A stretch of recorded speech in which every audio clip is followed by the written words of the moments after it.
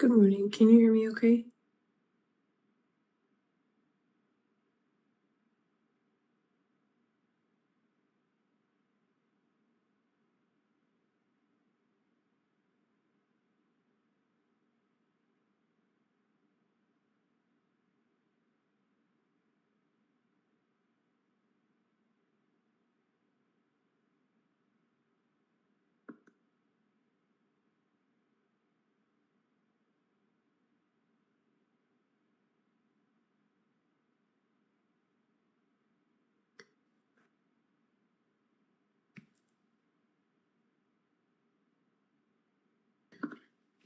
Good morning. Can Lieutenant Colonel Iristova hear me okay?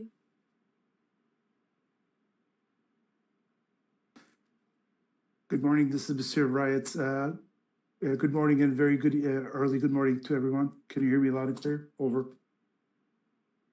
I can hear you. I can hear you too. Hello.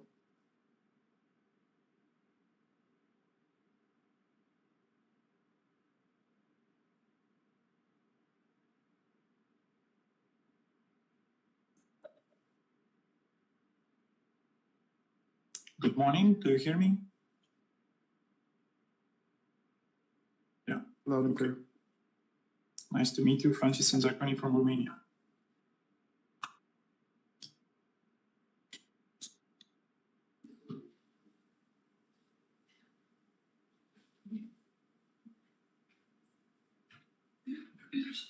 Congratulations on your new appointment, Swathi. So nice to see you. I think we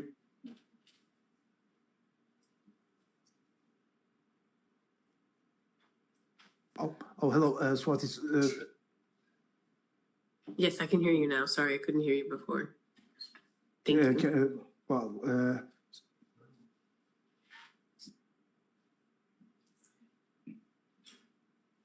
Good morning, everyone, and welcome to the Crisis Management and Disaster Response Center of Excellence, and welcome to our 12th annual conference on the Crisis Management and Disaster Response, and the 3rd International Conference on Environmental Protection and Disaster Risks. I'm Colonel Descosme, Chief of Capabilities Branch, and also I'm head of the organizational committee for this conference. And before I give the floor to the Senior Senior Director, officially open this conference, I will give some administrative remarks. Please go to the presentation.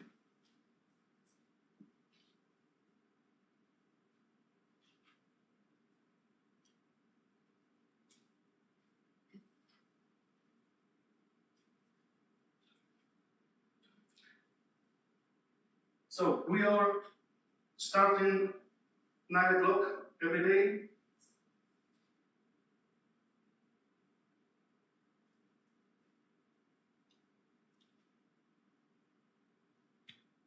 Tomorrow we will have only online panels here in our premises.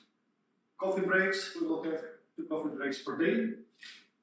They will be organized in the patio outside, or you can go outside in front of the main entrance to the flagpoles area. We will have also 2 hosted lunches today and the last day on the 6th of June. All materials that will be presented during this conference will be NATO unclassified, so please keep this level of classification. We will have also today, after the keynote speaker panel, a group photo, which will be organized outside to the flagpoles area. And also, I will give you the chance to ask for assistance, technical, administrative, all kind of assistance. If you need, I will help you, and also Lieutenant Colonel Christian Pissola can give you this assistance. Please be on time every day, every morning, and also after each break.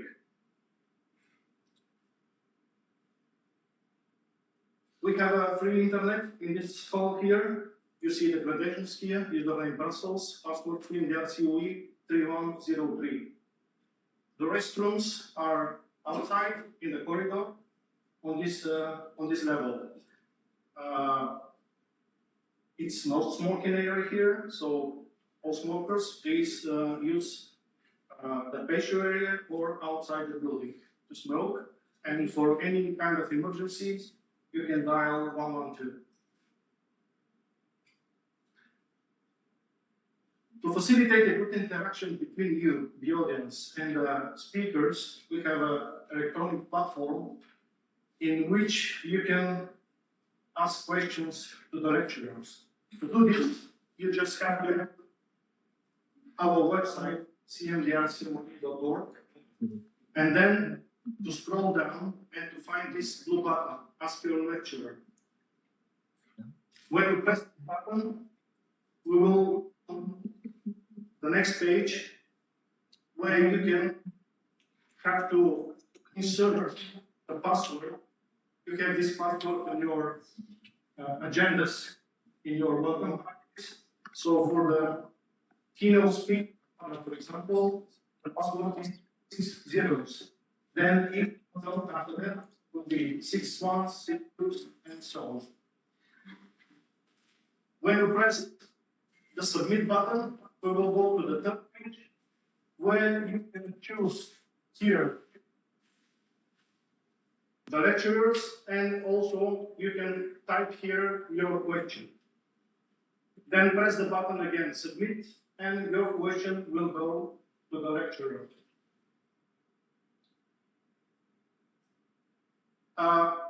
Last thing I have to say, tomorrow evening we have an hosted dinner in Cevarmeto, 19:30 starting time. So for everybody who already booked this dinner, please be there at 19:30. Questions?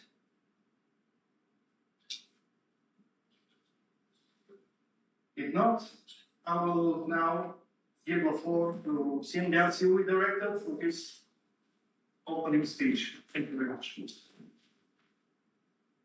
Thank you, Mr. for these brief remarks. I hope that everything is clear, and believe me, for me it's a great pleasure to welcome you again to our 13th conference, 12th conference, but also for this iteration of environmental risk conference for us very important. Dear ladies, gentlemen, dear Minister, honored guests, colleagues, and friends, with great pleasure and profound sense of responsibility, I welcome you to the 12th CMDRC conference. We gather here today at a critical juncture in our global efforts to enhance resilience and sustainability in the face of increasingly complex challenges. Over the years, our conferences have served as pivotal platforms for exchanging knowledge, ideas, and innovations.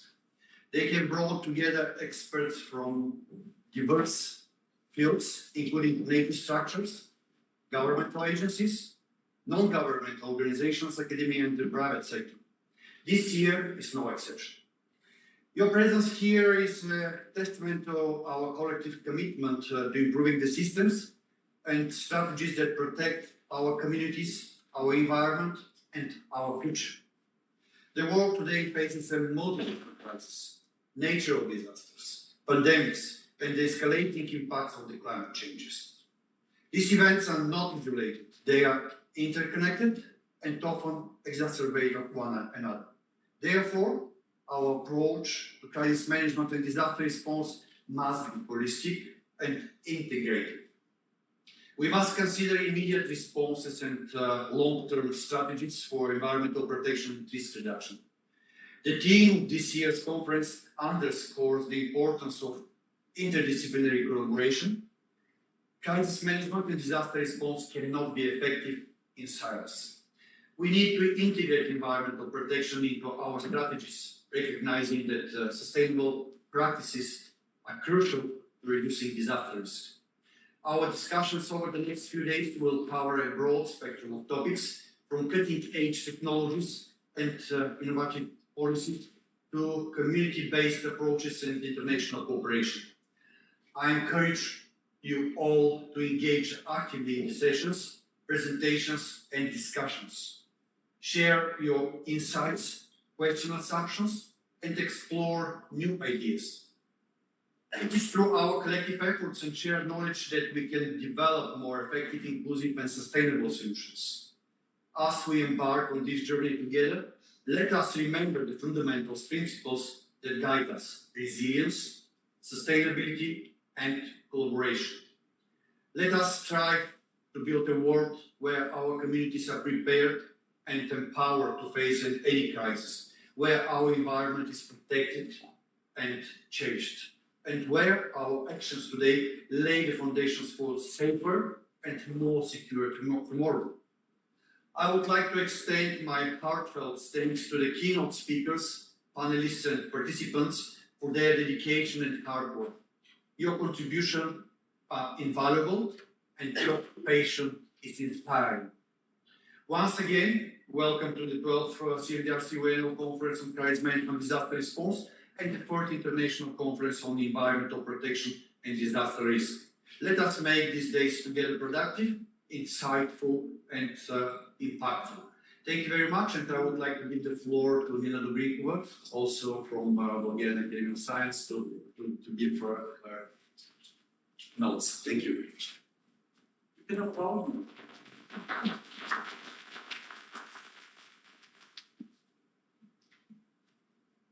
Dear distinguished guests, dear conference participants, welcome to our second combined edition of Crisis Management and Disaster Response Center of Excellence annual conference and the third International Conference on Environmental Protection and Disaster Risks. My name is Nina Dobrikova. I'm working as Associate Professor in the Institute of Information Communication Technologies in Bulgarian Academy of Sciences. And my background is wildfire analysis and systems for early warning and decision support.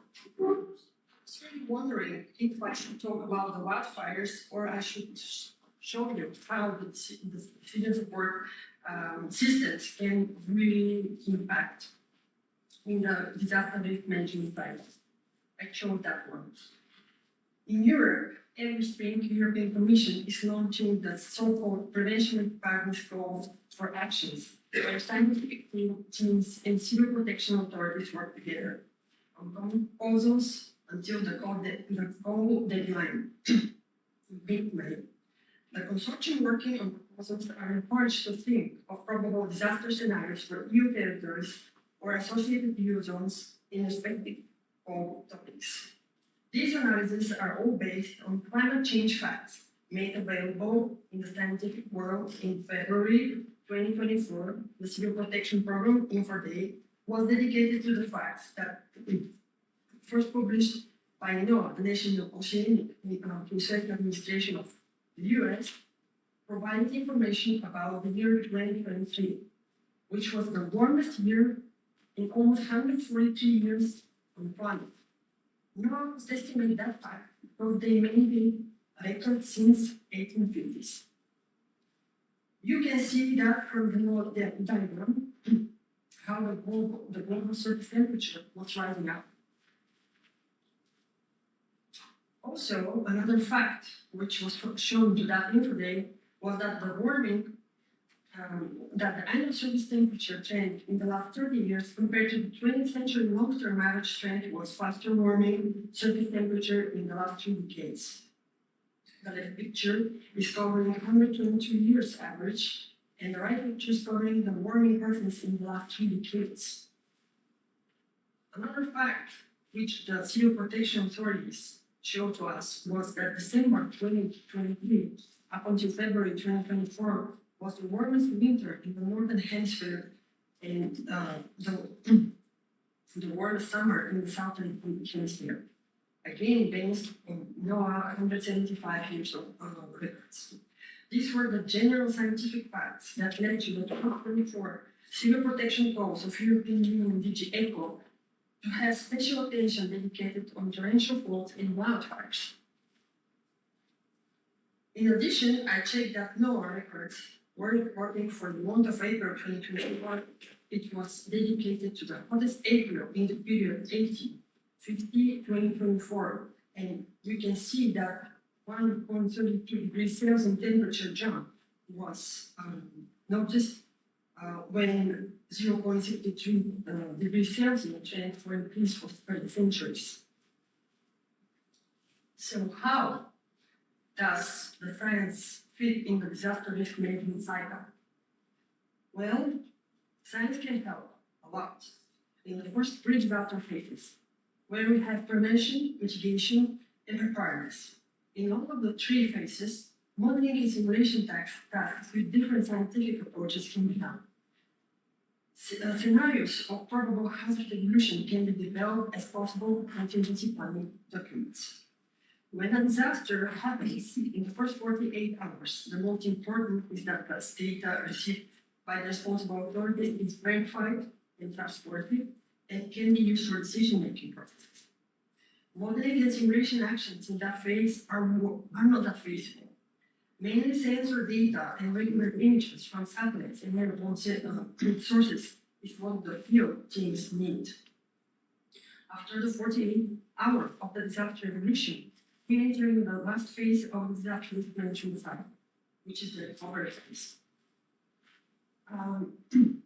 In this phase, science can be also included to support the modeling and simulation techniques for faster recovery of the affected zones. That is why we created the EnviroRisk conference as a common platform where scientists and responsible authorities can meet, discuss, and collaborate. Interdisciplinary work and best practices transfer is something that we all need because global warming is not science fiction. Quick search for the last one gave me results for extreme flood events in Brazil on 6th of May 2024. Torrential floods in Northern Europe from 18 May of 2024. Extreme torrential floods near Ingolstadt in Germany on 2nd June 2024. And fast-spreading wildfire in California from 1st June, and the fire season is still not over. Thus, I wish to all of the conference participants fruitful discussions and many opportunities to interdisciplinary cooperation, resulting in more preventive hazards. I will conclude with a quote of Stephen King saying that there is no harm in hoping for the best, as long as we are prepared for the worst. Thank you for your attention. Thank you. Thank you very much, Nina. Actually, I would like to invite you not to go away and keep here the places, and also to invite the keynote speakers for the first panel. Please come here, Mr. Svetlin Stanev, Mrs. Irina Novakova, and Peter Trifonova, and also we have online Swati server for everybody, and Francis since sorry for pronunciation.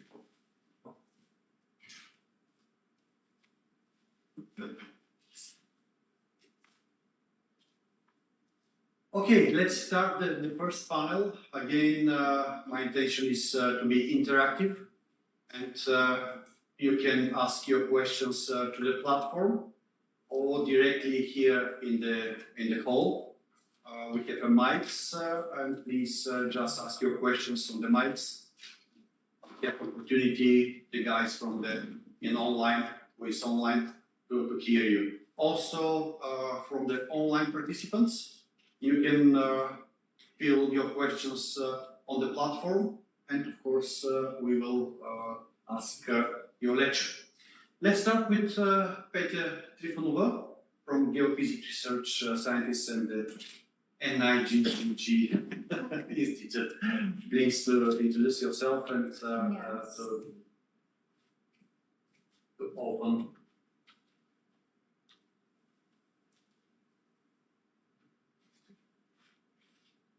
Choose the right options.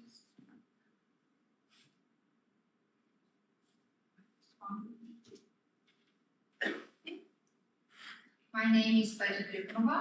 I'm a geophysicist working at the National Institute of Geophysics, Geodesy and Geography of the Bulgarian Academy of Sciences. I would like to talk how to operate with this. If you start my presentation. If you don't, I don't use it.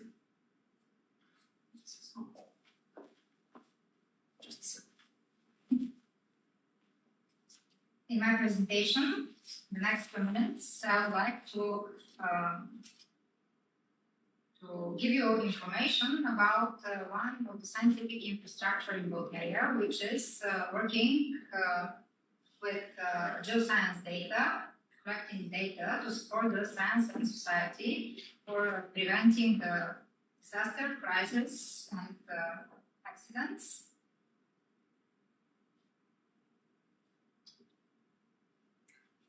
Yes, thank you. This scientific infrastructure is called the National Geoinformation Center for Bulgaria. And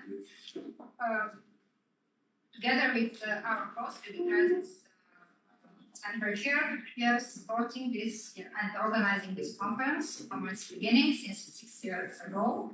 So we share our efforts to disseminate the research results related to hazards, disasters, and crises.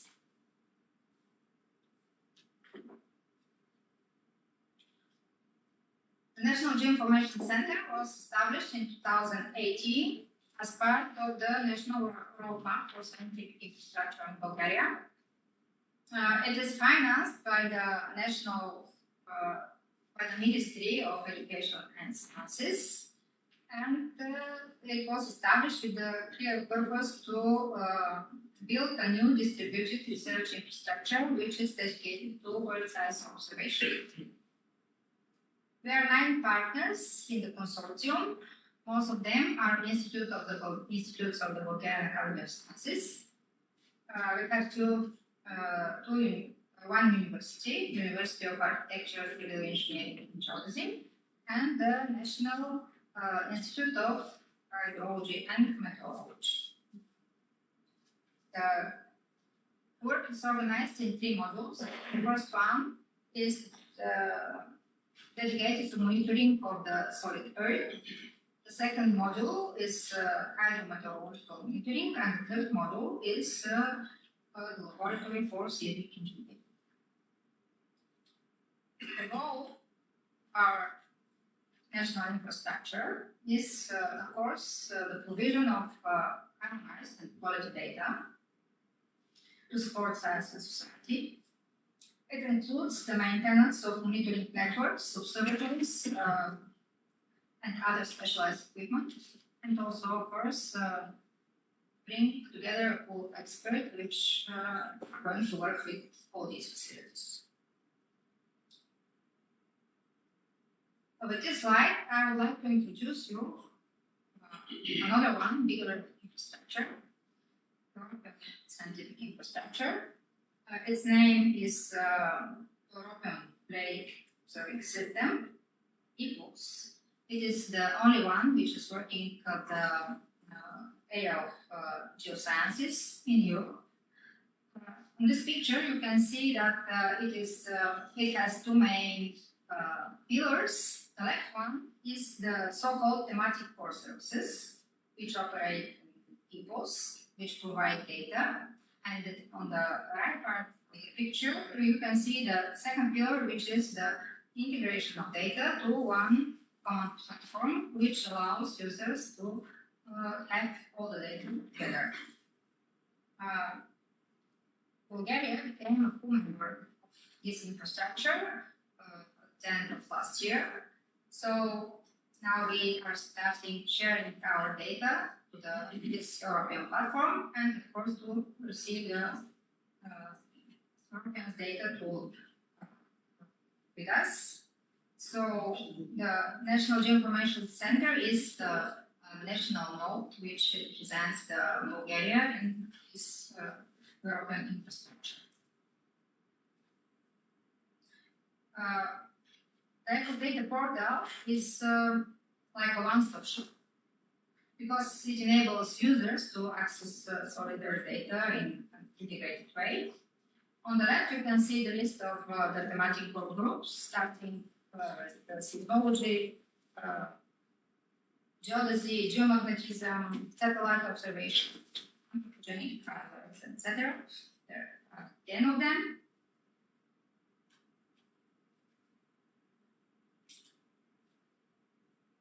This is how the integrated web portal looks like.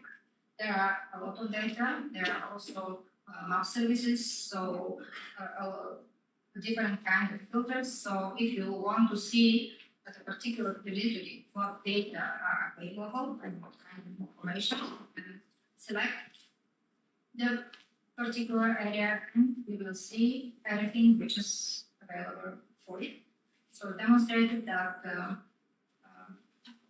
one PhD student in Italy has used only this platform to perform his analysis and to complete his PhD. So there is a lot of information there.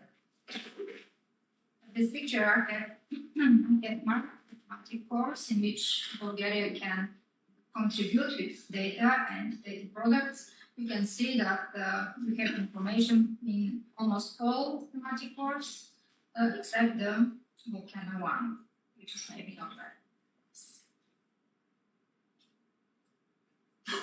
With the next few slides, I'm going to show you what is the infrastructure and what is the information, data, and products which we in Bulgaria can contribute to the earth sciences and the EPOS platform. Of course, we are starting with the seismological network. It consists of 41 seismic stations which are distributed over the territory of the country, and 2 local networks, one near the power plant, nuclear power plant, and one near the Probatia salt mine. Our stations are equipped with the broadband seismometers, and they transfer real data to our data center of the National Institute of Geophysics, Geology, and Geography.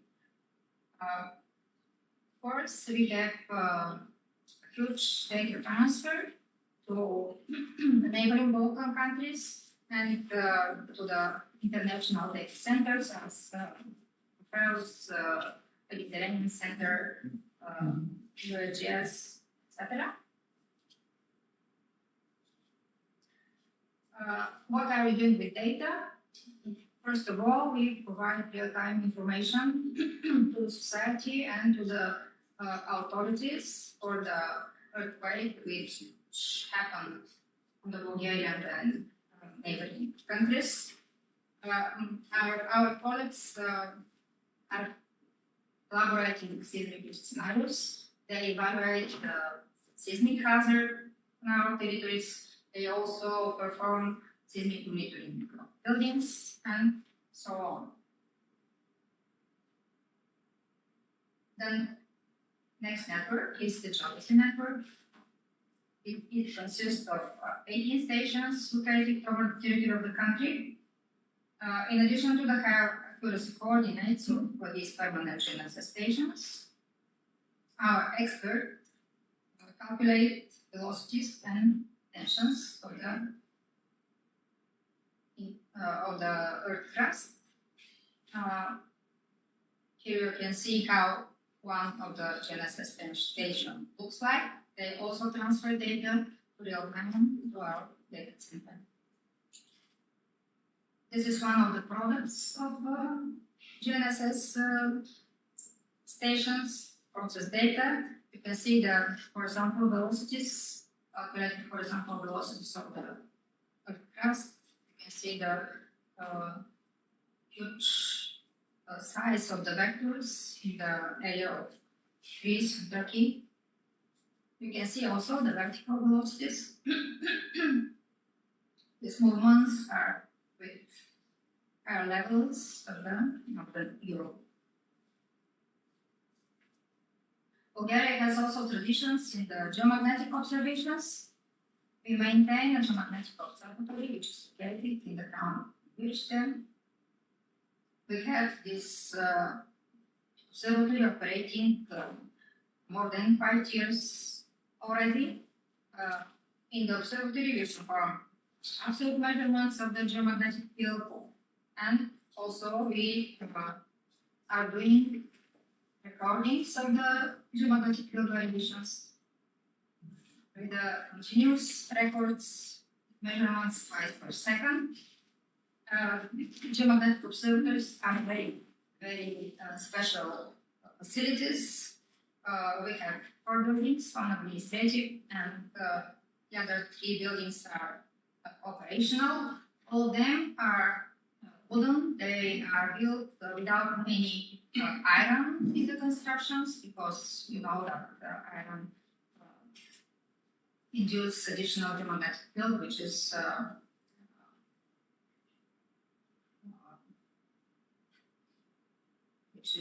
not proper for geomagnetic observatories.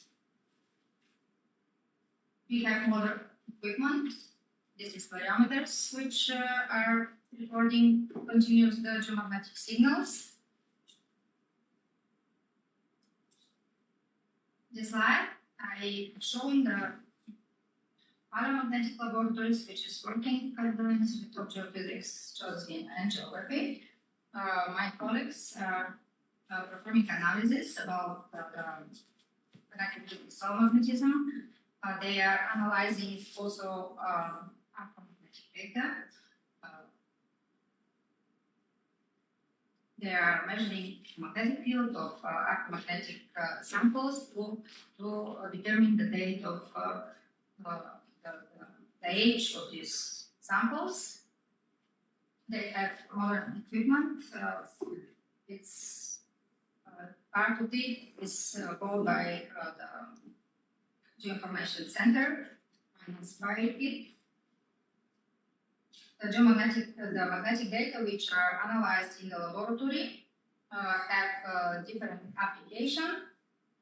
We analyze magnetic properties of soils and sediments, preparing some regional and local distribution, analyzing soil forming processes, performing paleoclimate reconstructions, and also they are working in a discipline called environmental magnetism, which allows them to make some analysis connecting the magnetic information, magnetic parameters of soil and sediments, and urban dust to evaluate the genetic functions. We have, of course, geological information, which is provided by our partners at the Geological Institute of Bulgarian Academy of Sciences. We are cooperating with the Geohazards Department, and they give us information about the landslides, rock falls, and active falls on the territory of Bulgaria. You can see that we have a lot of active faults, which are observed as everywhere with extensive metric monitoring. Some words about the other 2 modules. Module 2, the hydrometeorological monitoring. It is performed by our colleagues from the Institute of Meteorology and Hydrology. They are responsible for meteorological measurements. They are responsible to issue warnings in case of some events, meteorological events. They provide information. They upgraded the METEOR model, which produces alarms in case of some disasters. Module 3 is the National Center for Seismic Engineering. Here the leading partner is the University of Architecture, Civil Engineering, and Geodesy. Our colleagues have designed seismic platform or seismic laboratory, actually, which will be it looks like this, which will be dedicated to investigation of construction of buildings and with the design of the buildings in a way that they will survive in a big earthquake. This project is ready, is designed, and they need about 15 million euros to build such laboratory. Actually, it's such center which consists of 3 laboratories. Laboratory 1 is with this shaking table.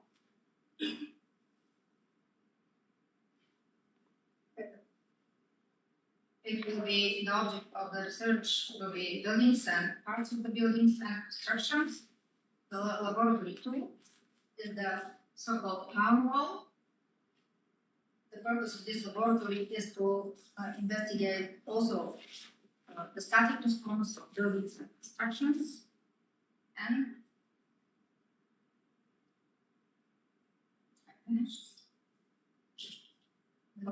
laboratory 3 is the high frequency vibration platform, which is dedicated to research of structures and separate machine components. And this slide, I put the scheme of the data which we are going to organize and integrate and to give to the users. I will not go in details, but they will be gathered in a database management system.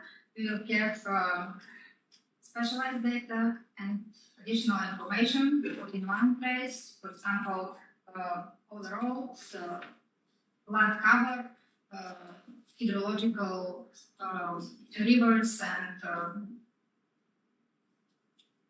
hydrological information in the area. And we are going to produce to provide not only data but services, because we will have desktop kits. So part of our products will be EMS and this. Impact and benefits, I will not read them, but they are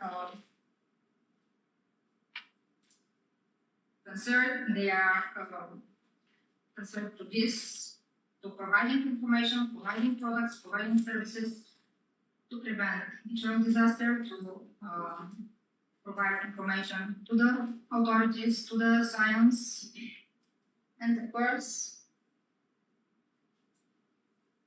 we have a lot of partners, universities, and other institutes which share information with us. Our slogan is more information, less risks. And that's all I think. Thank you for the attention. Thank you, Professor Trifonova. Actually, we already have the questions from our online platforms. If you want, you can sit down here to answer them from here, or if you want there, it depends on you. It was very interesting information, and actually one of our projects of our Center of Excellence, we have a modeling and simulation support for space weather environmental modeling, and we are ready with another platform where we are trying to find the correlation between the space weather and the disaster on the Earth, and maybe we will collaborate in future, and we'll try to make common efforts and to test our platform. Thank you. And I saw your interview actually in the morning. It was something like this. We have questions, by the way, to remind you. You can go on the platform, ask your lecture, and with 6 zeros is the first panel. 6 zeros. All passwords are in your agenda. You can find them.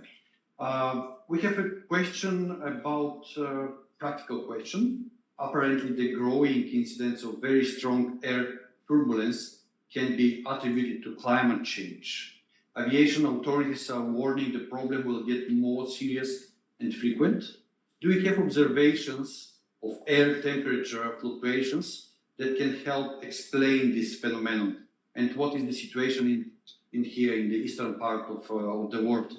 And the second question is about the geomagnetic emissions.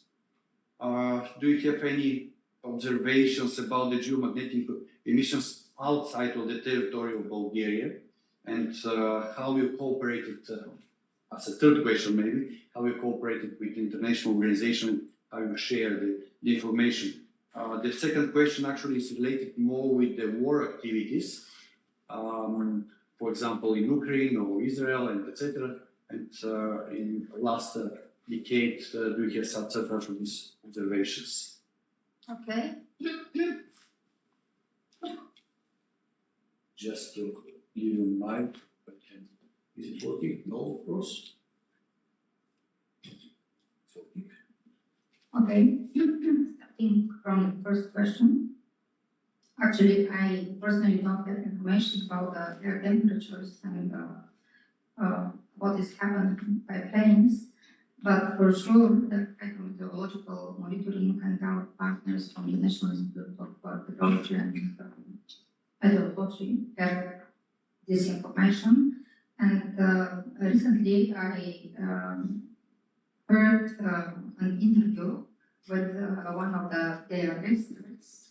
So our colleague said that it is not an extraordinary thing. Maybe this will happen now, and there is a lot of information. But she said that up to now there is no reason to worry about the turbulence. It's just like was previous time. So I think there is no problem still. Yeah. About the second question, geomagnetic emissions. Actually, geomagnetic field is recording continuously at such places like our English observatory. Here, in Europe especially, each country has at least one geomagnetic observatory. Up to now, we don't have data about any strange effects which are recorded, which cannot be explained with the normal magnetic field, the effects coming from the inside the planet, from external from the sun. So we haven't registered any strange effects which might be supposed for such anthropogenic sources. Yeah. Thank you very much. I don't know. Can you hear me? Thank you very much for this. I don't any questions from the hall, or just keep your questions to the end of the session. You can ask your question again to all panelists.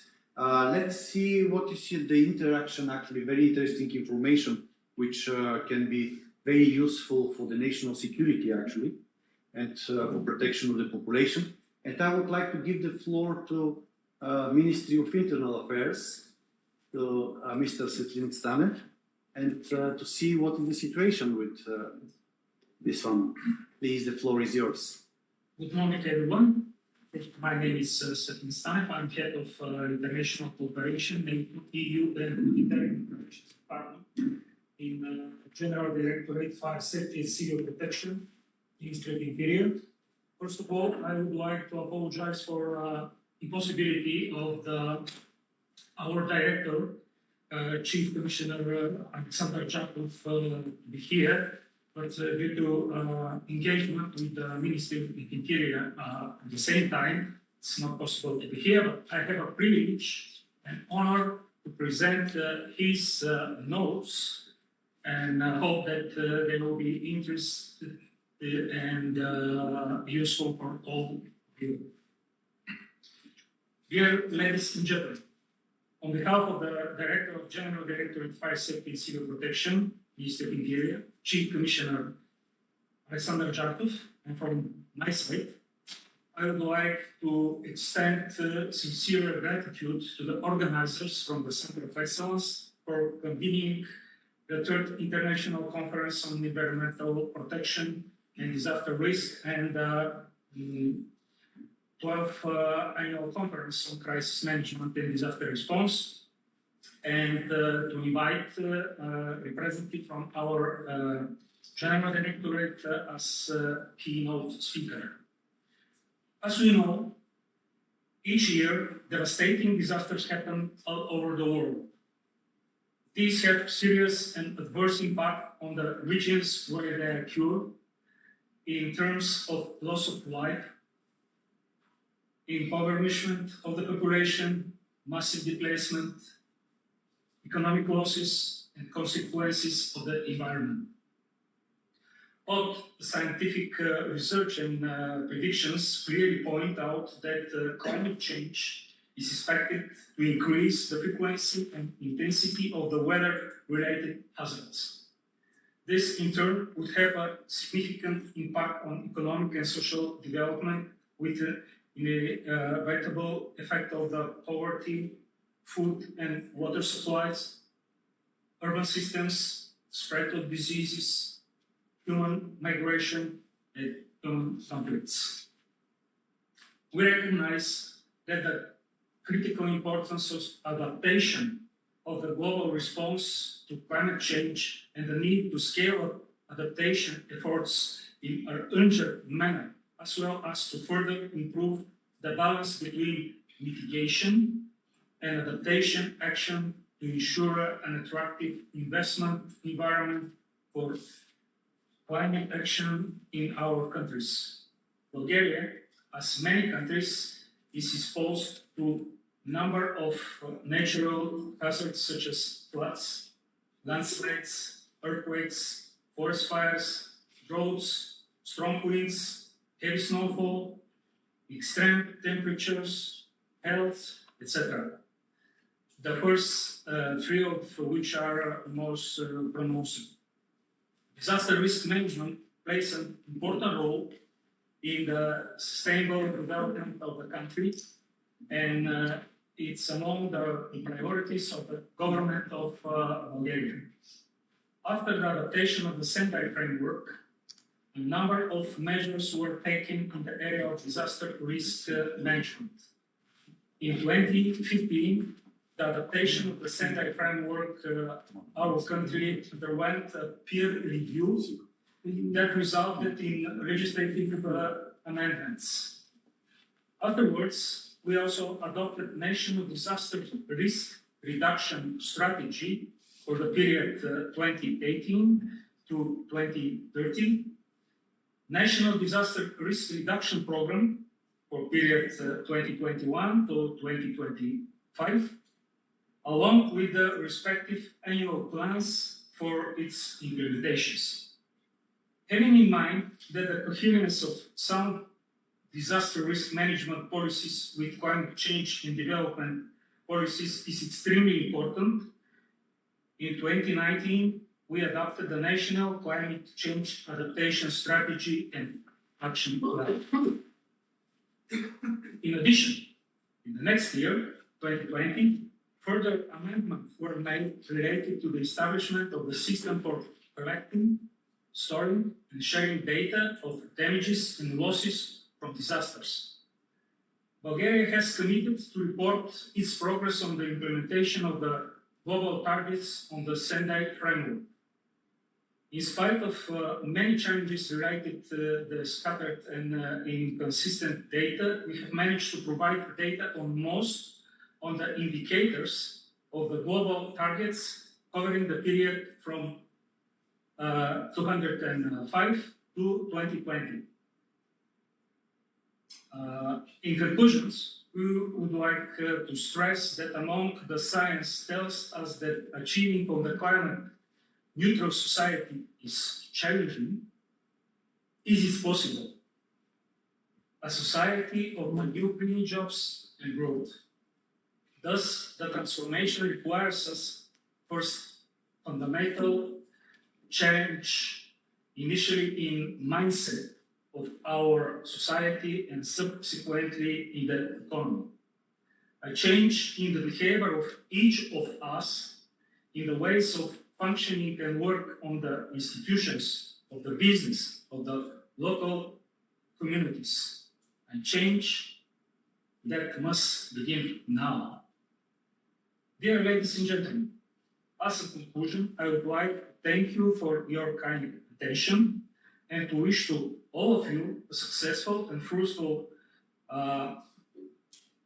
time in the two conferences that will result in more concrete, action-oriented, and tangible outcomes. Thank you.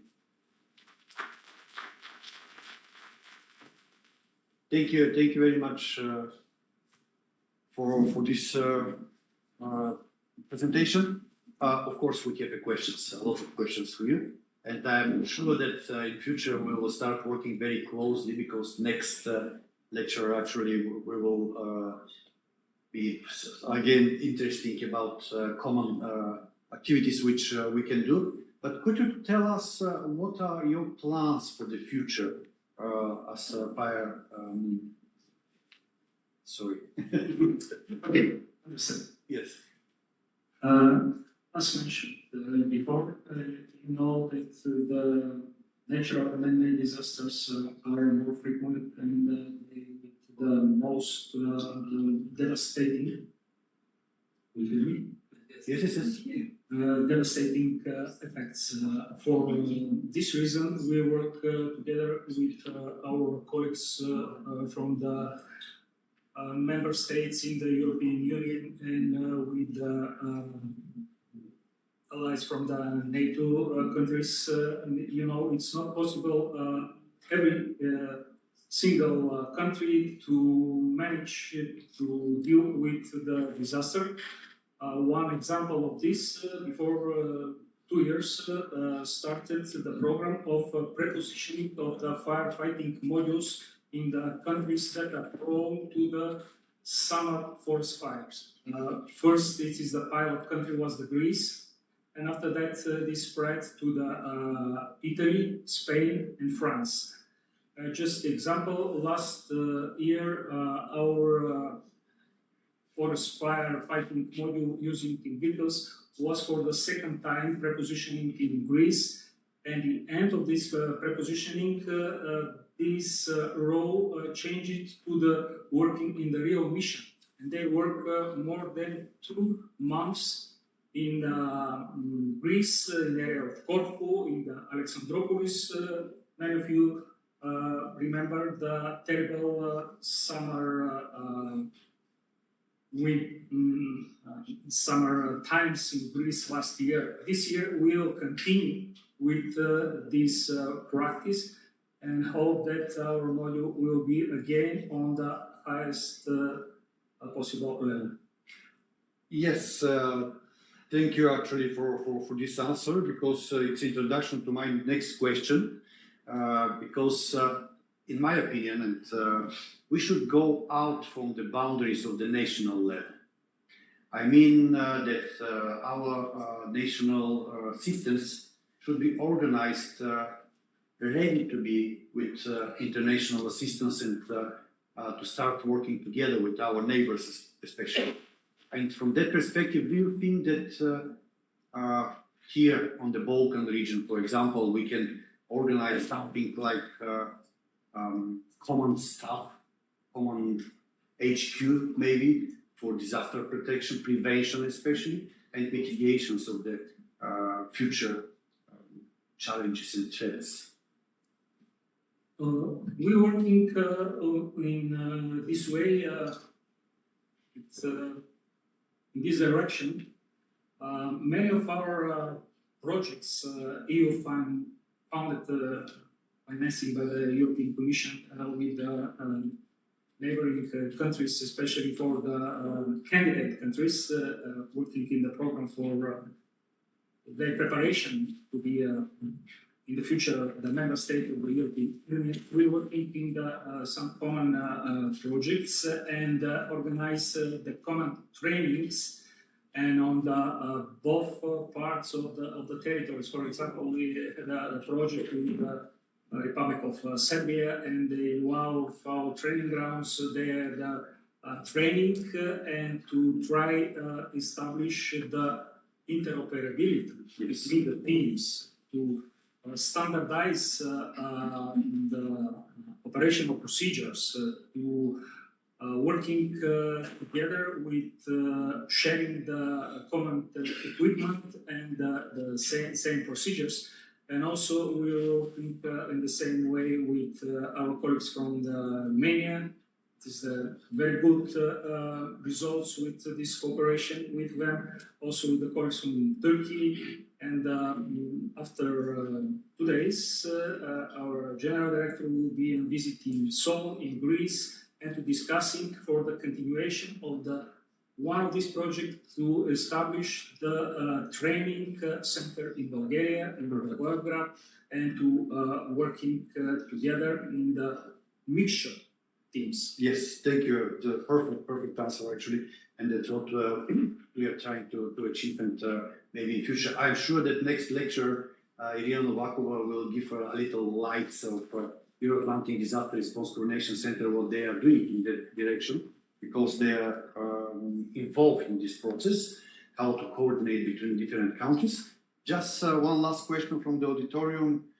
In addition to disaster management and climate adaptation, does Bulgaria have a holistic approach to resilience? And what are your objectives in respect to resilience? Okay, resilience is important. At the moment, we are most focused on the 7 basic requirements for resilience. It is the basic requirements for the resilience. It is for the auditorium is the NATO basic line of this, but in the recent year, also European Union start to working on this field, and we are participating as a member state country on the national level, but also we are working with our partners, with our colleagues in the also in the European international level, and also in the level of the NATO, of the allies, and also the partner countries. Yes, thank you. Actually, it's completely true, and I would like to mention actually our initiative where we are working together and organizing different workshops for resilience. This year we organized already 2 workshops, and I think it's coming for the next year 2 more workshops, how to cooperate in terms of resilience to different ministries and agencies, and to make it a common environment.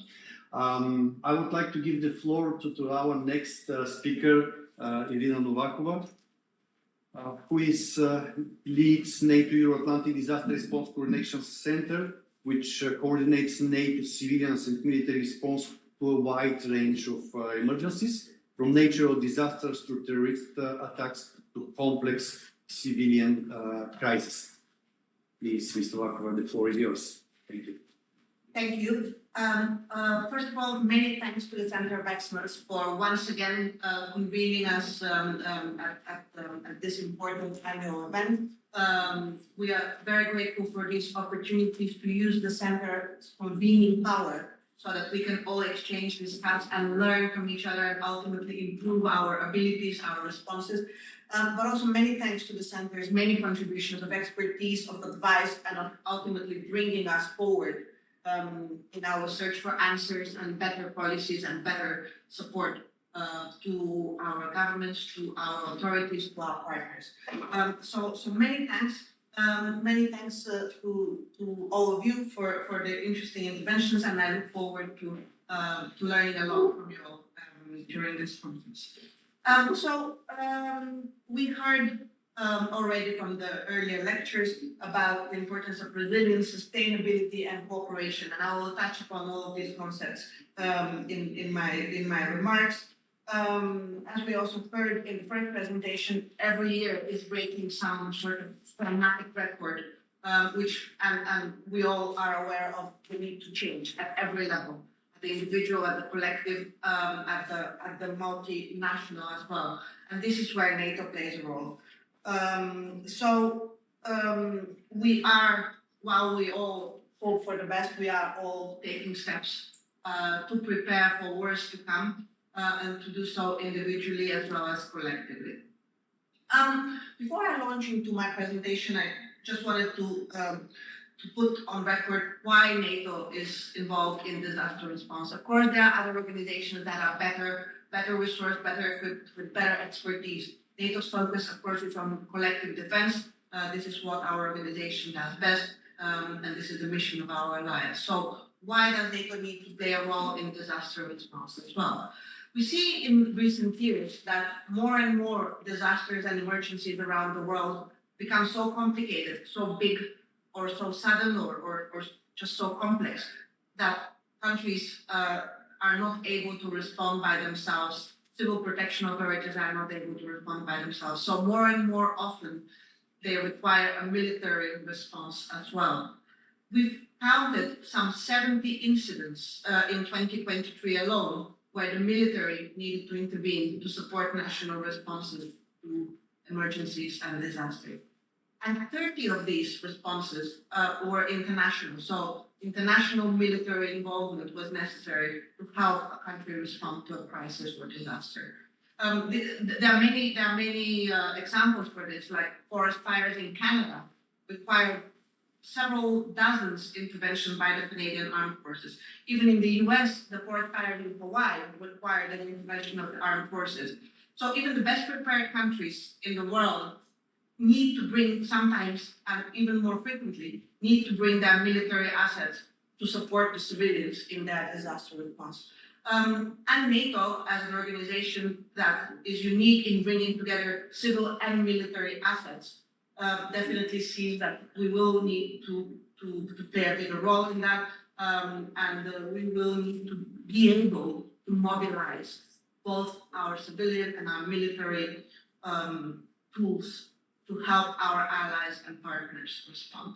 So this is what we're doing. We are preparing, we are learning from allies, from partners. We're learning how to improve our civilian-military coordination, how to improve our tools, our reaction, and our ability to help.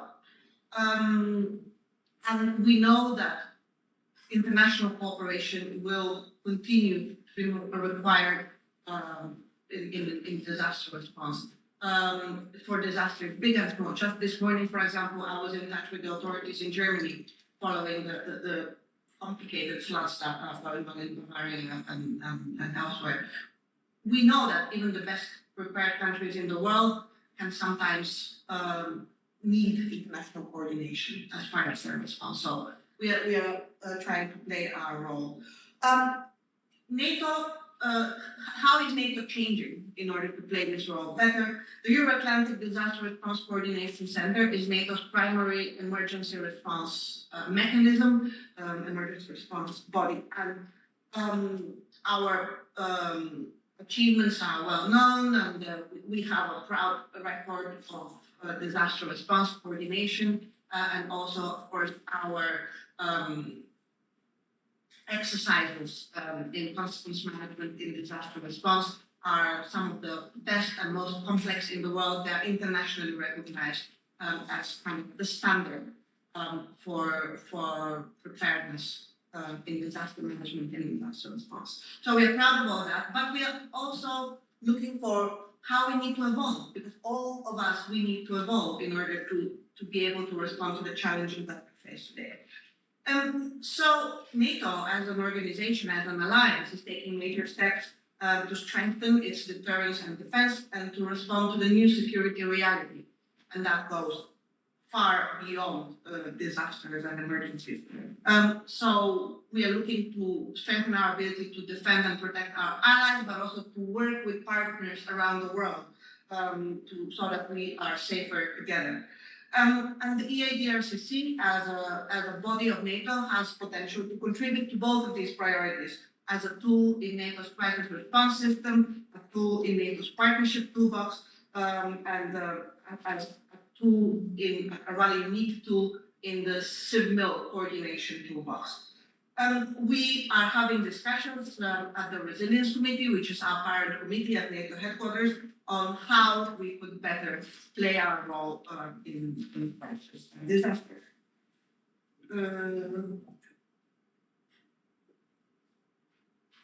Next slide.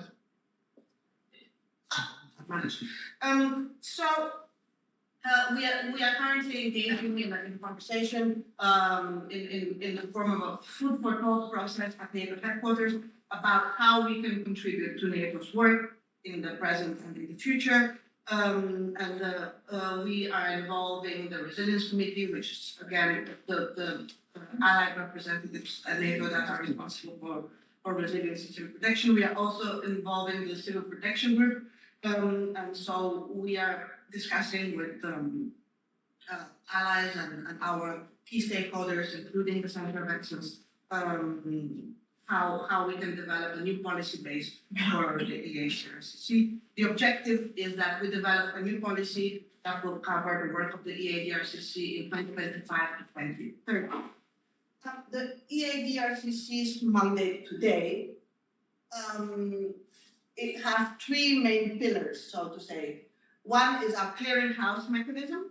Second is our cooperation with national authorities, with other international organizations such as the European Commission and the UN and others that are relevant in our field work. And the third pillar is our contribution to allied resilience, preparedness, disaster management capabilities through training and exercises. So under the first pillar, the clearinghouse mechanism, so the EADRCC is NATO's primary solidarity tool. It's the main mechanism that NATO has to support its allies and partner countries when the disaster strikes. This is an important function. It's a practical, operational, as well as political tool to show NATO solidarity with the countries affected by crisis and disasters. And we expect that this function will remain high. If you need more information of how our clearinghouse mechanism works, just in a couple of sentences, whenever a country is struggling to cope with a crisis or disaster, it can request support from NATO allies and partners through our center. It can send us a request specifying what it needs. The EADRCC, which is 24/7, we will immediately transmit this request to the nearly 70 countries and organizations that we serve. So we serve the NATO allies, 32 allies, but also partners and organizations, including the UN OCHA, DG ECHO, the EU Civil Protection Mechanism, etc. And then we coordinate offers of assistance with the evolving needs on the ground, and we help deliver a coherent response through NATO if necessary. We are also able to mobilize military assistance through NATO channels if necessary. And the ability to mobilize both civil and military tools makes us unique among international organizations. So the partnership tool that we are, NATO has made a commitment to support partner countries, so countries in our neighborhood, but also countries further away that cooperate with our alliance. So we work together to build up our abilities to respond to disasters, emergencies, crises better together. So we are supporting neighbors and more distant partners with emergency management. And this is an area where our friends from the Center of Excellence have played a very important role. So the EADRCC is using and working on using better its potential to support partnership work. And we look forward to working together with many of you in the future. And so the training and exercises I already mentioned. We are proud to have organized 19 exercises in civil protection, consequence management, disaster response in the years of the EADRCC's existence. We look forward to resuming our exercise program, which was temporarily stopped for a couple of years in the context of COVID and then the war in Ukraine. So we look forward to restarting. We are very excited about the opportunities that lie ahead, and we know that our allies have expressed interest in the exercises and the value that they can bring. So, for example, if you look at the preparatory work for the Washington Summit, the work on resilience, a lot of it mentions exercises as an important contribution to national and collective resilience. Also, if you look at the recent expert group paper for NATO's contributions to the South, it also explicitly mentions EADRCC exercises for their value, for their important contributions in the past, and for their potential be an important element in NATO's relationships with partners in its neighborhood.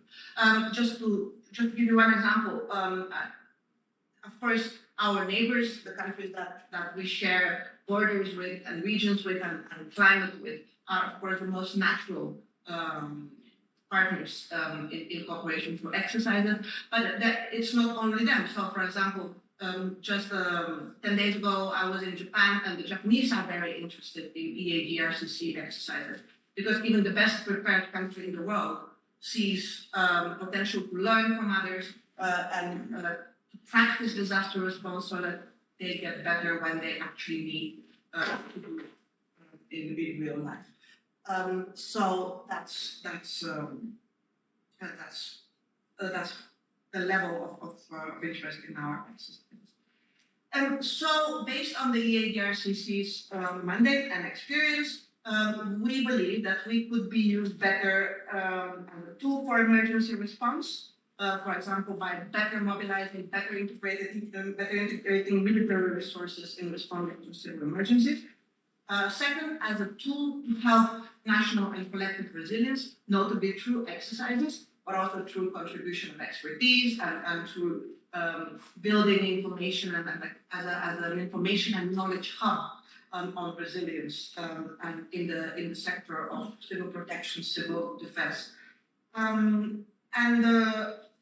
As a partnership tool, finally, again, through our exercises and through our ability to work with partners on emergency management, which is a priority for NATO.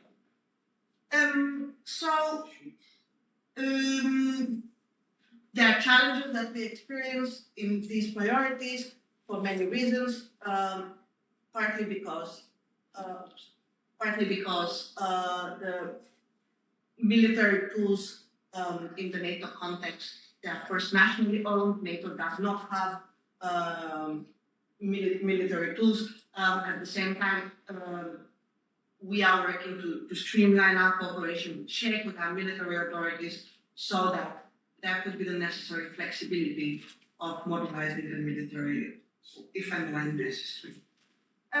So resilience is a buzzword, is kind of in fashion nowadays, so that's why we are trying to be more present in the NATO resilience agenda.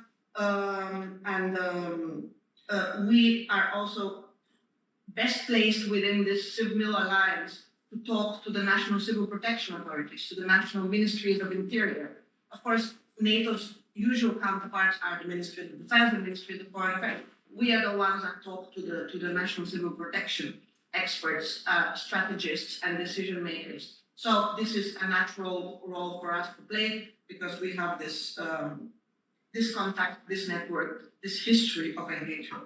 And so this is what we try to do. One way that we see shaping our exercises to contribute better to the resilience agenda is by kind of developing a regular battle rhythm of exercises. So every 2 years, one exercise for NATO allies, which focus on national and collective resilience in the context of the alliance, and has a focus on disaster management, disaster response, disaster in general, resilience building exercise for NATO allies, and that can practice even things like civil support with the military or military engagement in civilian operations. And then every 2 years, one exercise that involves partners from our neighbors to as distant as they want to participate. And this is also a contribution to NATO's 360 resilience approach. So what else? There are additional tools in our toolbox that we are strengthening at the moment. One is situational awareness. We know very well how important it is in the early hours after an emergency to bring all the responders to the same page to make sure that everyone has information of what's going on, what the needs may be, what we might be preparing for. So the EADRCC is uniquely placed within the NATO structure because we are in touch with the UN, we're in touch with the EU, we're in touch with the national civil protection authorities, with the resilience committee at NATO headquarters. So we are able to pull information from different sources, from the tactical to the strategic, and bring to the first responders a kind of a coherent operational picture of what might be going on and what we might need to do. We have a tool called the Resilience Dashboard, which is a civil assessment function, which we put into the Resilience Committee, but it's basically a coherent picture. So we are also working to use better NATO's delivery assets, like the NATO Support and Procurement Agency, which is an agency serving the alliance to get things that we may need in a wide range of contexts, for example, strategic airlift or procurement of assistance and so on. And of course, advisory support. We have expertise that we can make available to advise a nation that is affected by a disaster or needs support to improve its disaster management capabilities.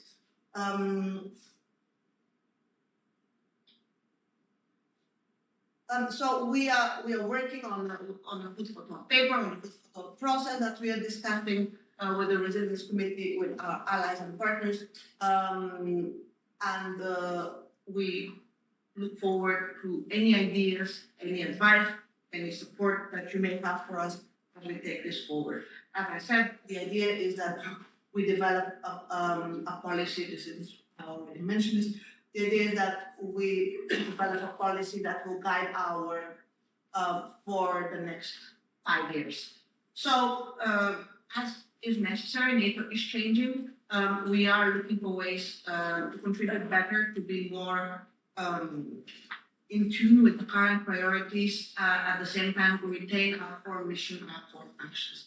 So thank you for your support. I look forward to discussing with you, and thanks again for inviting me and for your important words. Thank you. Thank you very much.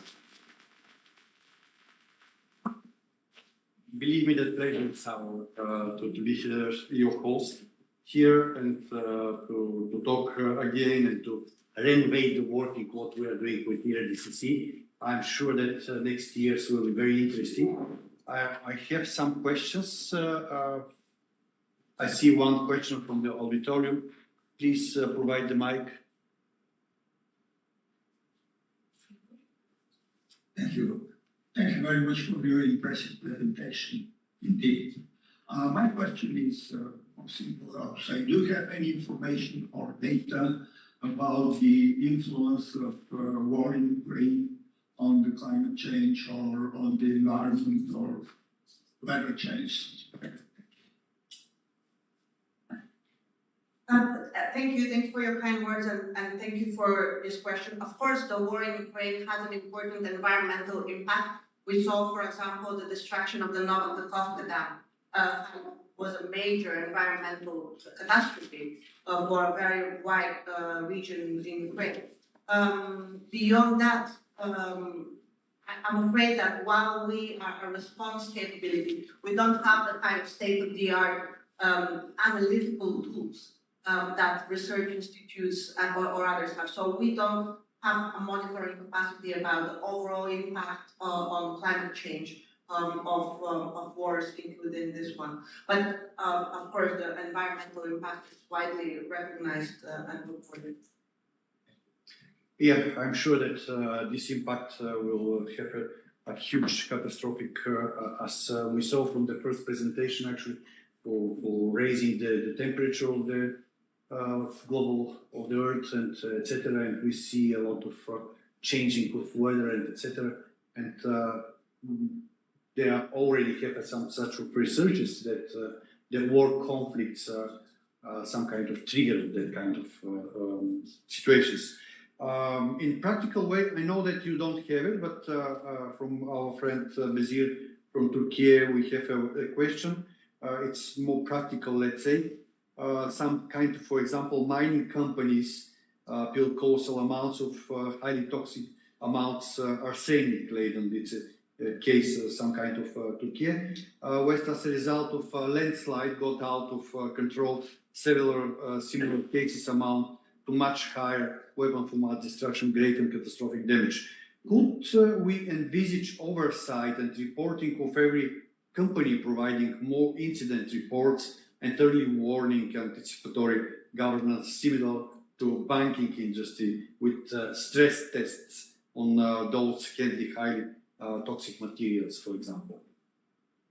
Thank you for this question. So we know that industrialization is both a vulnerability and an opportunity. It's vulnerability because, of course, there are disasters, man-made disasters that are caused by industrial incidents. And of course, those can be as destructive and as harmful, as damaging as natural disasters and emergencies.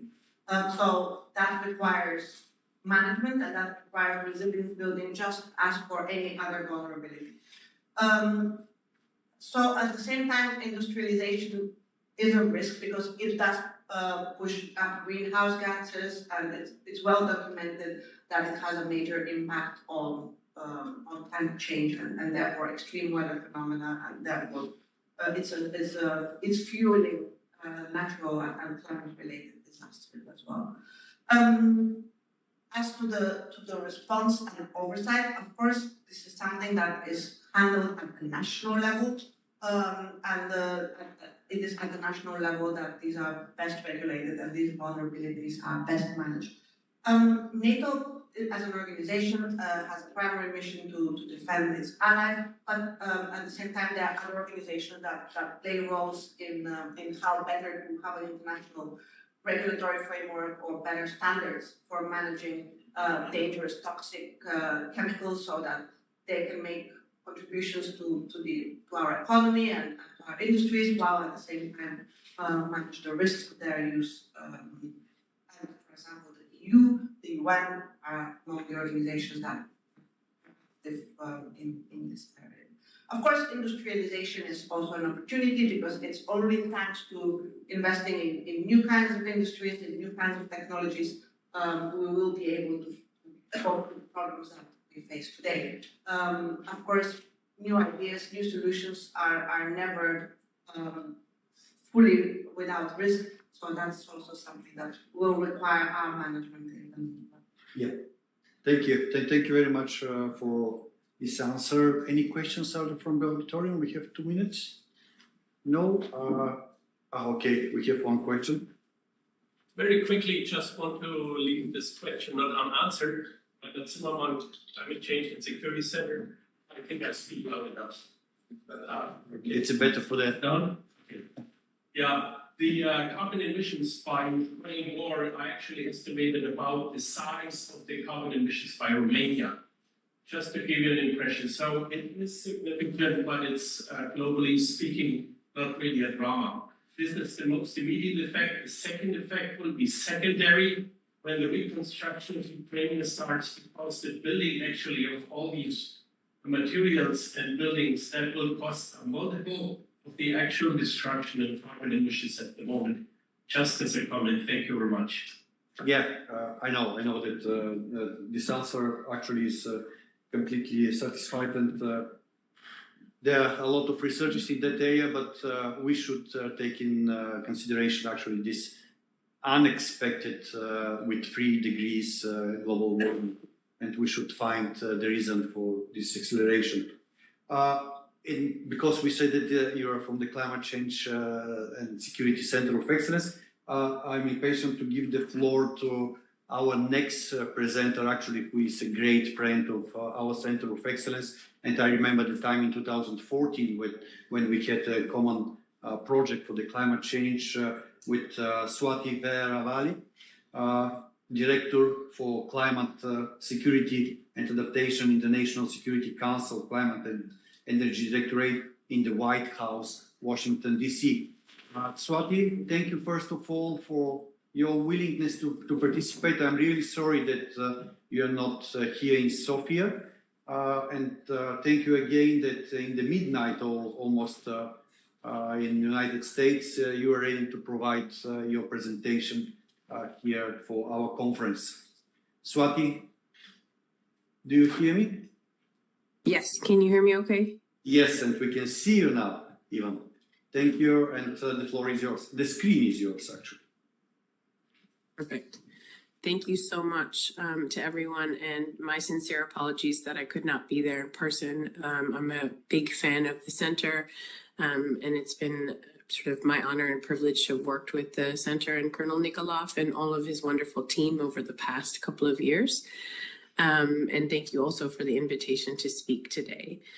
I was asked to speak about the intersection between environmental protection and disaster risk. And the way that I will discuss that is through the connection between climate change and national security. I'd like to begin by quoting President Biden, if you could flip to the next slide, please, who emphatically states that the world is at an inflection point due to the intersection of challenges and unprecedented opportunities. And because of this, the US, in conjunction with partners, need to seize this decisive decade in order to tackle the shared challenges. We know that changes in weather patterns and ecosystems and climate all have tangible human impacts that directly and indirectly affect national security. We know that short, medium, and long-term changes in the global environment, compounded by more frequent extreme events, creates multiple stressors, a point that was reinforced by my earlier presenters. Climate and environmental risks on security will transform the strategic relationships between competitors, adversaries, and partners. But it's international cooperation, which I believe is the output of this conference, that is necessary not only to confront the security challenges of this magnitude, but also advance the strategic priorities of those of the US as well as members of the Alliance, as this offers a pathway to engage with like-minded partners as well as develop new partnerships. Partnerships are essential because climate change by its very nature creates a polycrisis, which are crises that occur when multiple global systems become causally entangled in ways that significantly degrade humanity's prospects.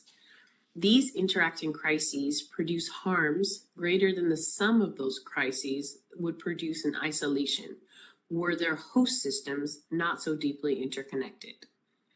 Polycrises in this manner require cooperation focused on specific and targeted interventions that can have global and net positive impacts.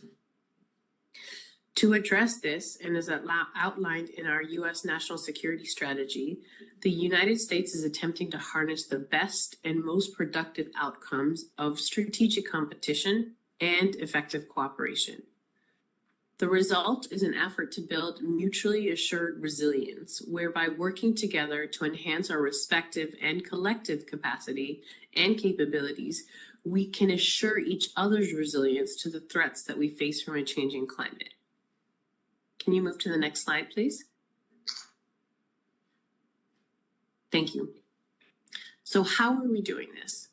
Under President Biden's leadership, the United States government is working to implement a number of initiatives to improve the adaptive capacity of vulnerable communities, both at home in the United States as well as abroad, to be able to adapt to and manage the increasing impacts of climate change across the globe.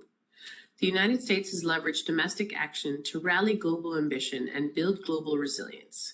And this slide outlines just a small sampling of the depth and breadth of initiatives and actions that this administration has taken to tackle the climate crisis.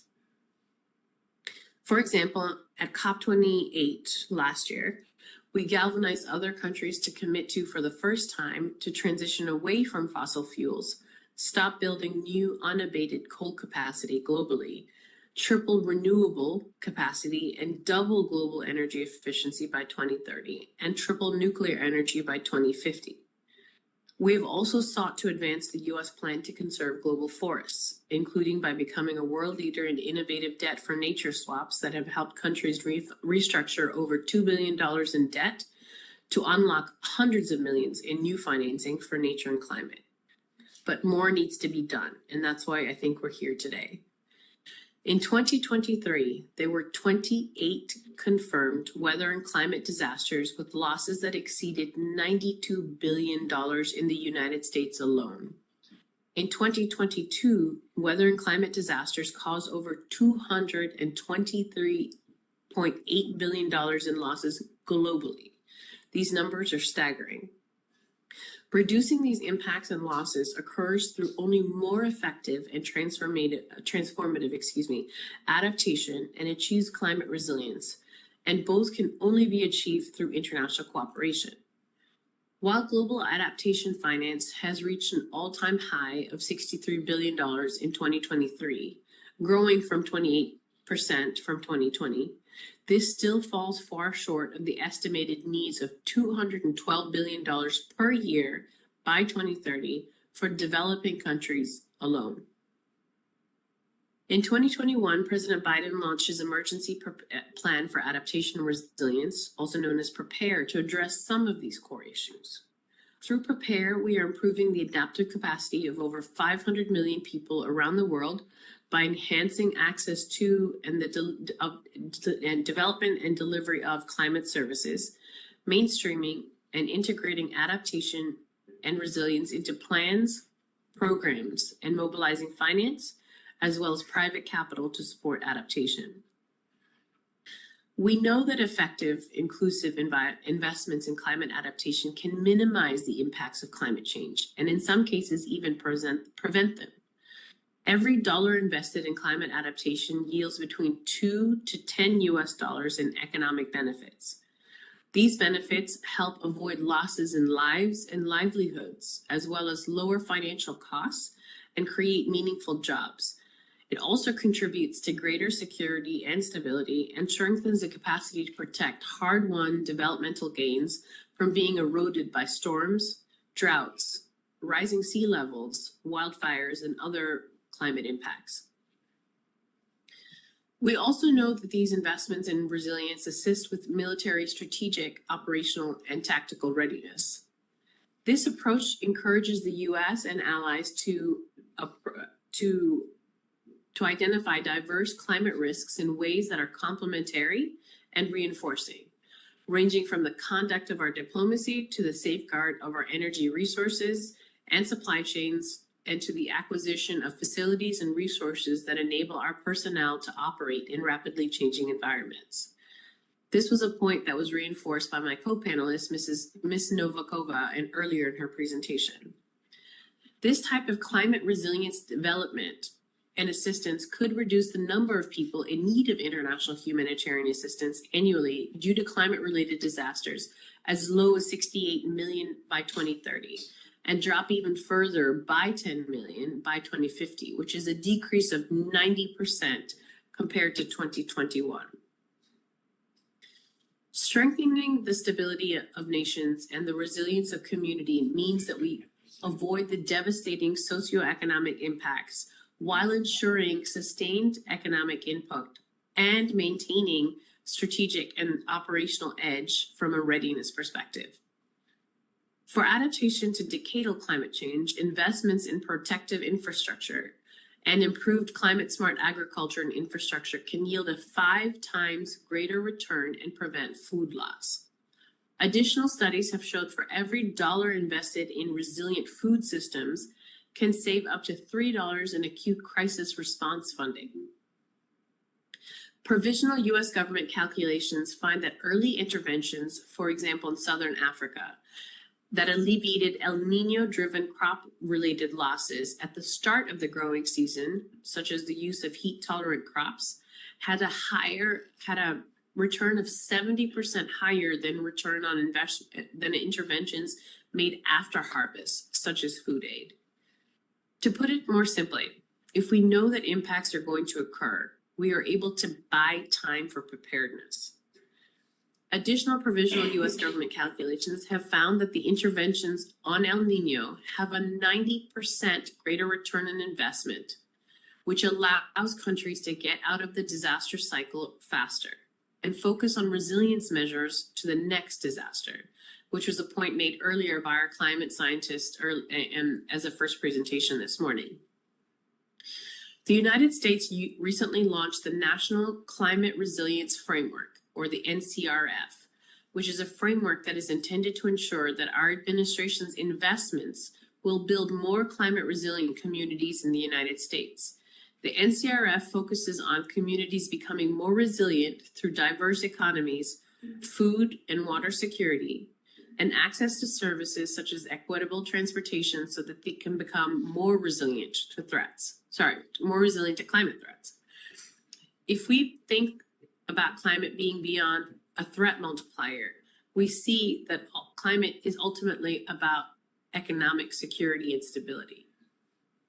Next slide, please. Thank you. We know that preparedness pays. We also know that investments and policies are only truly successful if they catalyze action by our partners and allies as well. Ultimately, our goal is a strong and resilient, leading-edge techno-industrial base that the U.S. and its like-minded partners, established and emerging economies alike, can invest in and rely upon together. If that indeed is our goal, as we tackle the climate crisis with our partners, we see how ensuring the stability of nations, coupled with the enhanced resilience for communities in the face of the changing climate, is at the very heart of how we should be approaching climate security. This is not so much as a pivot as it is an expansion of how we've been approaching the security implications of climate change.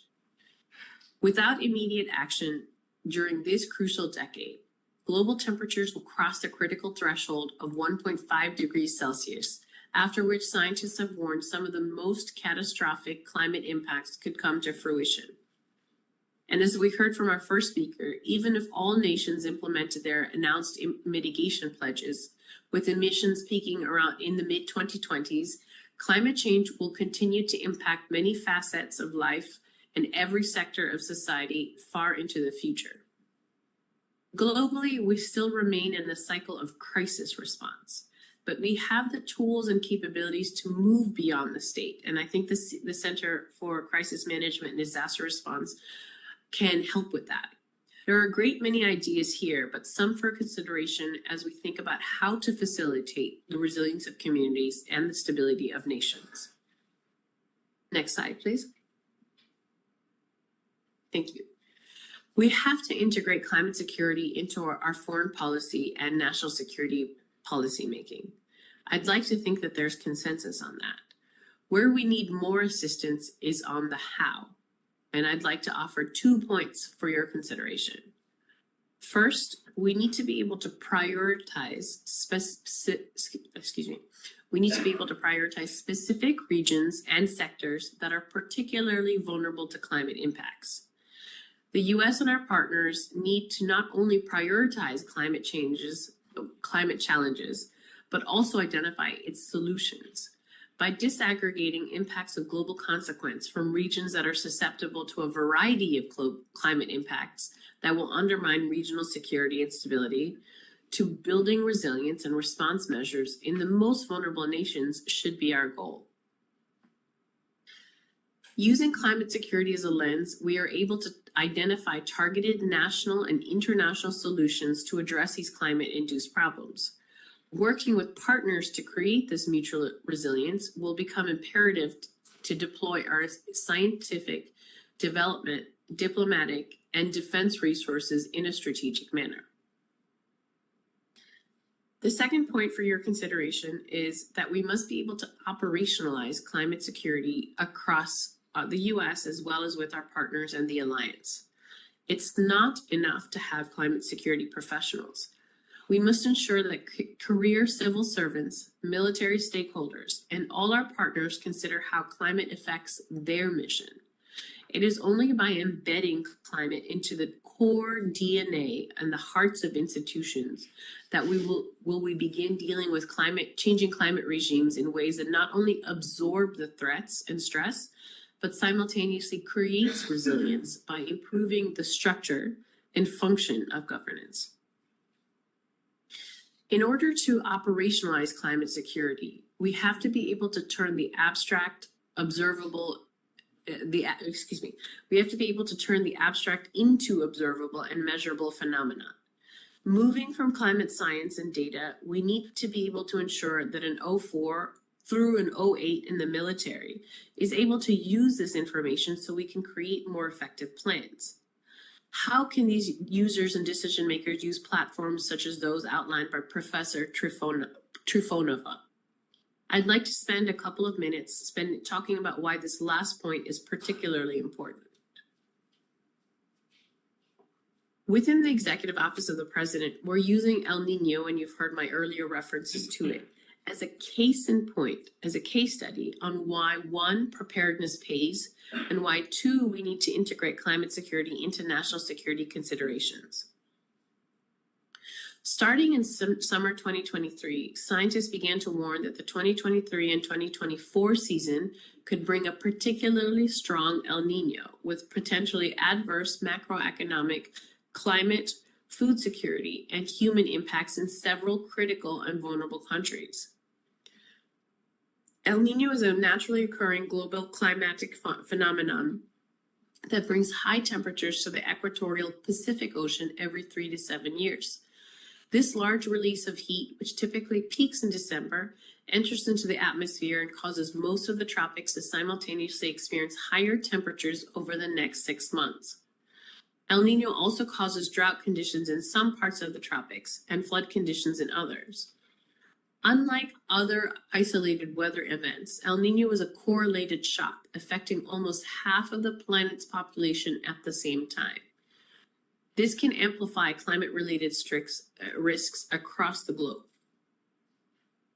The National Oceanic and Atmospheric Administration is currently monitoring a 2023-2024 El Nino, which is the one that we're in right now, that may rank among the top 5 largest since 1950. NOAA forecasted temperature and precipitation changes around the planet consistent with El Nino's local weather effects. Published research shows that temperature and rainfall effects from an El Nino of this magnitude could globally lead to a 7% lower grain output, 2% lower GDP growth over the coming years in tropical countries.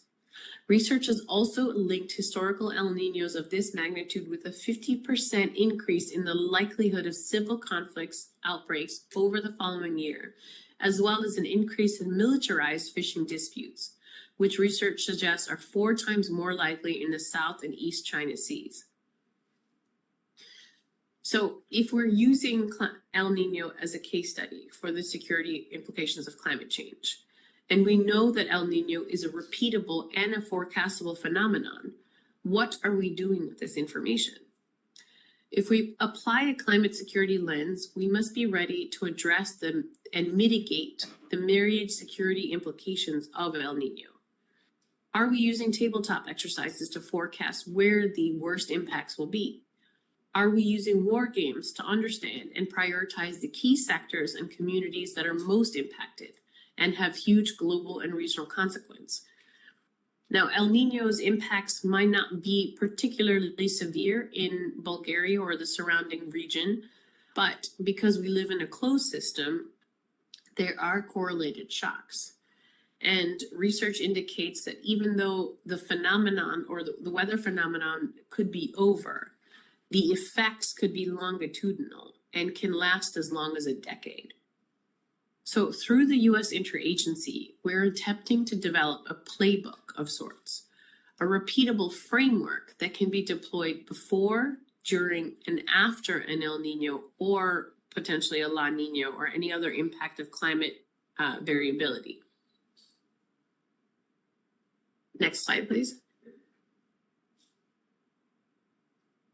I do hope that some of my points have stimulated some food for thought.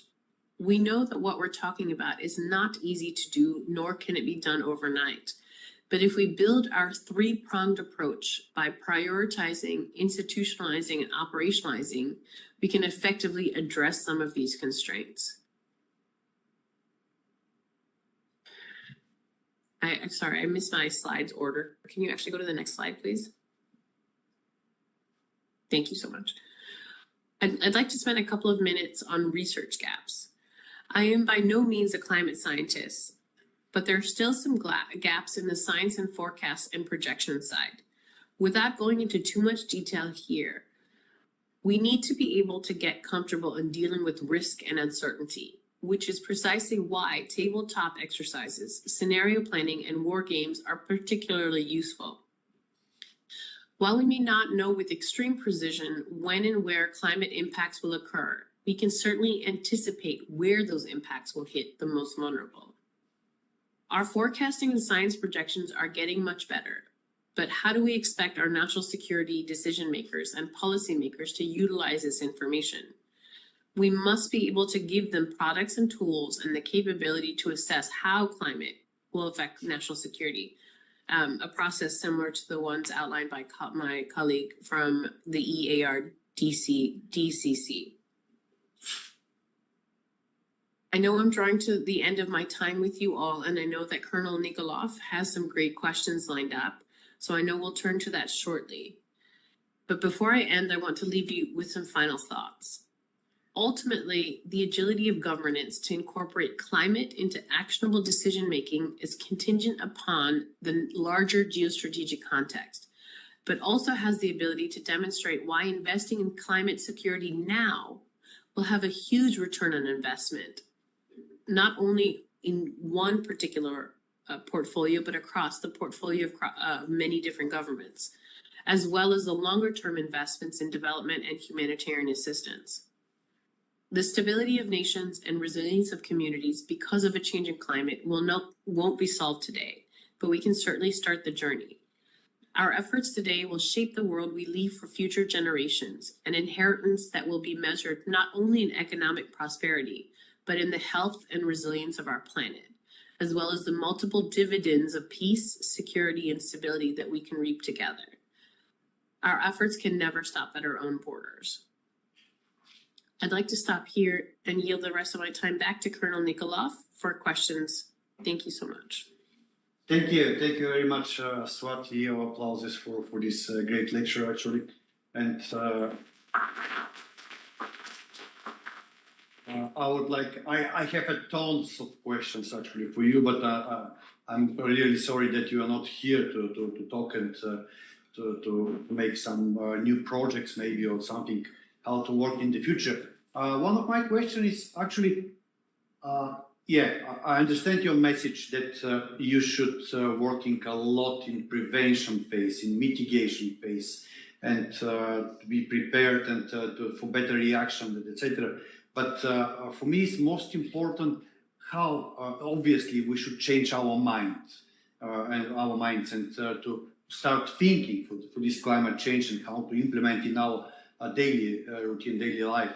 How we can achieve this one? How we can be more provocative? How to work in future? How to live in future and with these challenges for the climate change? I know that we are talking a lot, but most of the people do not understand the threat from the climate change, and they don't make any kind of measures. Thank you, Colonel Nikolov. That is such an excellent question and one that keeps me awake every night, because I think it's a question that everybody needs to consider. The short answer is that it's very hard to create behavior change, and we're talking about creating behavior change, not just from a micro level, but from a macro level, right? We need governments as well as the entire globe to be able to think strategically and operationally how climate affects their missions. And so I think how I have begun to answer that question from my own perspective is two ways. One is to link to the economic case. And so that's what I was talking about earlier with the economic resilience. People, you can't argue with numbers, and the investments in resilience offer such a huge return, not only in dollars saved, but lives saved. And so the more that we're able to couch our frame from that perspective, that it's an economic business case as well as lives saved, that I think we can begin making some inroads and success into this. I think we also need to be able to be comfortable with risk, which is why we proposed borrowing tools from our military stakeholders. Our military stakeholders are used to dealing with risk. That's nothing new to them. I think civilians are a little less comfortable dealing with risk. So how do we make these the understanding of climate change impacts something that a civilian who has no understanding of climate change from a daily perspective, how do we make them recognize that it's going to change the way that you think and live? And so using scenario planning, using tabletop exercises to getting people used to dealing with risk, I think is another way that you can help create this behavior change.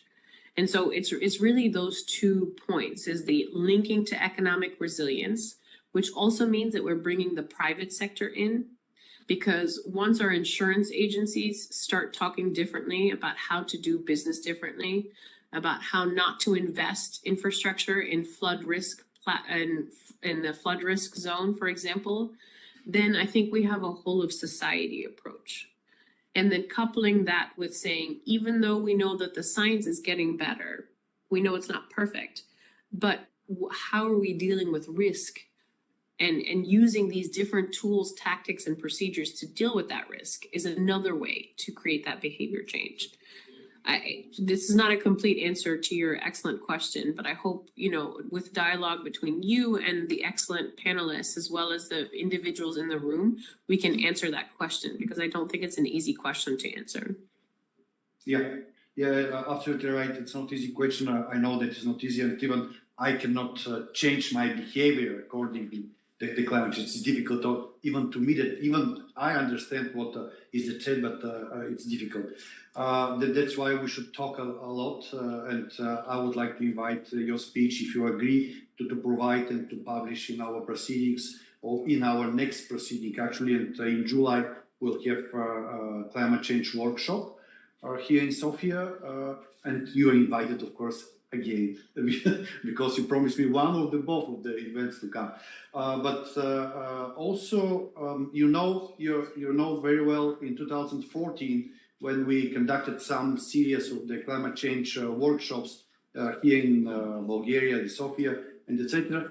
And when the administration in the United States changed, it's not so polite question, but if you don't want, don't answer.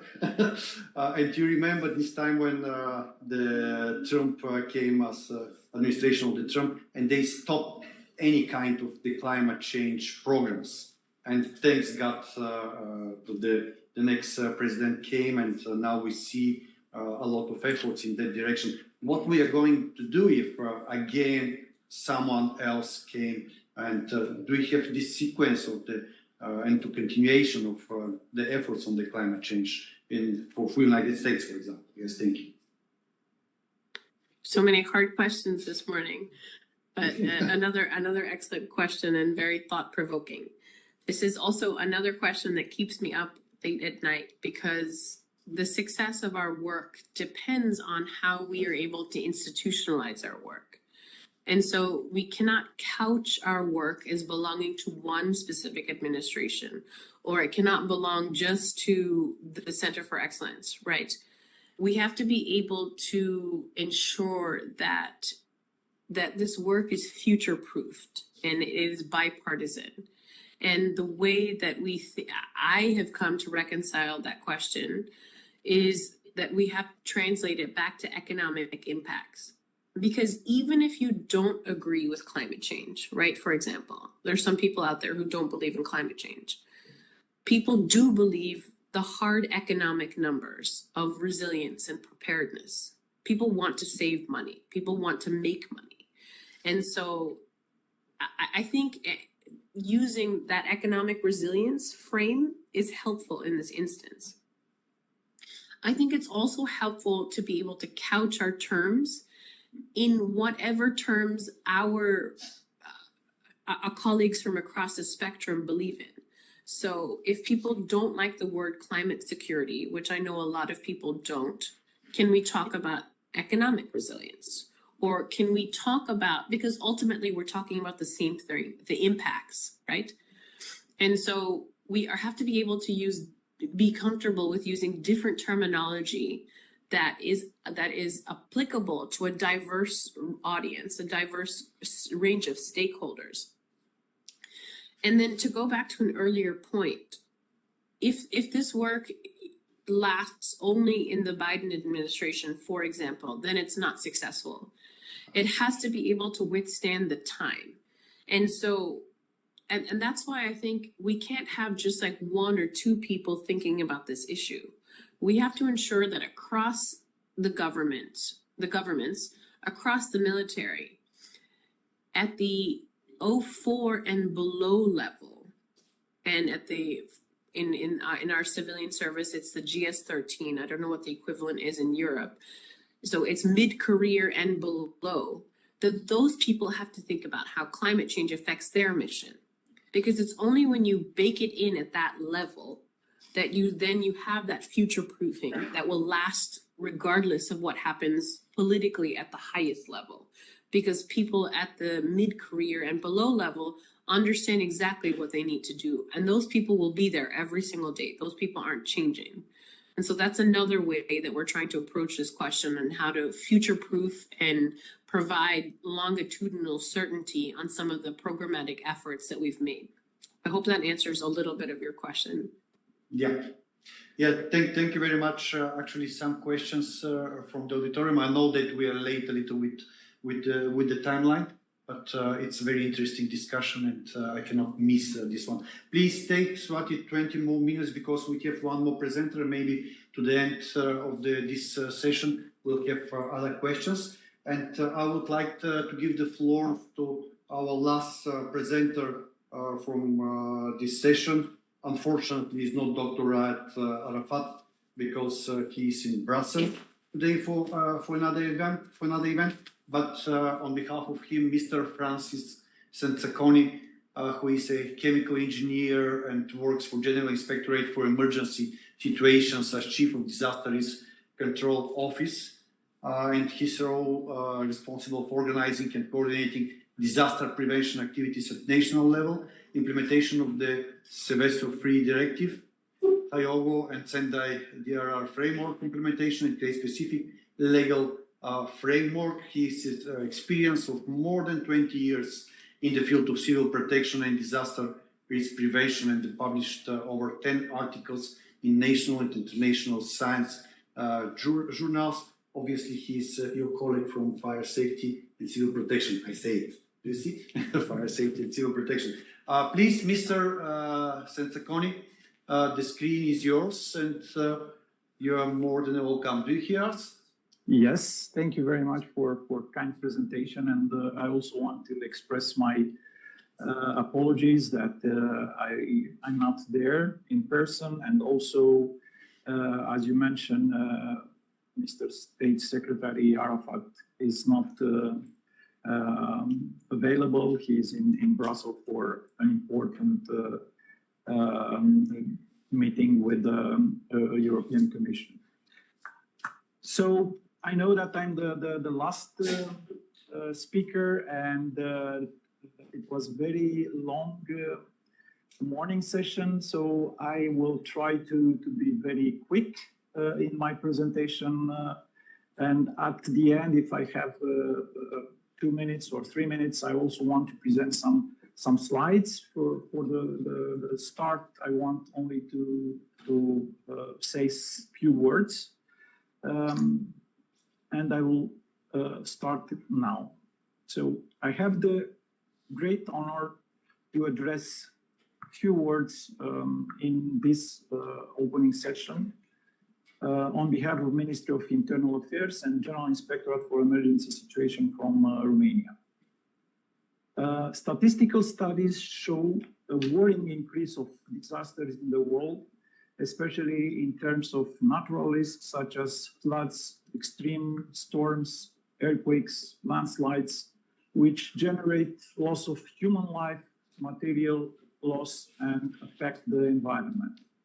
In addition, climate change, rapid urbanization, migration, cyber attacks, and unfortunately wars are new elements to take into account that fundamentally change the way conventional risks are addressed and require approaches not only at the national but also at the regional, European, and international level.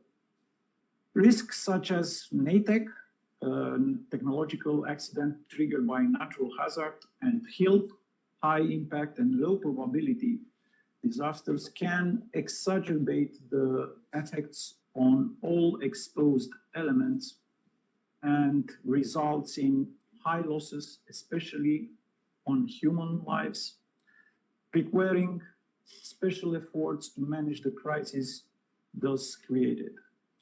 The Balkan area is not an exception from this point of view, especially because such events usually have consequences beyond the border of the states. Therefore, it is important to ask ourselves, how can I protect myself from disaster? And the answer is not simple at all, because the risk can never be zero. But if we try to reduce to the essential elements, there are at least two aspects that we must consider. On one hand, physical protection with an immediate impact on our survival. This is in the acute phase of the disaster. And on the other hand, the return to the normality with better reconstruction, which incorporates lesson learned, awareness, preparedness, and resilience. This is in the post, respectively, pre-disaster phase. Although for a long time, disaster management was mainly focused on the response to an emergency situation, which is called the reactive attitude, at the end of 20th century, both experts and political factors came to the conclusion that disasters are not natural, although hazard can be, and that the most effective way in which human and material losses can be prevented is the reduction of hazard exposure and vulnerability, and this is called the preventive, proactive attitude.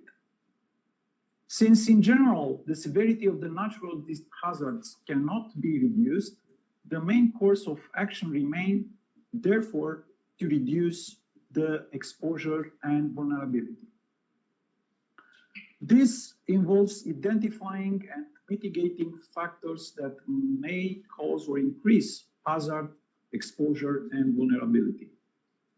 In general, these factors are closely related to poor solution and practices used in urban and economic development programs, environmental degradation, high level of poverty, discrimination problems of all kinds, and climate change. Disaster risk reduction is a complex endeavor involving a multi-sectoral and human-centered approach aimed at increasing resilience to multiple cascading or interconnected hazards, as well as creating culture of prevention and resilience. In this context, it is necessary to integrate disaster risk reduction strategies and programs into the planning and implementation of sustainable development plans, the impact of disaster being an indicator of the uneven development of communities, unsustainable economic and social processes, and uncompletely adapted communities. The adoption and implementation of the Hyogo Framework for Action 2005-2015 and subsequently its successor, the Sendai Framework 2015-2030, represent important milestones in accelerating international, national, and local efforts in the field, as well as in strengthening international cooperation, promoting change of optics from protecting social and economic elements from the impact of external factors to stimulating growth and development in order to increase the capacity to effectively manage risks in an integrated way. The Sendai Framework for Disaster Risk Reduction establishes 4 action priorities that correlate international good practices and the integrated approach to risk, taking into account their systematic nature. These are the follows: understanding disaster risk, strengthening disaster risk management governance, investments for disaster risk reduction in order to strengthening disaster resilience, and improving the degree of preparedness of an effective response, and for applying the principle of build back better in recovery, rehabilitation, and reconstruction. Through its priority, Sendai Framework covers all stages of the disaster risk management cycle and is complementary to other agreements that underpin the 2030 agenda, such as Paris Convention on Climate Change, the Addis Ababa Action Program on Financing for Development, the New Urban Agenda, and the Sustainable Development Goals. Also, the Civil Protection Mechanism, Decision 1313 from 2013, amended by in 2021 by Regulation 836, as well as the last recommendation of the Commission from 2023 regarding the Union's disaster resilience objectives, propose a similar approach to disaster risk management, encouraging multi-hazard assessment, cross-border, and also cross-sectoral cooperation in risk management planning at member state level, as well as adapting civil protection activities to cover the needs of different categories of vulnerable people, the intensification of civil society involvement in prevention, preparedness, and response action, and the integration of sustainable risk reconstruction action in risk prevention and reduction activities. Understanding how exposed elements and business sectors can be affected simultaneously or in cascade by different hazards, how multi-hazard events can occur, and the impact of socio-economical sustainable development measure on disaster resilience, alongside with an effective communication of relevant data to all interested stakeholders, represent important elements in considering the role of interconnections and in making decisions with significant impact on disaster risk management. A high level of awareness and information leads to the adoption of proactive behavior on the both parts, public authorities and civil society, and encourage collaboration between sectors and between the different categories of actors involved on the principle disaster reduction is everyone's business or responsibility. This approach can facilitate the access of public authorities to important human, technical, and financial resources that is usually neglected and can ensure a coordination of the individual efforts of different actors in order to achieve a common goal. Elements such as early warning system, targeted multi-hazard and using new technologies, for example, cell broadcasting system, or the use of artificial intelligence and satellites in monitoring and forecasting disasters. Risk transfer through the use of financial instruments such as insurance in disasters. The involvement of civil society, the business sector, and the scientific environment in all phases of disaster management definitely contributes to building a resilient society that adapts to change with the minimal losses. Therefore, we must bear in mind that for the development of the society of the future, applying the principle of sustainable development, it is our duty to reduce the risk of disasters to the lowest possible level by applying sustainable technical solutions, by judicious land use planning, and especially through adequate training of all actors who have a role to play in the management of emergency situations generated by these risks.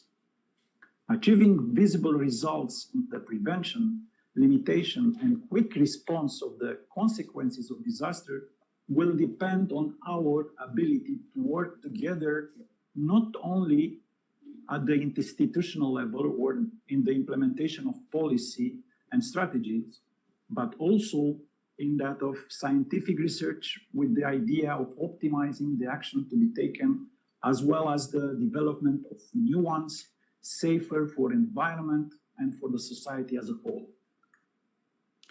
In conclusion, I would like to express my belief that events such as the one starting today, in which risk governance integrates the help of science, are essential for a safer, cleaner, and more beautiful future, in which man and the environment are in harmony, and the hazards that does not turn into the risks, and the war will be just a bad memory.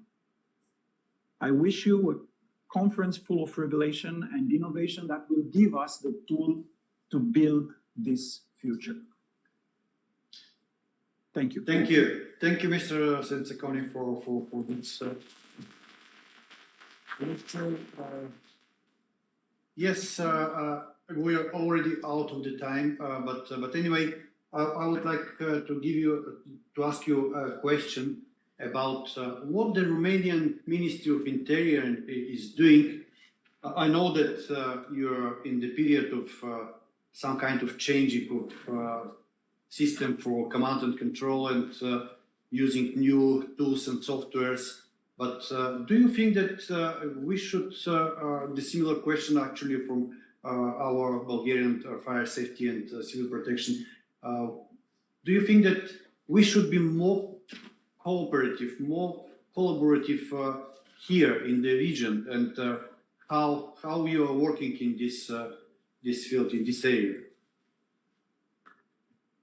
Thank you for the question. Yeah, it's the normal way to act.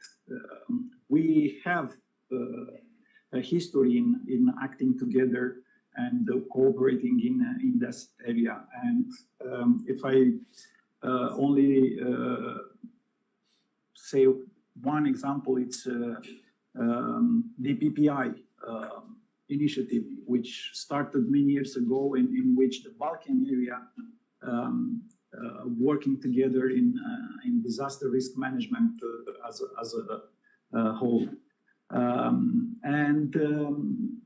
The cooperation with your neighbors, it's something which it's normal because when a disaster start in one country, usually the effects can be also cross-border. And we have, for example, in Romania and Bulgaria, we have this kind of examples every spring, every autumn, when Danube is increased the level, and the floods strike in both of the country. So the answer is that the regional cooperation, it's a normal step, and this is what we should do to encourage this cooperation to be more and more close and to have the same approach, because in this way we can manage easier the impact of the disasters. And do you have any plans or something, what is some kind of cooperation or agreements between the neighboring countries, and how to react in case of some kind of disasters, especially with cross-bordering consequences? Yeah, we are in the same civil protection mechanism, and as my colleague from Ministry of Interior from Bulgaria already pointed out, we have this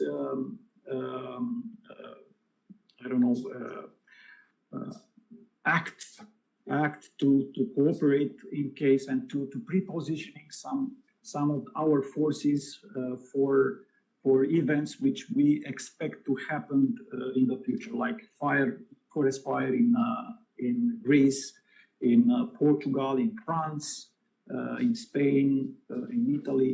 Yeah.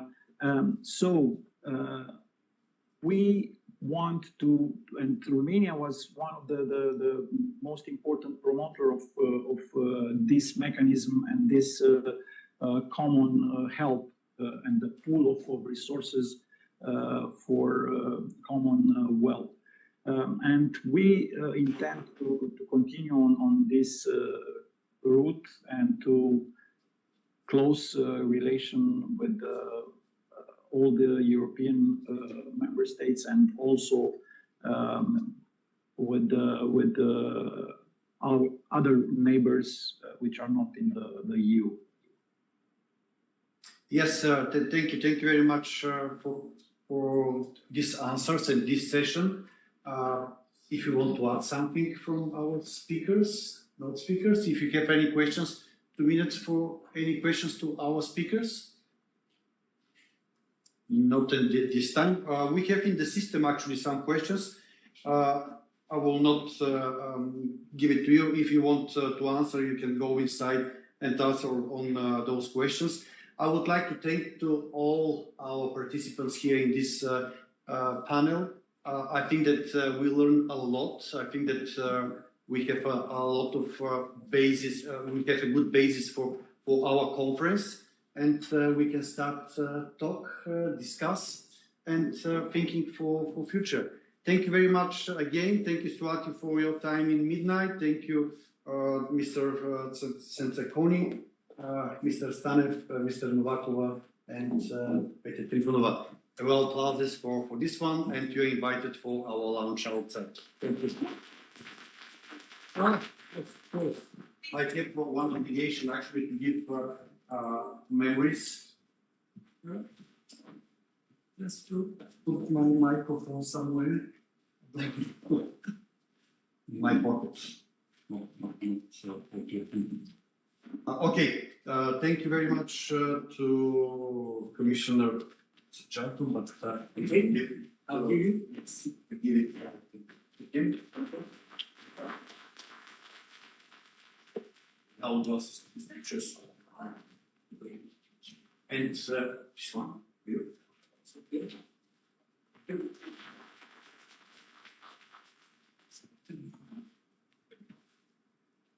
To Miss Irina Novakova.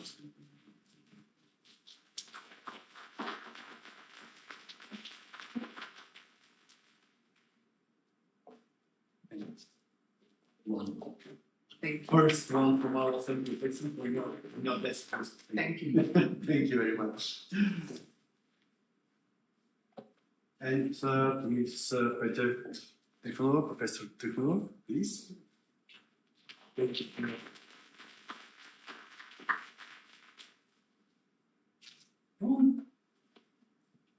This one is for you, of course. Thank you. Thank you very much, and also Swati and Mr. Scattori will receive there by online. And now it's time for family photo. Thank you very much. Please go outside after family photo. We are ready for lunch. Thank you, Swati. Thank you, Mr. Lady, go to Prince.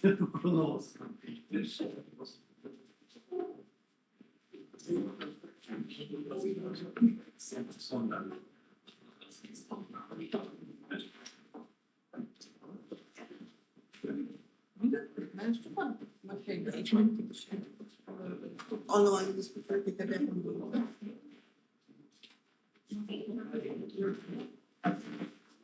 Actually, the meeting is not like Kraus of them are not working. Them the anime. That's what machine.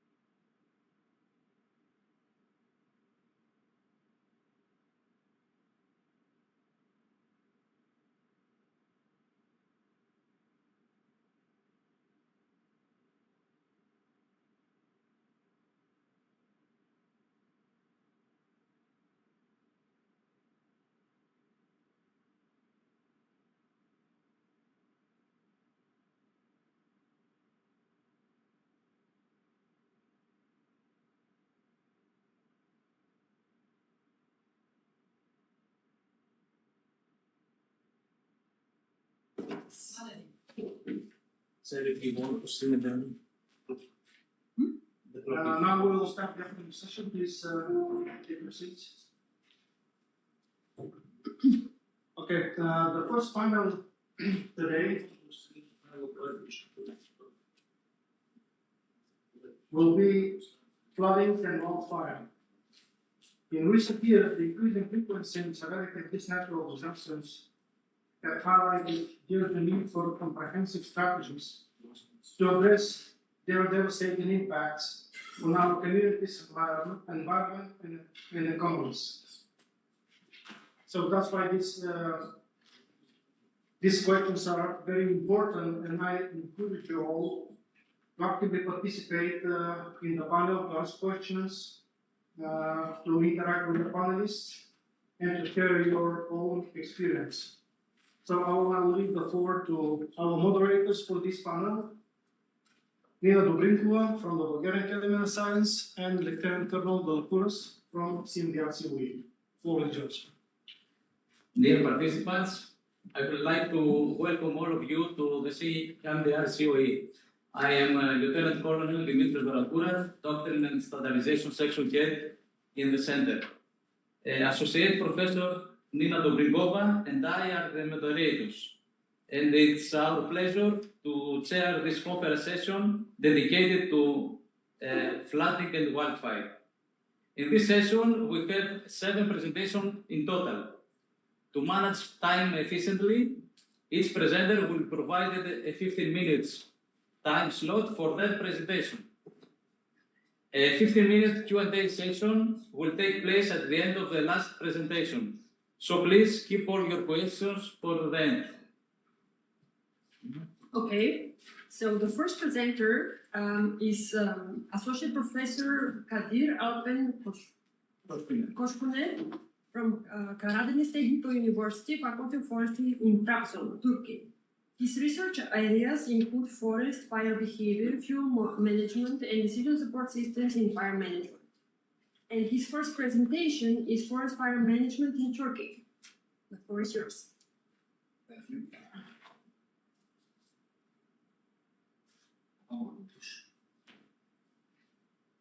Hello everyone. Push. Yeah. Hello everyone. My name is Sedna Rufner from Turkey. This is my first visit in Sofia, Bulgaria, so I'm very happy to be here. First of all, I would like to thank the organizing and scientific committee for the opportunity of presentation in this conference. Today, I have 2 consecutive presentations. The first one is fire management in Turkey. It's more a general topic. And the second one is the using LiDAR systems, model laser scanning systems in forest fuel inventory. This is a more technical presentation. Yes, we can start first presentation.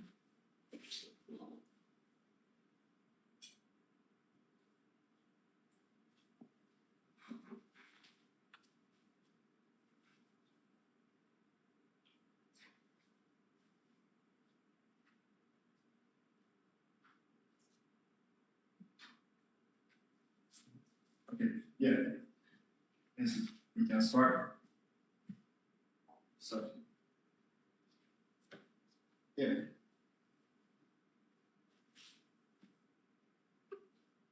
Turkey is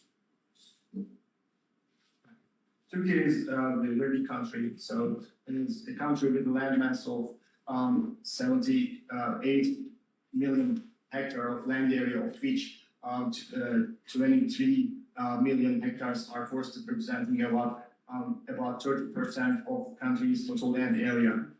You can see the diagram of the forest lands from 1973. The forest area is increasing, so there are several reasons for instance, land abandonment, afforestation and reforestation, and the 30% is forested in Turkey. And the most important thing is all forests are state-owned, so managed by General Directorate of Forestry in Turkey, state-owned.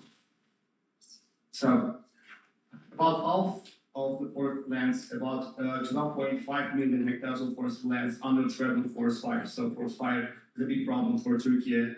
Half of the forest area is under threat of forest fires, and 55%, especially southern and western part of the country, the vegetation is very prone to fire. So in summer months, there are destructive fires occurred in summer months. Yeah, as I said before, most fires occur in southern and western part of the Turkey, where Mediterranean climate with high temperatures and low to non-existent precipitation during fire season predominant in southern and western part of the country. This area dominated by the pine forests, especially Equinus borusia, Anatolia, red pine, and Mediterranean shrubland communities. They are mixed vegetation, very sensitive to fire, and especially in summer months with high temperature, low relative humidity, low precipitation, and high wind speed conditions. The fires occur in these lands, so very destructive fires. Nearly half of the forest lands are conifer forests, and 33% is broadleaf forest, Fagus species, and Quercus species, and Castanea species. The northern part of the country, so the fire is not a problem in broadleaf forest, and 20% is mixed forest. When we look at the fire statistics, approximately 15,000 hectares are burned area due to around 2,020 fires annually in Turkey.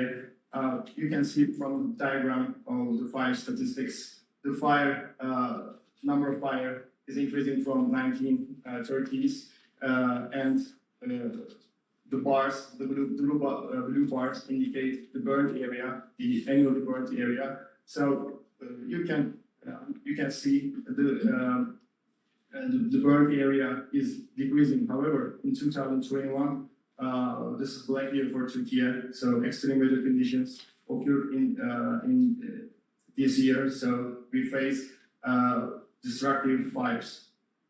So the most important thing is that the 97% of fires of burnt area caused by human-caused fires. So human-caused fires is a problem in Turkey. As I said before, almost all forest is state-owned and managed by General Directorate of Forestry. All the forestry issues, especially forest management, fire management, also silvicultural treatments, timber selling, is under the responsibility of General Directorate of Forestry. It's in Ankara. Also, the fire management in the country is a state responsibility. A fire command center, you can see from the right side, maybe left side, established in 1997 under the GDF, Forest Protection, and the fires managed by this center. And also, this center is responsible for prevention activities, fire suppression, and other related issues. So, when we look at the structure of the GDF, is center is Ankara. It has the GDF has a 30 regional forest directorate. You can see the red lines, and nearly 100 district forest directorate, and over 2,000 sub-forestry directorate. All the forestry issues conducted by this structure, and also fire management. The GDF has 44,000 personnel, is responsible for forestry issues, also fire management. So, GDF fire management strategy has 3 steps. The first one is prevention, includes training and rising public awareness, suppression, and also the post-fire rehabilitation after extinguish the fire. First one is fire prevention. So, as I said before, 97% of the burnt area caused by human-caused fire. So, the prevention is so important. So, the GDF conduct meetings or conduct programs to raise public awareness, especially schools, other social groups. They educate the causes of the fires. And then, yes, the general public, yes, the fire prevention activities conducted by GDF. Also, training is so important. All the forestry fire management organizations trained by the regional forest directorate. Also, GDF has a specific fire training center in Antalya. This is the southern part of Turkey, and this region is also so fire prone. This is specified by forest fire training, and it's a very capable place. So it has different kinds of courses, theoretic to practical courses, fire basics, suppression techniques, safety and first aid courses, and also this education and this training supported by computer-based training system. Also, this place gives education, gives training for practical training in the field, fire suppression with tools and equipment, and also prescribed fire and backburning operations in the field. So the people come from other countries, so they trained in this center. Also, this center has some pentathlon areas or driving training tracks for to increase the ability of drivers for extreme topographical conditions. Also, this system, this center has a simulator. So I know the simulators because we developed this. We support the GDF for scientific part. So in this system, the technical stuff, conduct a fire, set a fire, and adjust the temperature relative to the wind speed conditions, and then suppress the fire. So this is a real time. So it's a very informative system in this center. Also, GDF conducts for fire prevention activities, for fuel management activities. So they construct fire and fuel break constructions in fire-prone areas, and pruning and silvicultural treatments, especially fire-prone areas, and understory clearing in fire-sensitive areas, especially near roads or near croplands or near settlement areas, because in this fire, surface fire can cause a ground fire, so the understory vegetation can transmit the surface to the ground. So to mitigate this problem, to mitigate this risk, so GDF in fire-sensitive areas clear the understory. So in some parts, fire suppression is important part of the fire management strategy in GDF. So it has 4 steps in Turkey: detection, before and response to fire, initial attack and suppression, mobile and patrol, and the last one is burn area assessment and documentation. Detection, the GDF has 4 sources to detect fire. The first one is public. So public is very sensitive to fires, so anyone see the smoke or flame, call the GDF and inform the location and the situation. So the public is for sensitive people, especially after 2021 with the Black Year. So GDF has ground crews. They patrolling especially fire-sensitive areas. It's sensitive weather conditions, extreme weather conditions, and fire lookout towers, and lots of fire lookout towers for 700 manned and unmanned fire lookout towers. And since 2021, GDF uses unmanned air vehicles to detect fires, also monitor the fires. As far as I know, 14 unmanned air vehicles the GDF has, and monitor every fire-sensitive areas. Yes, as I said before, nearly 800 manned fire lookout towers available. And each fire lookout tower has cameras, so the people, to decision makers in GDF can follow the fires from Ankara. Also, a total of 36 unmanned automatic fire lookout towers, and also this is unmanned. It has own energy sources, so the cameras can follow by the center Ankara. The second source is UAVs. Turkey is, very capable for producing UAVs. GDF uses. It provides visible and thermal images. They can follow or detect fire and also monitor the fire to manage the fire suppression activities from the city center, from Ankara. Also, it has televisions in regional force directorate, and they can also follow this data. So GDF also uses some decision support systems. So we develop this system. This is an early warning system, fire weather index system. This system calculates fuel moisture according to relative to the temperature, wind speed, or rainfall, and generates the fire behavior indices and fire risk. This is an online system. You can follow this link from this open, so you can follow hourly fire risk in whole country.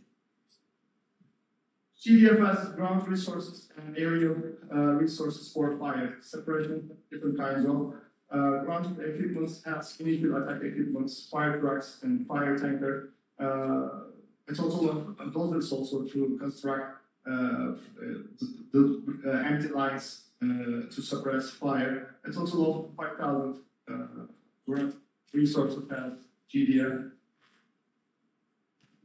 Also, it has personnel, fire workers, technical staff and engineers, other personnel and volunteers. A total of nearly 33,000 staff working to fight, to suppress fires. GDF also has aerial resources from different kinds of helicopters, planes, sources, and in 2021, and I got this number from the GDF website, is over 123 aerial resources to every year they benefits from this resources to suppress fires. GDF. Also, the fire managed by it has also reconnaissance helicopters. GDF, so it has flip cameras and the cameras get images thermal and near infrared data, and then you can share the WAN, so the fire follow by a mobile organizing system, and also this information shared by the GDF. Yeah, this the chart about after extinguish the fire, the mop-up and patrol is important. It can take 2 weeks, so they sure put out all the fire embers or sparks, prevent to crossing the line of the fire danger. The ground fires and stripping surface fires cannot cross the fire line. It's so important.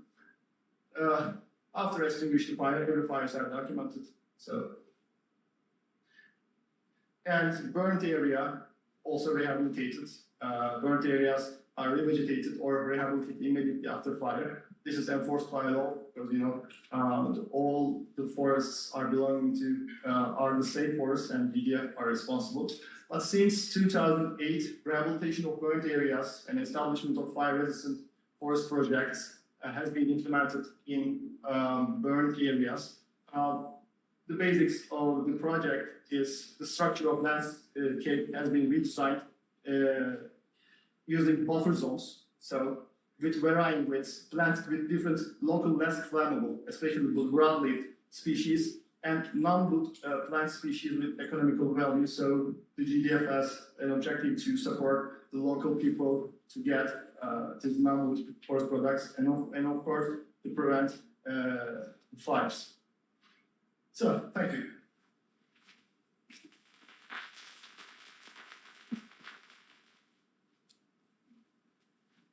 Are there any questions for the speaker? Yes, go. The microphone. Oh, there it goes. Thank you. Well, thank you for the very impressive demonstration of how Turkey handles fire management. I have one question regarding the source of the fire. I guess you're concerned with the human-induced causes. Now, to which degree do you separate unintentional and intentional fires? And if they are intentional, what are the motives? And are they used also to some degree in terrorist activities? You do not have to answer if you don't want to, but that is a question I have in mind. Because you know the Turkish Counter-Terrorism Institute Center of Excellence deals with that question as well. And that's why I'm asking. Thank you.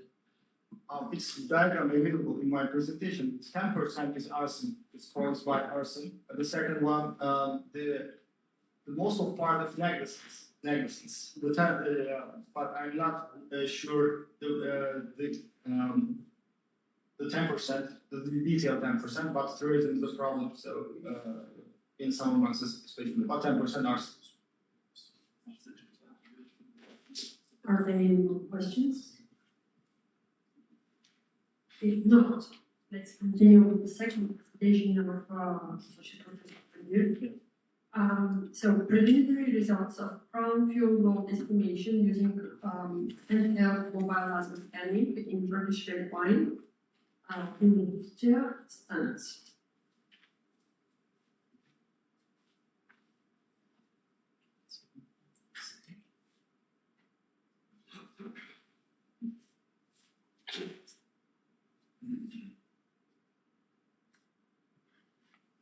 Yeah. So it's more technical presentation. So the use of mobile laser scanning and force fuel inventory in the red wine stands. So fuels, as you know, fuels, weather and topography affect fire behavior.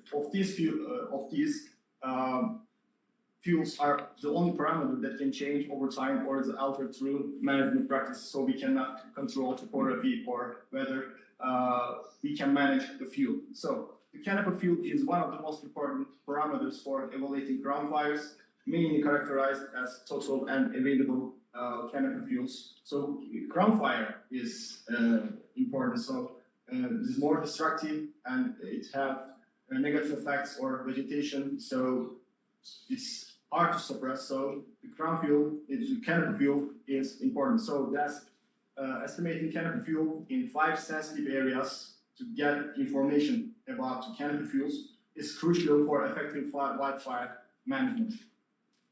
What's canopy fuels? The canopy fuel is mainly characterized as total and available canopy fuels. Total canopy fuels load refers to the overdrive of mass of the canopy fuels. For instance, needles and branches with a diameter less than 2.5 centimeter per unit area. These are total canopy fuel loads. However, only the fine fuels comprising needles and small branches less than 6 millimeter in diameter are considered available canopy fuels as they are consumable in fire event. So these available fuels only consumed in a ground fire, regardless of the intensity. So these are available. If you predict the available canopy fuels, so you can manage or also estimate the ground fire potential. So ground fuels then also important. So accurate, timely, and readily available data about ground fuels is important. So especially for Mediterranean pine stands where ground fire risk high due to the flammable canopy fuels. So most fire occurs in Yunus Borussia stands. So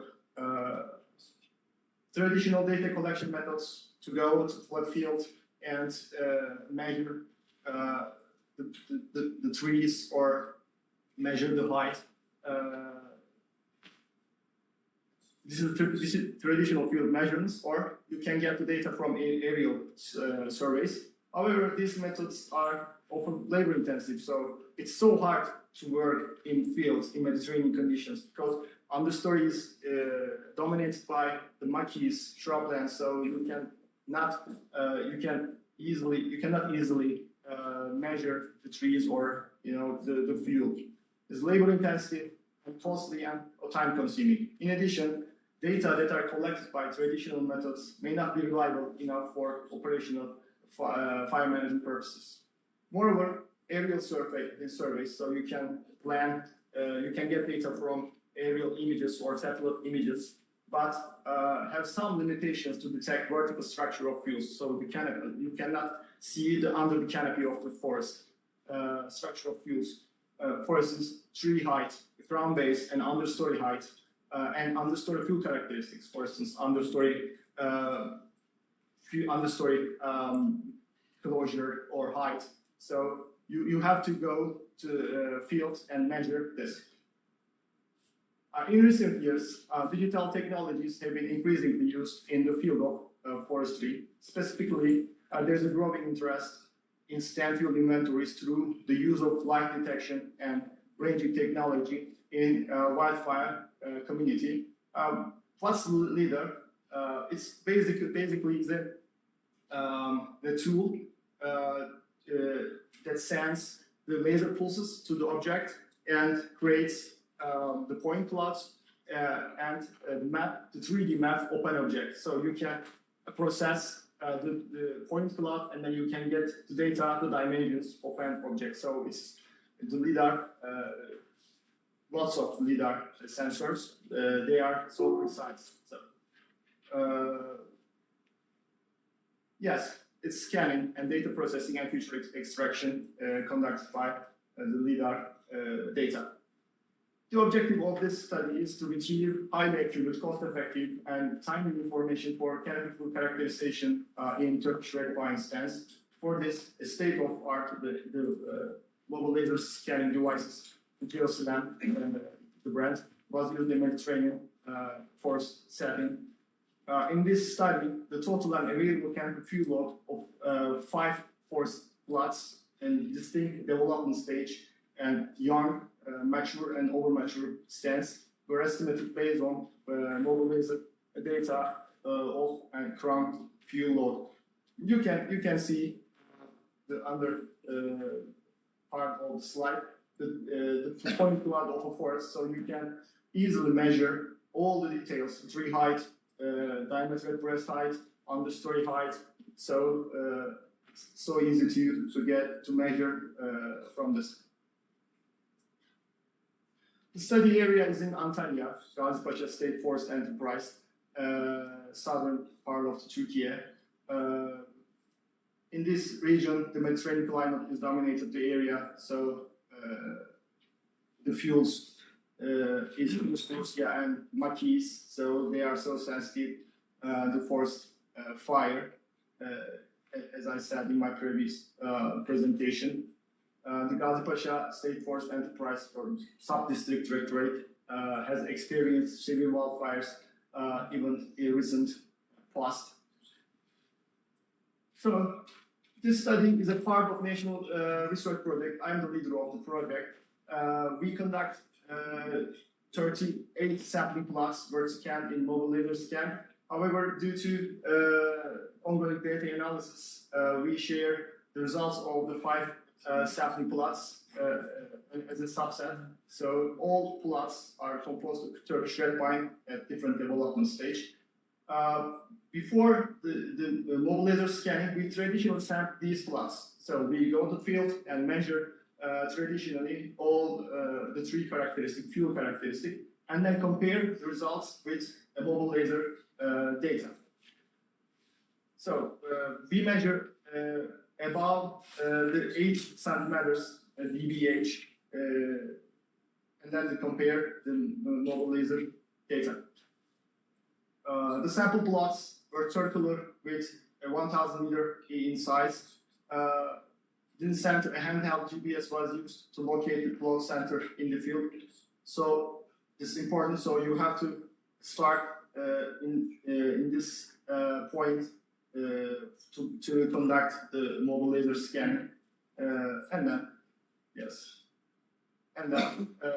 after the traditional field inventory, the plots were scanned with mobile laser scanner and operator free vault in a center duration 10 minutes or less also, and then get the point clouds of the data. So we get the forest characteristics, forest is number of trees or DBH from the point cloud. So, but we have to predict the fuel load. So if you want to predict get the fuel load values, you have to cut the trees and fell, and then you divided the needles, branches, so you get the data.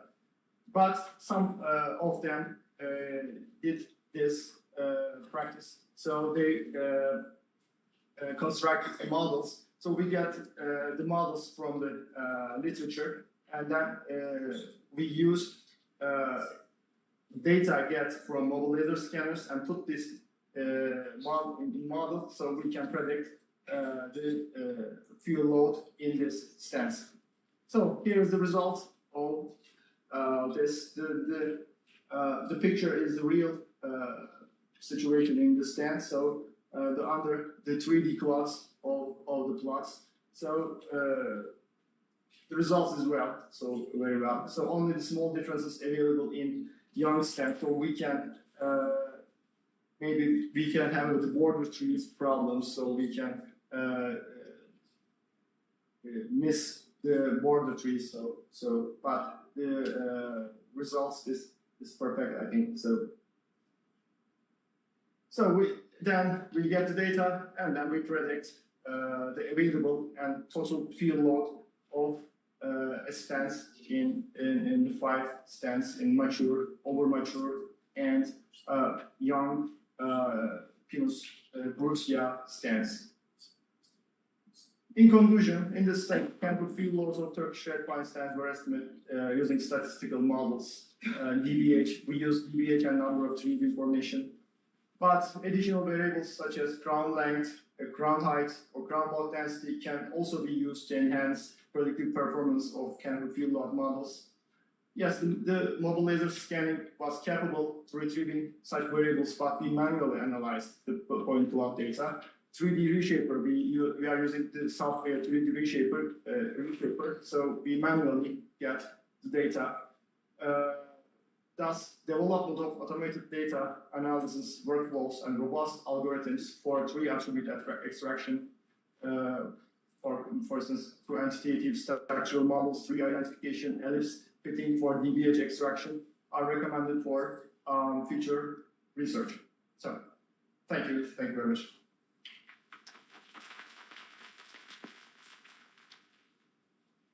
Thank you. Are there any questions, the speaker?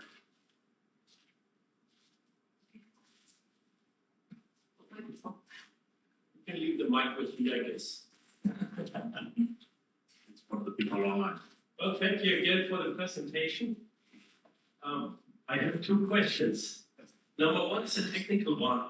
You talk about mobile terrestrial LiDAR. Do you plan to extend that in the future to drones, which are covering a larger area? I'm not a technical expert of mobile laser scanner, so I'm the forest fire management one. So we have other colleagues to conduct this. But we are planning to combine the data with terrestrial scanning and aerial scanning to improve the prediction of the chemical fuels. So now we are planning. So. Yeah, thank you. I guess you have to 5 or 10 year repeat time to cover everything to estimate. Thank you. The second question is actually referring also to your first presentation. You mentioned that in prevention, you have several technical methods like you space the forests. But I have another question to that. The fuel load of the forests you try to replace with, I guess it's Quercus species and so on, oak species, do they have a much lower fuel load or none at all? So is there a reason to change that? Or is there an economic reason to stay with the conifers? Thank you. The conifers in the fire-prone areas is natural, so we cannot change the Pinus brucia or other fire-prone vegetation. So The GDF only conduct with lines, it's 30 or 50 minutes to separate the block areas with using local less flammable plant species and giving the non-wood forest products, Seratonia silicoa, for instance. So also uses the cypress trees to protect the forest to prevent the wind problems also. Yeah, they are using this kind of vegetation to increase the health of the forest. Yeah, right. Thank you. Professor, congratulations for your work. I have a question for the first presentation too. About the weather inputs. If you can explain in a very short way about the data and the methods you follow to calculate. Yeah, you are mentioning the fire weather index system. Yeah, so you can access from the link. So we developed this system with the measurements of fuel moisture. So we go to the field. So we measure the fuel moisture of surface fuels, for instance, liter fuels, dead liter fuels, and DUF fuels. So then we modeled the fuel moisture according to the weather parameters. For instance, temperature, relative humidity, wind speed, and precipitation. So then you can convert the fuel moisture. The fuel moisture is important. If you predict fuel moisture, you can predict the fires. So about 15%, the fire will not start. So if you predict the fuel moisture, is so important. So we can convert the indexes, the fuel moisture, and then we calculate the fire danger potential in the forest area. So we are using different source of meteorological providers, online providers. So if we have enough models for different vegetation, we are only using the Pinus brucia, but we are working on the Pinus nimbra and other or maquis shrublands. So we can put the models in the system. So we try to increase the prediction potential for the system. Yeah. Are there any more questions? No. So thank you for our presenter.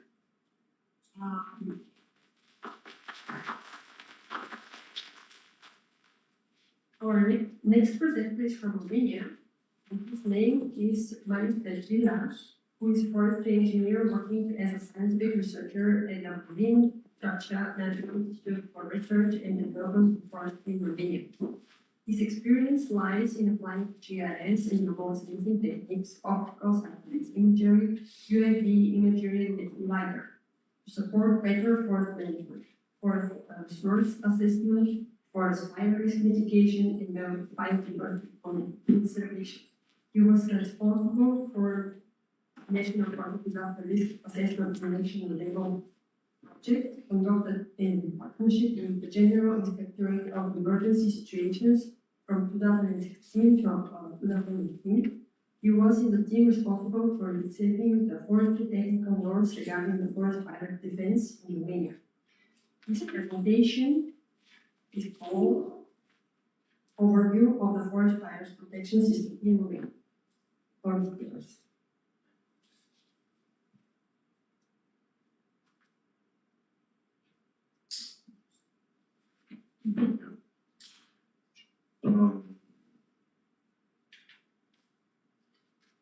As you see, in the recent history of the forest fires in Romania, there is an increase in the last decades. We have a history from 1956 with the numbers of fires and burned forest areas, and you can see from 2006 or something, it's increased very much. Also the area and also the burn area and also the number of fires. We have a more detailed situation from 2006 when we started also to report to EU and we're also reporting to EFIS now. The European System for Forest Fire Management. And you can see we had some spikes in the last years in 2012 and 2022. There were some special years with very big areas and many fires because of the weather pattern that happened. We have some extreme years which are followed by a period of relative calm, but these are becoming more often, those exceptional years. This is we have put in GIS system all the ignition points of the forest fires from 2006 to 2023.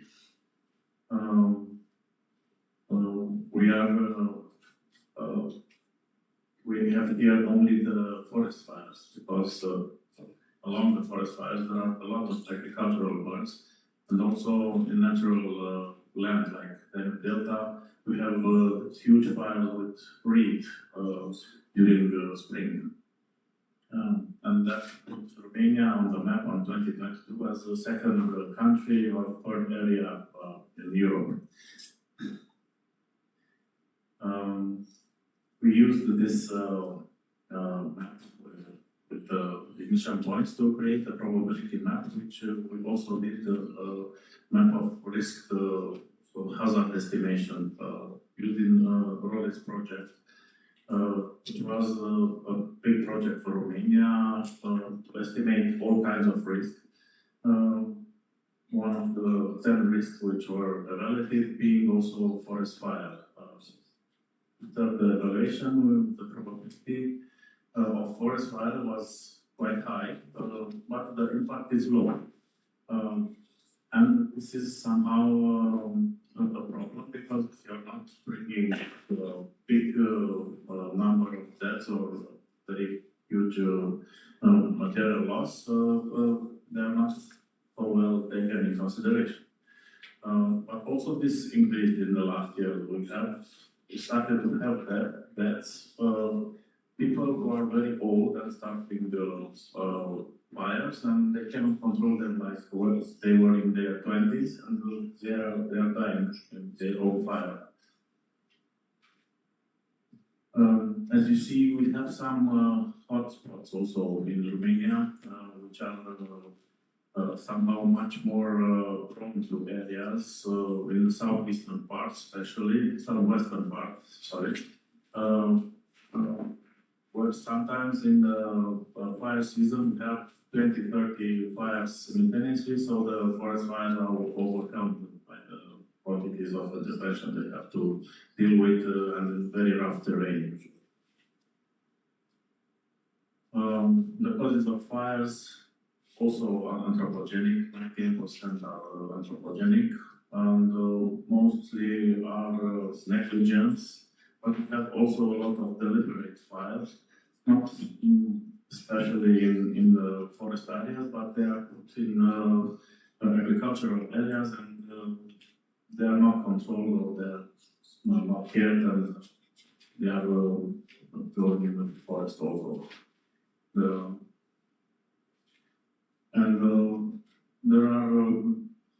Those are some habits. Usually in the spring, people are cleaning their lands and putting fires, and the vegetation management it's a big cause of fire.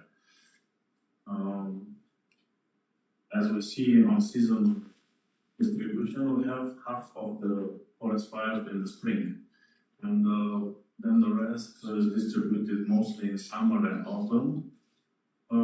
And a small part in the winter. If we see it geographically, most of the spring fires are in the hilly area where is the interface, wildland urban interface, and people are making their agricultural works in the spring. And during the summer, we have bigger the fires mostly in the mountain area because there are many people in the mountain area, and also in the plain areas because of the agricultural products. The thing is that also we don't have many forests in the plain area because it's a lot of agricultural products in the plain area, which is not yet taken in consideration.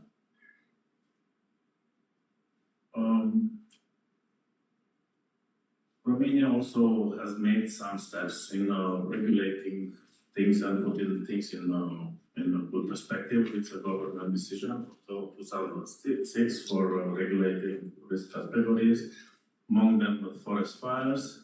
The Ministry of the Environment being the central authority managing forest fires, also with the Ministry of Internal Affairs.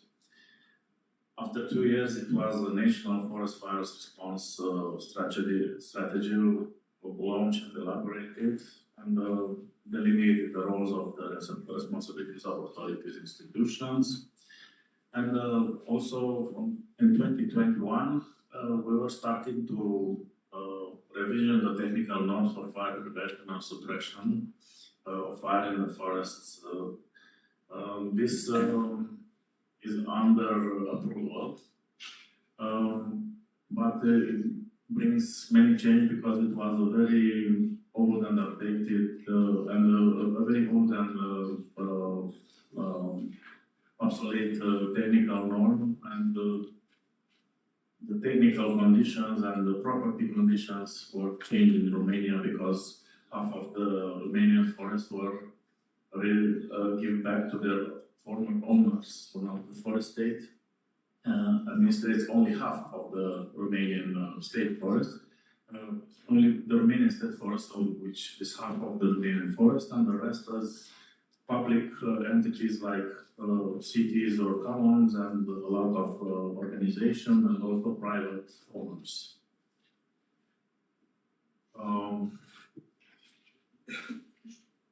There are some responsibilities or duties on institution in forest fire defense. So I told you the Minister of Environment, Waters and Forests has to do with issuing and protection rules, establishing the organization structure, developing fire risk management regulations, internal affairs about restoration actions, assessment of fire event impact, restoration to normal state. And the main contact point is General Inspectorate for the Emergency Situation, and it's also international assistance and collaboration. This is how the structure of the institute are involved in forest fires is. You can see that the main in the center is the forest district, which is somehow the main organizer of this, and on top of it is the county inspectorate of emergency situation, and usually they are collaborating very tight. When is the case, usually the foresters are the first responders, and usually it comes from 112 number, and they are also alerted. And if it's a bigger fire, or if they don't extinguish very fast the fire, also the military firefighters are coming. And depends on the situation, they can use also some other local authorities, or also involve the aviation inspectorate from the Ministry of Internal Affairs for distinguishing based on aviatic resources, or also help by other institutions or even locals that they have the means to help with some machinery or trucks or just voluntary help. The forest district has the main responsibilities in forest fire defense, so being the local level structures responsible for mitigating the fire risk. And they must have a defense action plan against forest fires that has to be approved also by the forestry guard and the military firefighters.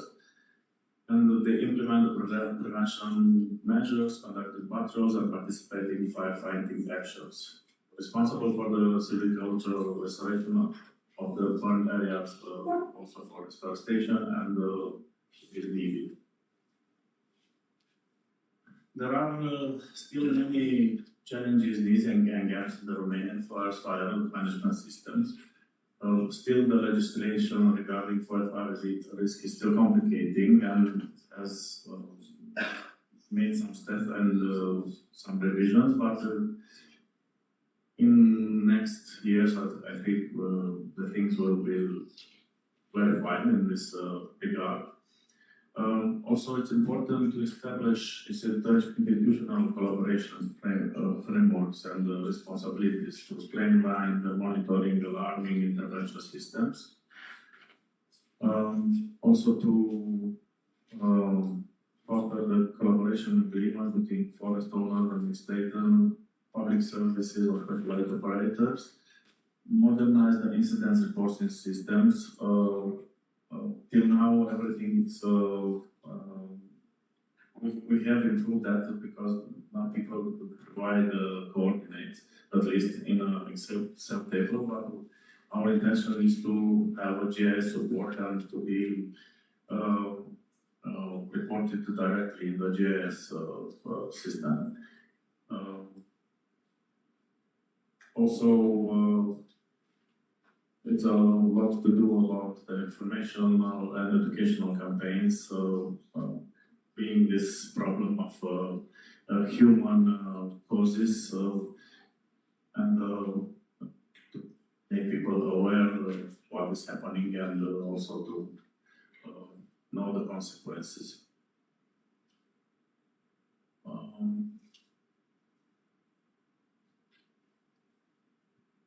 There is also a lack of monitoring, warning applications, software tools for analysis, forecasting, statistics, when necessary in an integrated management forest fire risk.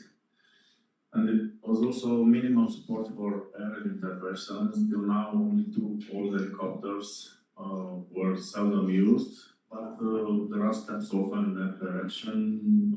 The Ministry of Internal Affairs purchased now fixed backhaul helicopters, which will be used among other purposes for the extinguishment. This is also in process of having all the certification. It's not only knowing to use the helicopter, it has to be certificate to, for example, to take a Bambi bucket and to extinguish fire. So it's a lot to learn yet. Also, the equipment like fire trucks used in forest fires is not suited for forest intervention. Usually, other big trucks are used for intervention in structural fires. It's not good enough to sleep on the forest roads, and they are usually not 4x4. So they are needed smaller trucks and very well equipped for off-road. Also, a problem is with the low density of forest roads. The forests in Romania are mainly in the mountain or hilly areas, and even in the plain areas, there are some wetlands. It's equally difficult to reach by any means if it's raining or something like that, or just rain a few days. And also, it's a problem with the monitoring of forest fire. We don't have towers for monitoring. It's just one camera in national park has, by my knowledge, that is used also for using artificial intelligence to analyze and to alert about fires. We are making steps also thinking about using drones. And the land patrols to have their drones and to arrive them, look around and move forward. There is also a lack of individual protective equipment for foresters because they have only their uniforms, and also the firefighters use their heavy equipment used for structural fires.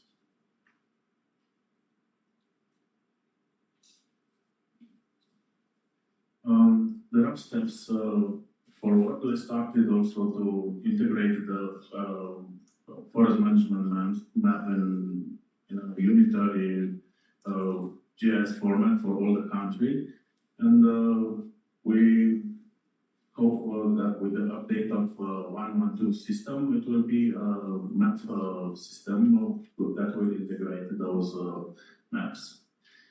And there were some exercises which also emphasize the gaps and the problems and what we need in 2019.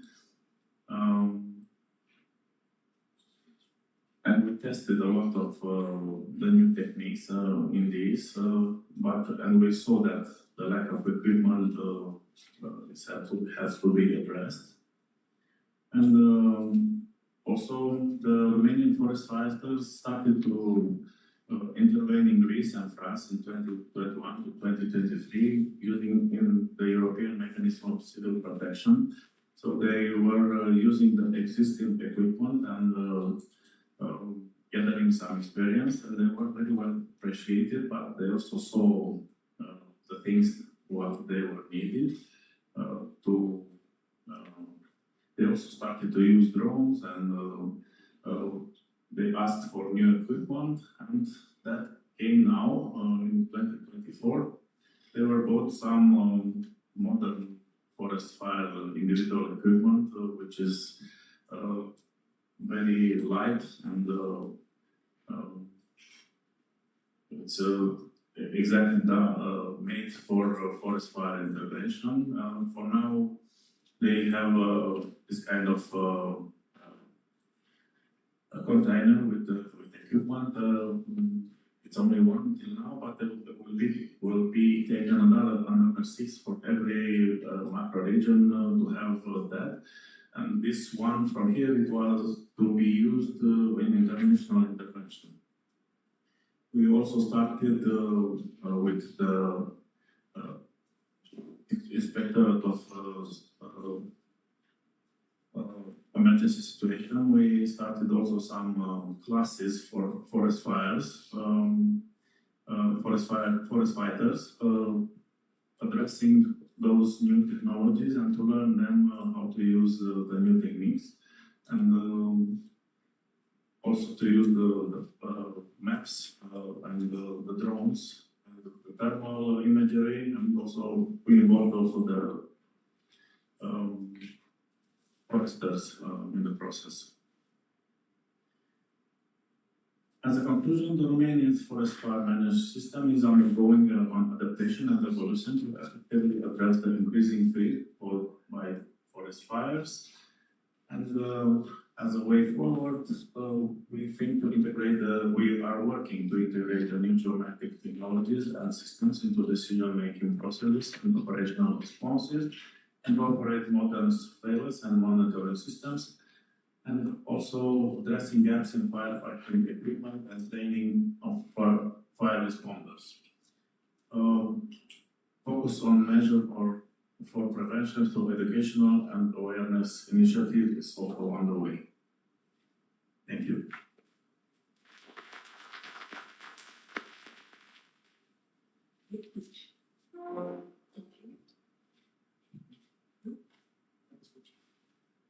Okay, are there any questions to our speaker?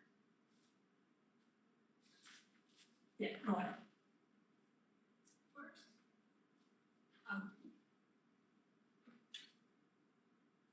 Thank you very much for the participation in this interesting event and for the interesting presentations. My name is Nicola Vasiljev, I'm from the Bulgarian Ministry of Agriculture and Food, and head of the Department for Strategies and Planning.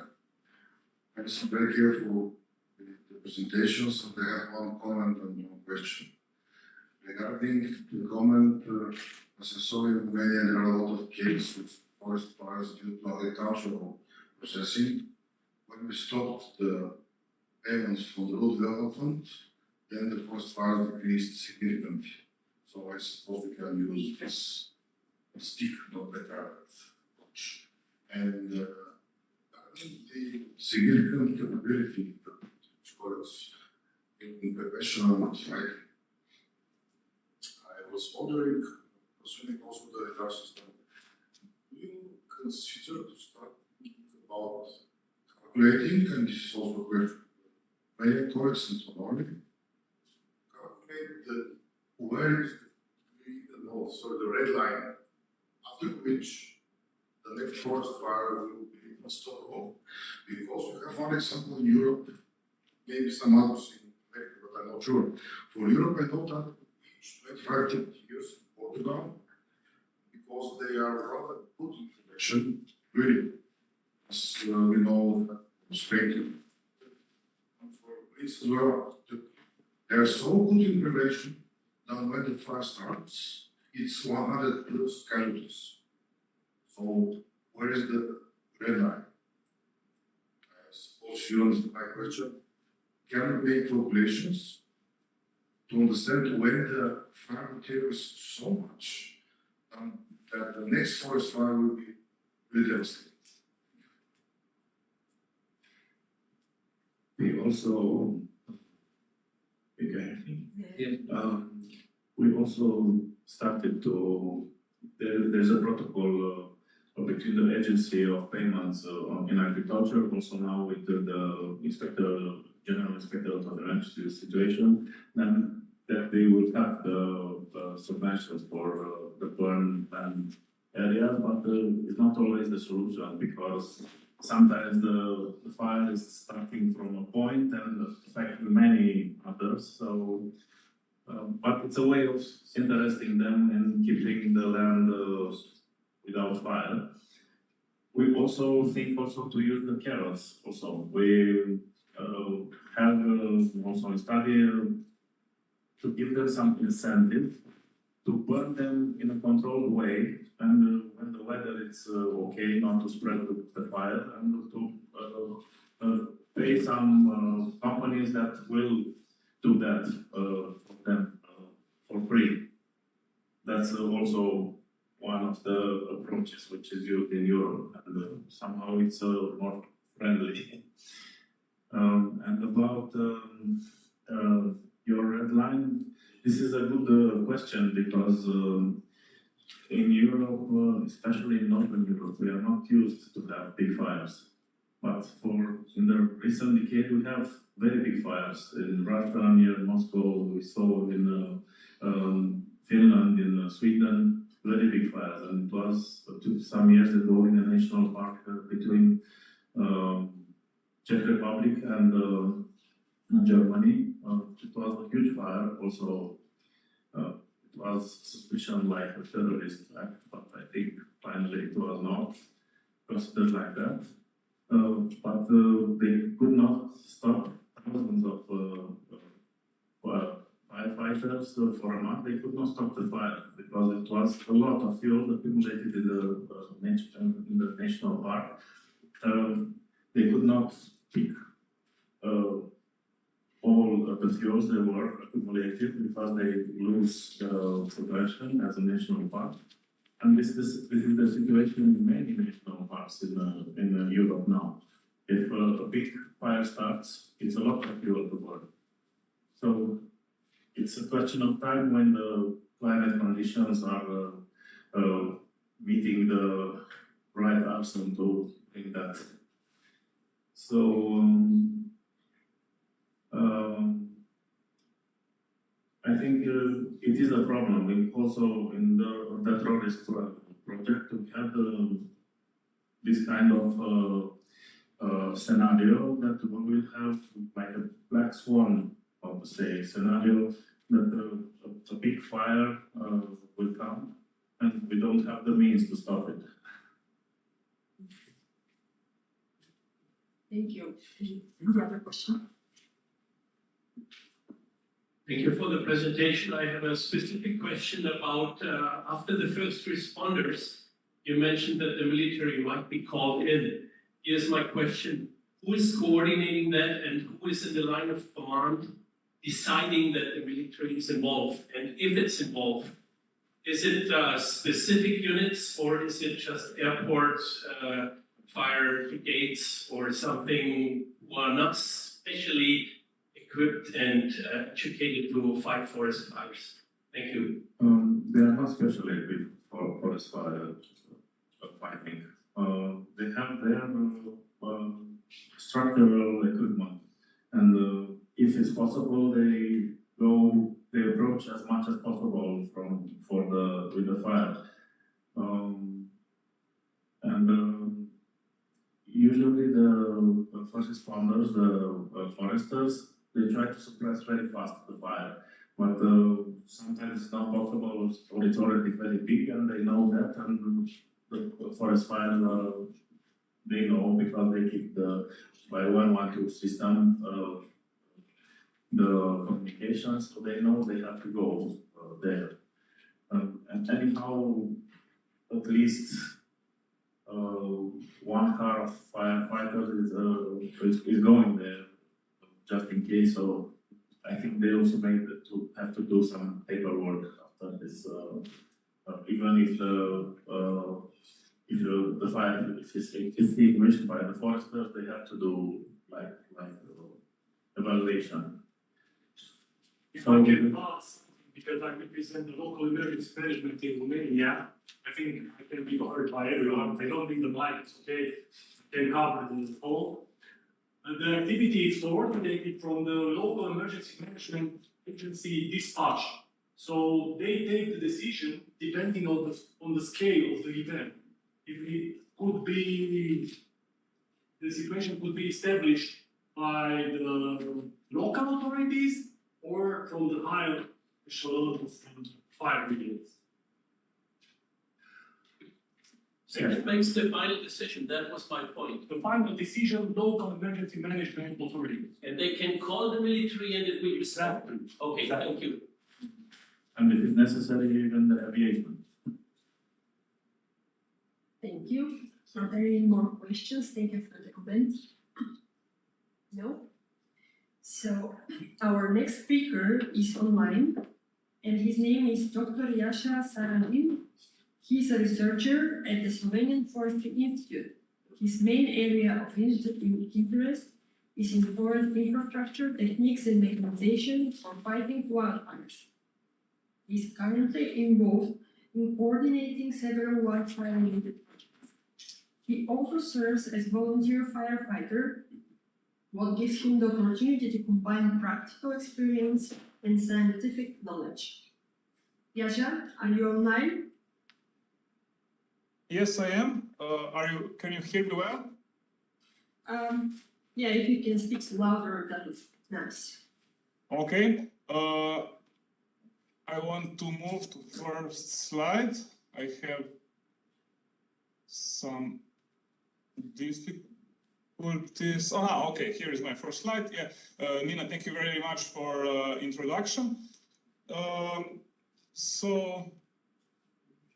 Yes, I will be talking about accessibility of Slovenian forests for fire trucks. First, few short things about Slovenian climate and forests. This is the map of Slovenian forests. The colors are presenting the wildfire risk categories. The colors are, let's say, representing the Slovenian, are placed on a Slovenian scale. So the red for Slovenia maybe is not the red for the other countries. Like a colleague from Romania before, the red, the red color was not used in talking about wildfire risk, but probably it's higher in Slovenia.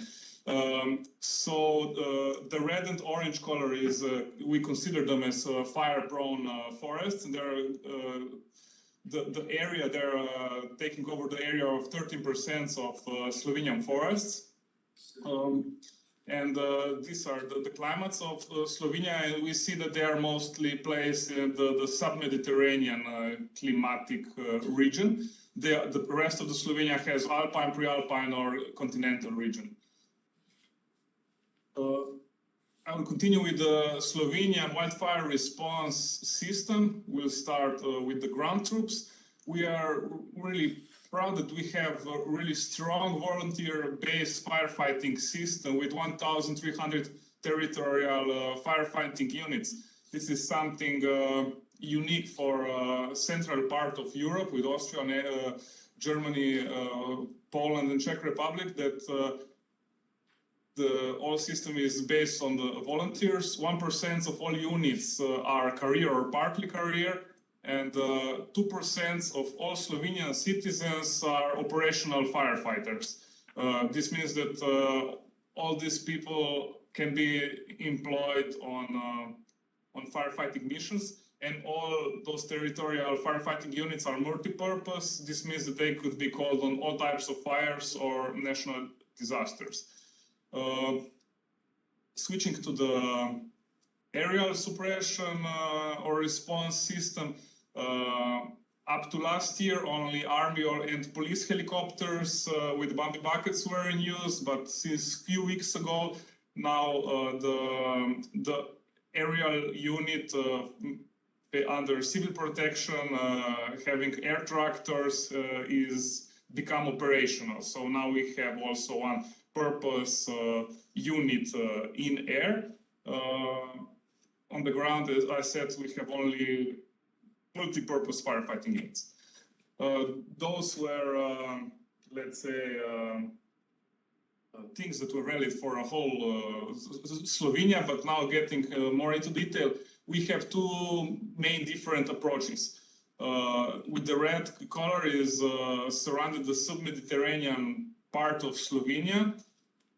In this region, this part of Slovenia, we have a long wildfire history, and the majority of fire-prone forests are located here. They are presented with the orange color now, and purposely adopted forestry infrastructure is built here. The forest roads is the measure that we are having in Slovenia already for a few decades, and those fire roads are here marked with blue color. So in that southern part, there is a network of fire roads that is densifying the other forestry infrastructure network. And also in the whole this red circular part, the firefighting equipment is adopted. There are special firefighting equipment, and also the newly established aerial unit will have way shorter response times in this part of Slovenia. The rest of Slovenia has almost no severe wildfires in history. We have in the forestry infrastructures the only traditional, placed only for the purpose of forest production. And although the firefighting units are multi-purpose, their equipment is more urban oriented. So the question is, due to climate change, and we saw examples, a colleague presented one example from Central Europe, from German and Czech border. Are we ready if we experience a severe wildfire in this inland part of Slovenia? We are frequently tested on sub-Mediterranean, but we need to more seriously assess the situation on the inland part. So for the whole Slovenia, the most common are big firefighting vehicles. There are about 1,000 of those. They are wider than 240 centimeters, and they carry about more than 2,000 liters of water. On the left is one purpose from the sub-Mediterranean part. On the right is one multi-purpose, which can be represented for a whole Slovenia, that can be used also at the wildfire event. But however, there are also some other smaller, medium-sized vehicles that are narrower than 230 centimeters, but are not systematically allocated. or mostly they are not adequately equipped for wildfire suppression. And lastly, there are approximately 200 small vehicles with water that are not sufficient for autonomous operation on severe wildfires. So the aim of this study is to assess the accessibility of Slovenian forests for big fire trucks, because regarding the equipment that we have today in Slovenia, we can make the system only on big fire trucks, because only they are well distributed among the whole territory, and then we'll propose some improvements of the current system. We will now go into the methods. We said that only systematically maintained roads that are open in the Slovenian forest could be taken into the account, because other roads that are not maintained, like skidding trails and so on, it's really hard to reach them, especially with big fire trucks. So, but luckily we have quite a lot of systematically maintained roads that are opening the forests. First are public roads, then forest roads and special adapted fire roads. And 85% of forest roads and fire roads, their wide is at least 3 meters wide, so they are perfectly perfect to accept our big fire engines. That's why we decided our standard road that we'll use in GIS and analysis needs to be at least 3 meters wide. Then the road impact zone. The first unit that will count the big wildfire to any wildfire event will have a big fire vehicle, and they could provide approximately 300 meters of the pipeline. This line we reduced due to inclination and obstacle avoidance purposes, and we set the 250 meters from the road in each side. The horizontal distance of 250 meters could be taken as the impact zone or some kind of reach radius of those systematically maintained roads in the system that we are having today, that could be used all around Slovenia. The results of relative openness. The relative openness means the area that can be accessed, that is placed within those 250 meters from the roads. The green color is presenting the open part, and the red one is presenting the part that is outside of the reach of the vehicles. The inland part, almost 70% is located within those 250 meter radius, so that's really good. We see that the units could be quite efficient with big trucks in the inland part. However, in the sub-Mediterranean part, we already built purposely made fire roads, but still the relative openness of this part is way lower, and also the higher risk is higher. So here only a little bit more than half of the forests are within those 250 meters. The rest are outside of the reach zone of fire trucks. So the discussion, first let's go to the inland part. We need to better define minimum standards on forest roads by their category. One thing is to define the height up to where the maintenance is set, because firefighters said we all need purpose fire trucks, but usually the roll bars or fire roads are that well maintained that the roll bars are not needed for fire trucks. But still, we need to do better classification, standardization of the forest roads, and secondly, we need to distinguish between existing multi-purpose fire trucks. So we said we have 1,000 on those. We have several which are really appropriate, like this one on the left. They are marked with the same, considering typization, they have the same typization mark, but this one on the left has high clearance and four-wheel drive and appropriate pipelines, and this is really appropriate to ride on, let's say, maintained forest roads. But this, however, we know that forest roads surface is rougher, the inclination could be higher, with so small clearance and only rear-wheel drive, they are not appropriate. So we need to distinguish between them, that we can count them well. So now we cannot count them how much appropriate vehicles we have. I think that we have that approximately one half of them are appropriate, which will be sufficient, but we need to make clear standards and to count them first. However, sub-Mediterranean part, we need to further improve our primary fire road network. There needs to be placed additional fire roads. Secondly, we need to upgrade minimal standards on fire roads and probably do the new categorization, like again, the height and the width of the fire roads. And the last thing, for up to now, during the prevention causes, we were not doing any fuel treatment. So some fuel treatment definitely needs to be taken at the fire roads, maybe only understory, but we should take into consideration maybe on some parts also fuel breaks, like having also space between the crowns might be useful to think about them, but at least to do fuel treatment and understory, under the crowns.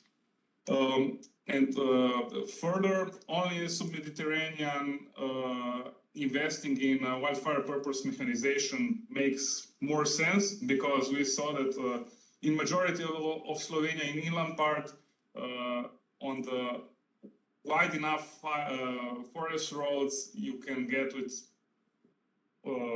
regular fire trucks, but here you cannot. So special measures on fire trucks, like roll bars, self-rescuing things, and other measure needs to be taken. And of course, we need to do more special emphasis, like now, on medium-sized trucks. We need a special category for those, because they can really do the difference.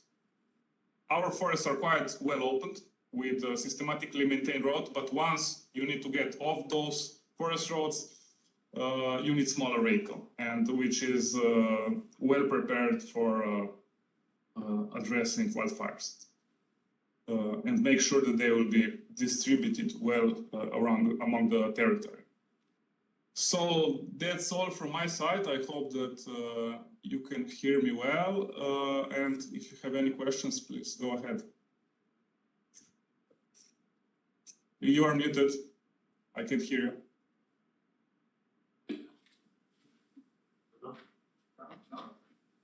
Now can you hear me? Yes. Okay, thank you very much for your nice presentation. And if there are any questions from the audience here, can you please ask questions, Yasha? Yeah. Thank you. It was an interesting presentation that I listened very carefully. There's one particular question I'd like to ask the words from Turkey and The microphone is not working. the batteries maybe. It works now. So I have a question to all the panelists. We all know that the most crucial factor is the time between the announcement of the fire and the initial attack. So if we have a shorter period of 2, 3, 5 minutes, then a very small truck, as we understood that in Turkey they have 2,500 approximately small trucks with a few thousand liters will be more than enough. Then the larger trucks and then the biggest trucks come when the fire is much larger. So in Bulgaria, we try to establish a network of fire observation points that are more or less towers that have a CCTV camera with very high zoom. We have a sensor for smoke with millions of different grays, scale of gray. We have the thermal camera and so on. And these towers should send us signals in less than a minute. I say should because we are far away from the entire network to be established, but we made some small steps in the recent years. And then we have to initiate attack. In the recent weeks, we received support from the Ministry of Interior, General Directorate for Fighting and Civil Protection, because some of our local units, the state force and state building enterprises, are not covered with local offices of the fire brigades. So when the fire brigade sends someone to our office and then into the forest, it takes more than 1 hour. So we have the support from our colleagues, and tomorrow there is a meeting of the steering committee of the program environment. They supported the forest of the minister in there and go to support us as well, so that to be able to start the initial attack. And my question, do you have any standards in your countries? What the period, the shortest period should be for initial attack?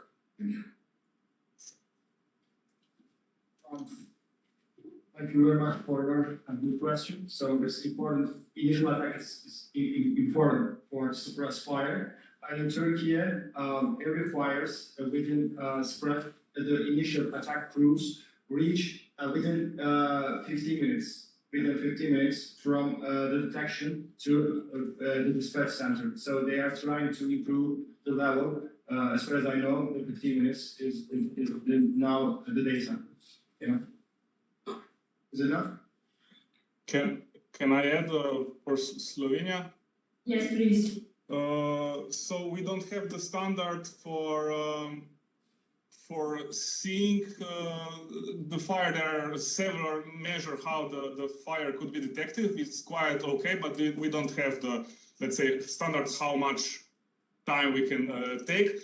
When the fire units is called, mostly they will be in less than half hour at the location.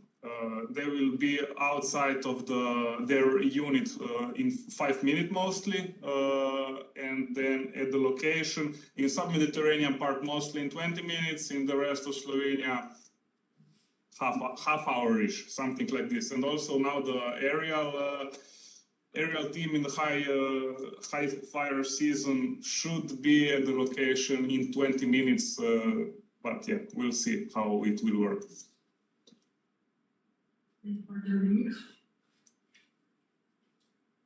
I don't know of any standards for time being in, but I appreciate that it's about 1 hour time responsive. Yeah, there is no standard time. It depends where the fires occur.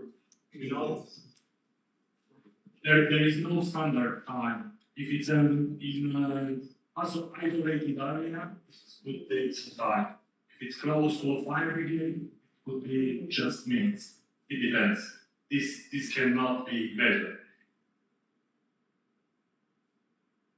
Thank you. Are there any more questions for Yasha or the rest of the panelists? Yeah, go ahead. Thank you very much.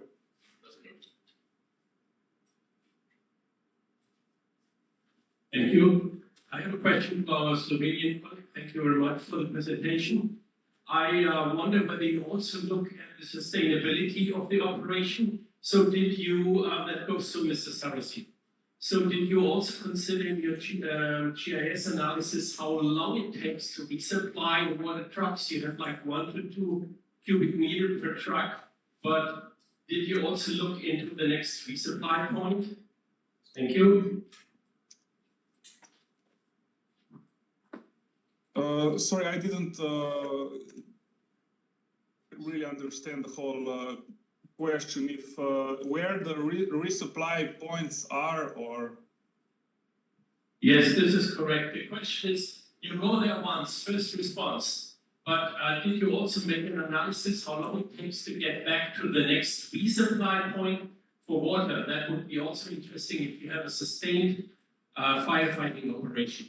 Thank you. Yes, okay, now I understand. I didn't do the GIS operation, but yes, as one of Mr. from the audience said before, really important is to make the first attack as efficient as possible. and once they start to work, in next 20 minutes, other units will bring water to the initial attack, because we have the luck that we are starting for good, let's say, urban firefighting system, that we have 1,000. Slovenia is really small, and 1,000 big firefighting trucks is a lot.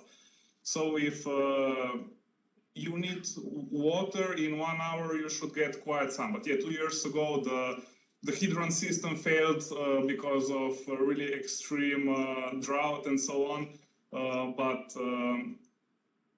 Yes, usually there are enough trucks. More the problem is that the traffic jam is then on the fire roads more than it would be too far from the resources. Thank you, Yasha. Thank you, Yasha, for your answer. Are there any more questions? If not, we will proceed with the program with our next speaker, which is Dr. Silvia Stoyanova. She is graduated from the University of Agriculture and Civil Architecture, Civil Engineering in Geodesy in Sofia, Bulgaria. She has a master's degree in hydraulic engineering. She is a PhD with PhD degree engineering in hydrology, hydraulics, and water management from the National Institute of Meteorology and Hydrology in Bulgaria. At the present, Silvia Stoyanova is senior researcher at the hydrological forecast sector in the institute. Her main areas of interest are expertise in hydrological forecasting, flood forecasting, water balance estimation, climate change, and anthropogenic impact of watershed hydrology. So her talk is called Extreme Hydrological Events Caused in Bulgaria.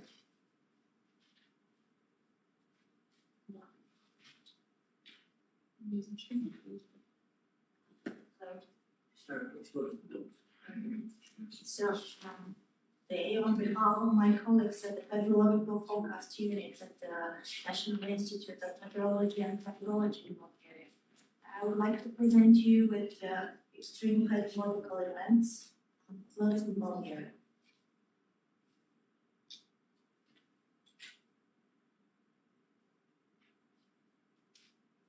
Okay, so extreme hydrological events such as floods have been and still are one of the most severe and deadliest natural hazards in the world. And in recent years, many researches and projects have been carried out trying to identify climate change impact and anthropogenic activities impact on the hydrological cycle and on floods in particular, because floods are an integral part of the water cycle. So, the main idea behind this study is that extreme hydrological events that have happened already in the past may happen also in the future. And so studying past floods might be a good starting point for studying the change in the scale and the magnitude on the frequency of floods.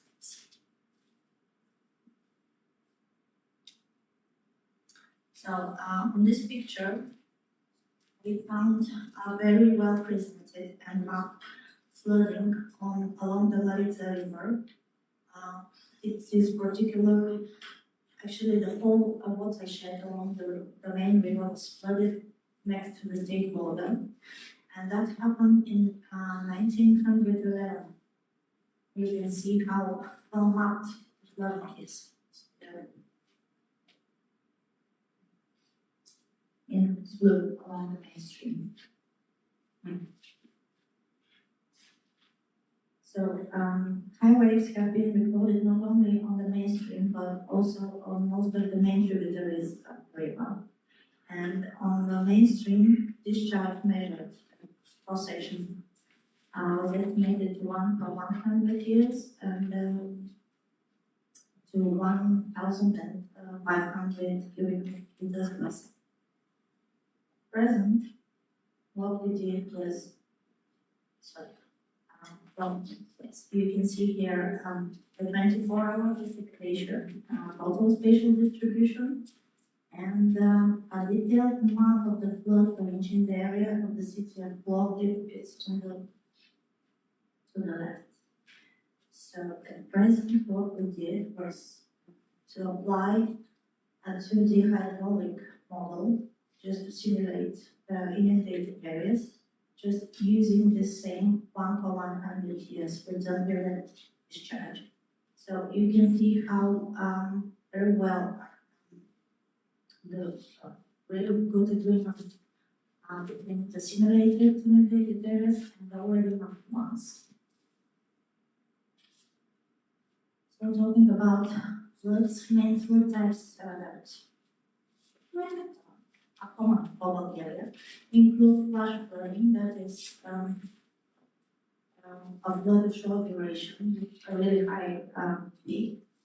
Fluvial flood that comes due to torrential flood in upstream parts of the watershed, leading to water outbreaks in the lower parts of the mainstream. Fluvial flood, which is due to heavy rainfall in urban areas, exceeding soil and water drainage capacity, and of course coastal floods that come due to mostly storm surges.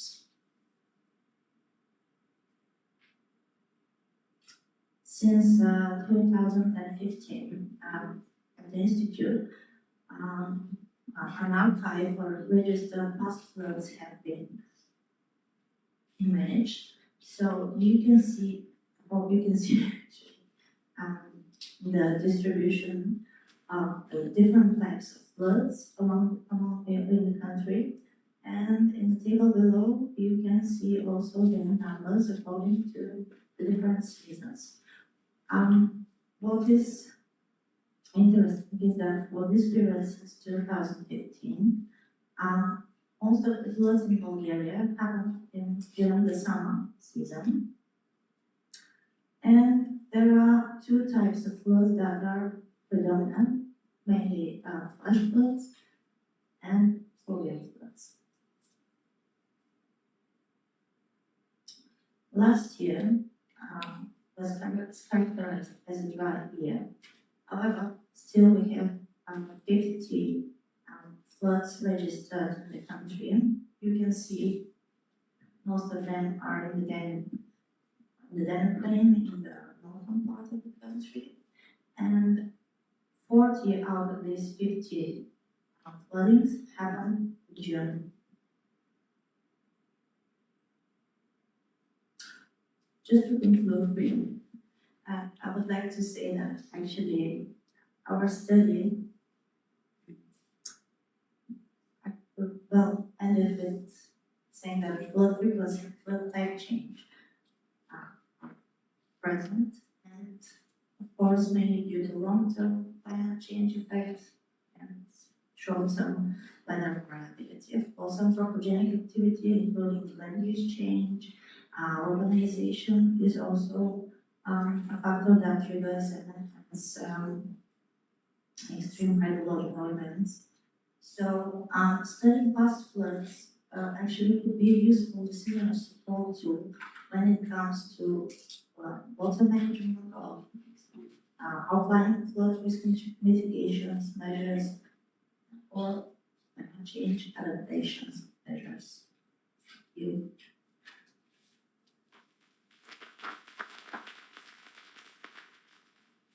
Thank you to the presenter. Are there any questions for her? Yeah, go ahead. You have asked two questions, but I have a comment. Right? Thank you. This year, the Bulgaria was to celebrate 120 years. Erosion control that started in 1904 with the support of Felix Buckley, and now is the time to say that our fathers and grandfathers did a miracle in the 60s, 70s, and 80s. Over 2 million hectares were forested, 2 million hectares were forested, predominantly with anti-erosion and all the barrages and canals and all other engineering approaches were also introduced into our forests. And the picture, what we saw during this presentation was going to be much worse if our fathers and grandfathers in the forest sector and totally in the forest sector, the entire society actually, helped to restore our nature. So, thank you today. Thank you for the comment. Are there any other comments or questions? So if not, I have 15 minutes to do 2 presentations and give you so.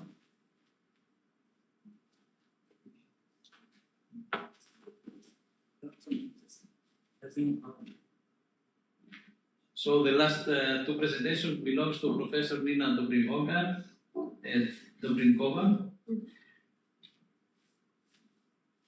Associate Professor, PhD Nina Dobrinkova, works in the Institute of Information and Communication Technologies, Bulgarian Academy of Science, in the Department Modeling and Optimizations. Her field of interest is environmental modeling, with focus on the wildfire analysis, data calibration, and information systems for decision support services. Associate Professor Nina Dobrinkova has participated in 33 national and international projects, whereas 15 of them she was local participant coordination person. Thank you, Lucas. So my first presentation is going to be about data accuracy challenges which we face with my team when we are doing wildfire in Bulgaria. So what we are going to show you is actually a wildfire event in Bulgaria, which we focus on nearby the Turkish border, which happened in 2022, and it almost crossed the border. It was almost 7 days event, and the information for it was needed to be collected on the field from me and my team in order to do a wildfire analysis with simulation results. And here I will show you the process and the results. Okay, wildfire events in Bulgaria are increasing their intensity and recurrence in the last 20-30 years. Before the year 2000, we were not so much affected by wildfires. And here you can see that in August 2007, there was fire on the border with Turkey, which is your left. And now in 2020, this fire reoccurred again with smaller size, but again, it showed. And this is due to the fact that in that area, we don't really have so much population, and the local weather is really favorable with the fuels, which are regenerating very, very fast.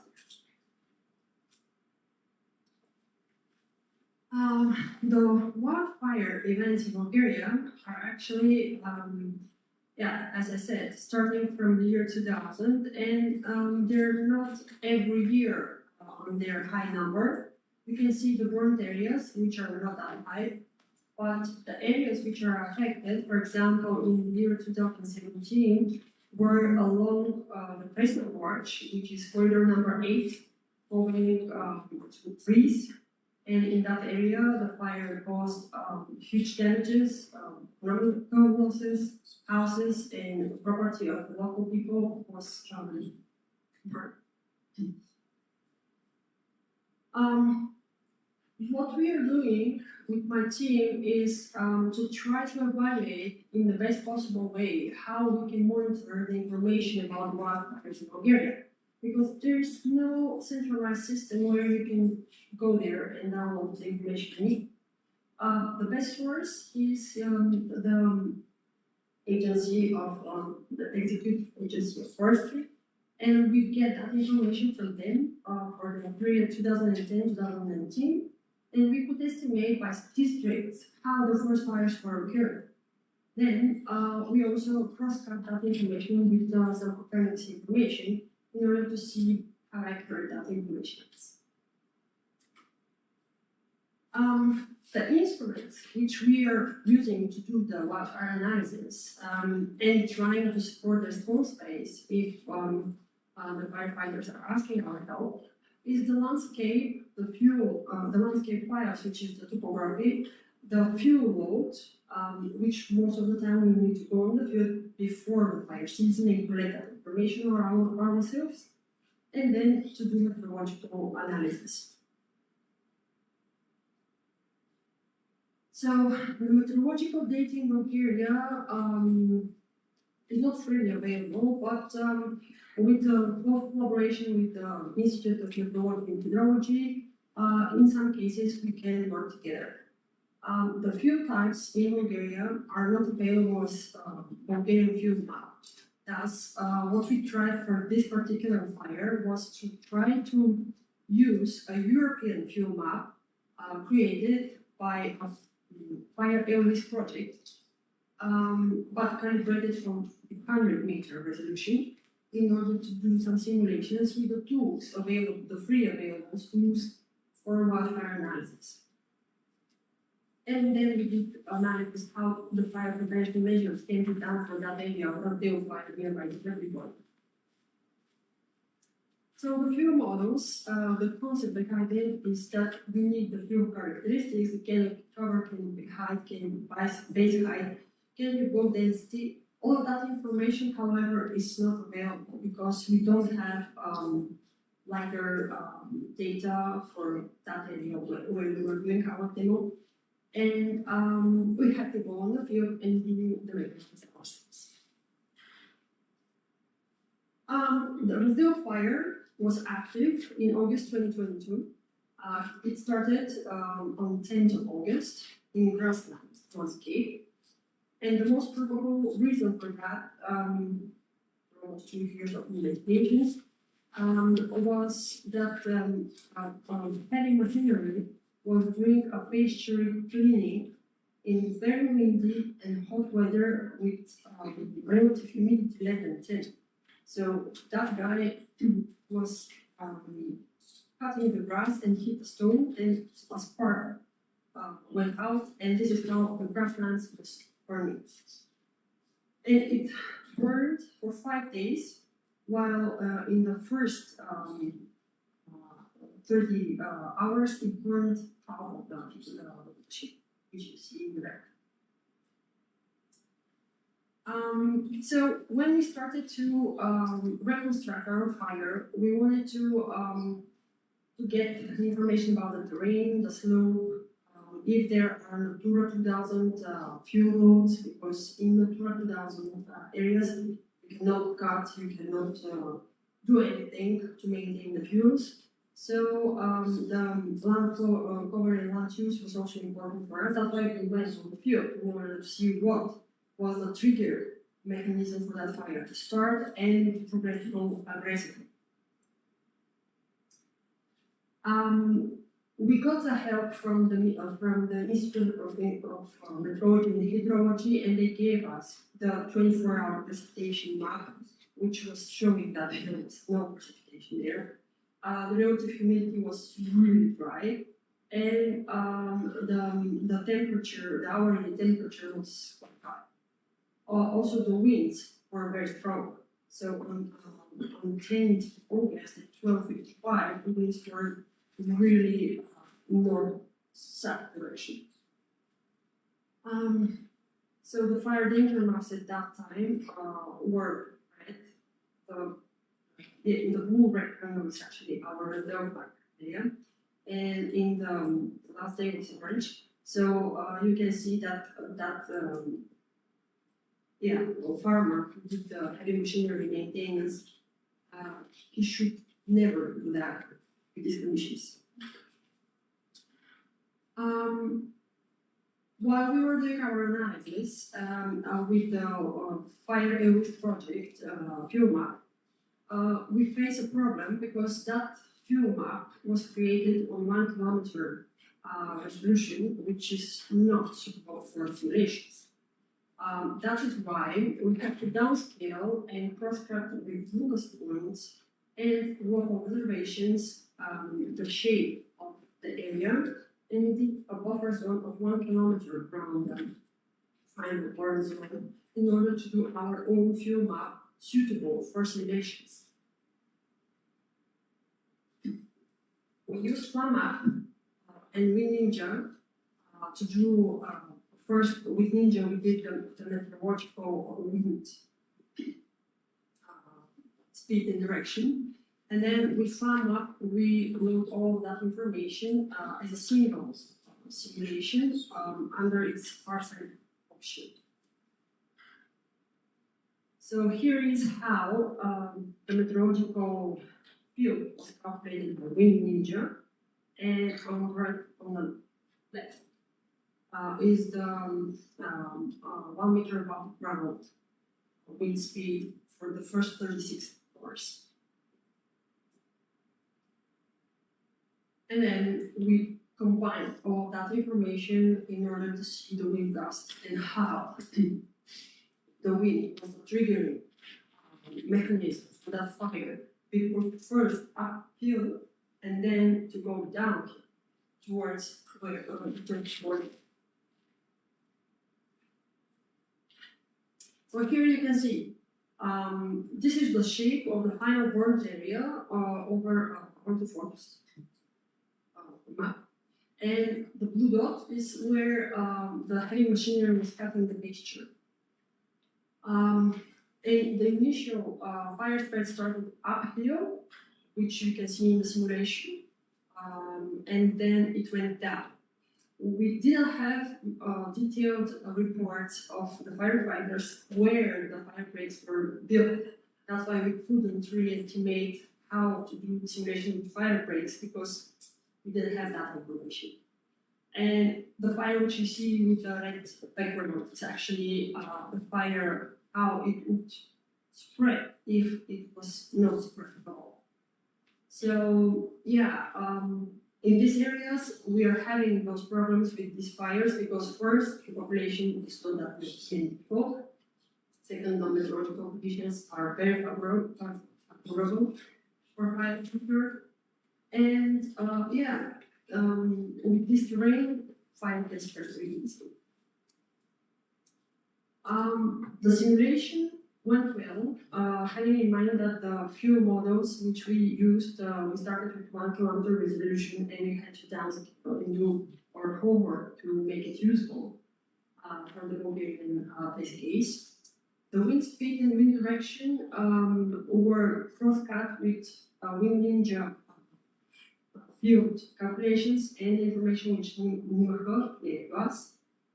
The main difference in the outcome of the shape of the simulated fire and what the real fire was that we didn't have enough information about the fire breaks and where the firefighters, the volunteers, and foresters actually did it, because in such big fires, especially when they're pushing towards the borders of the country, all of the local authorities are working together in order to do their best and stop the fire. And this, in most cases, is not reported. We let the fire burn, at least to see how it may burn next year if fire in this area can occur. So this was part of the project. Thank you. And that was the first presentation. And then the other presentation.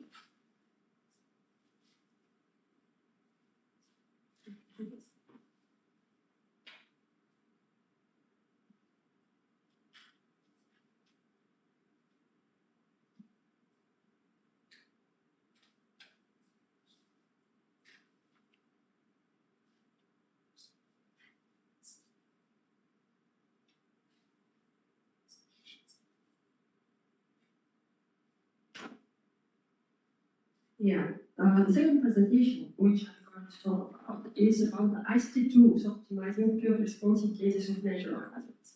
And this is something what is collaborative work between colleagues from Hasko, Zlatograd, Topolograd, Dresden, in Slovenia, under two projects. And we collected all of that information from the period 2017 up until last year.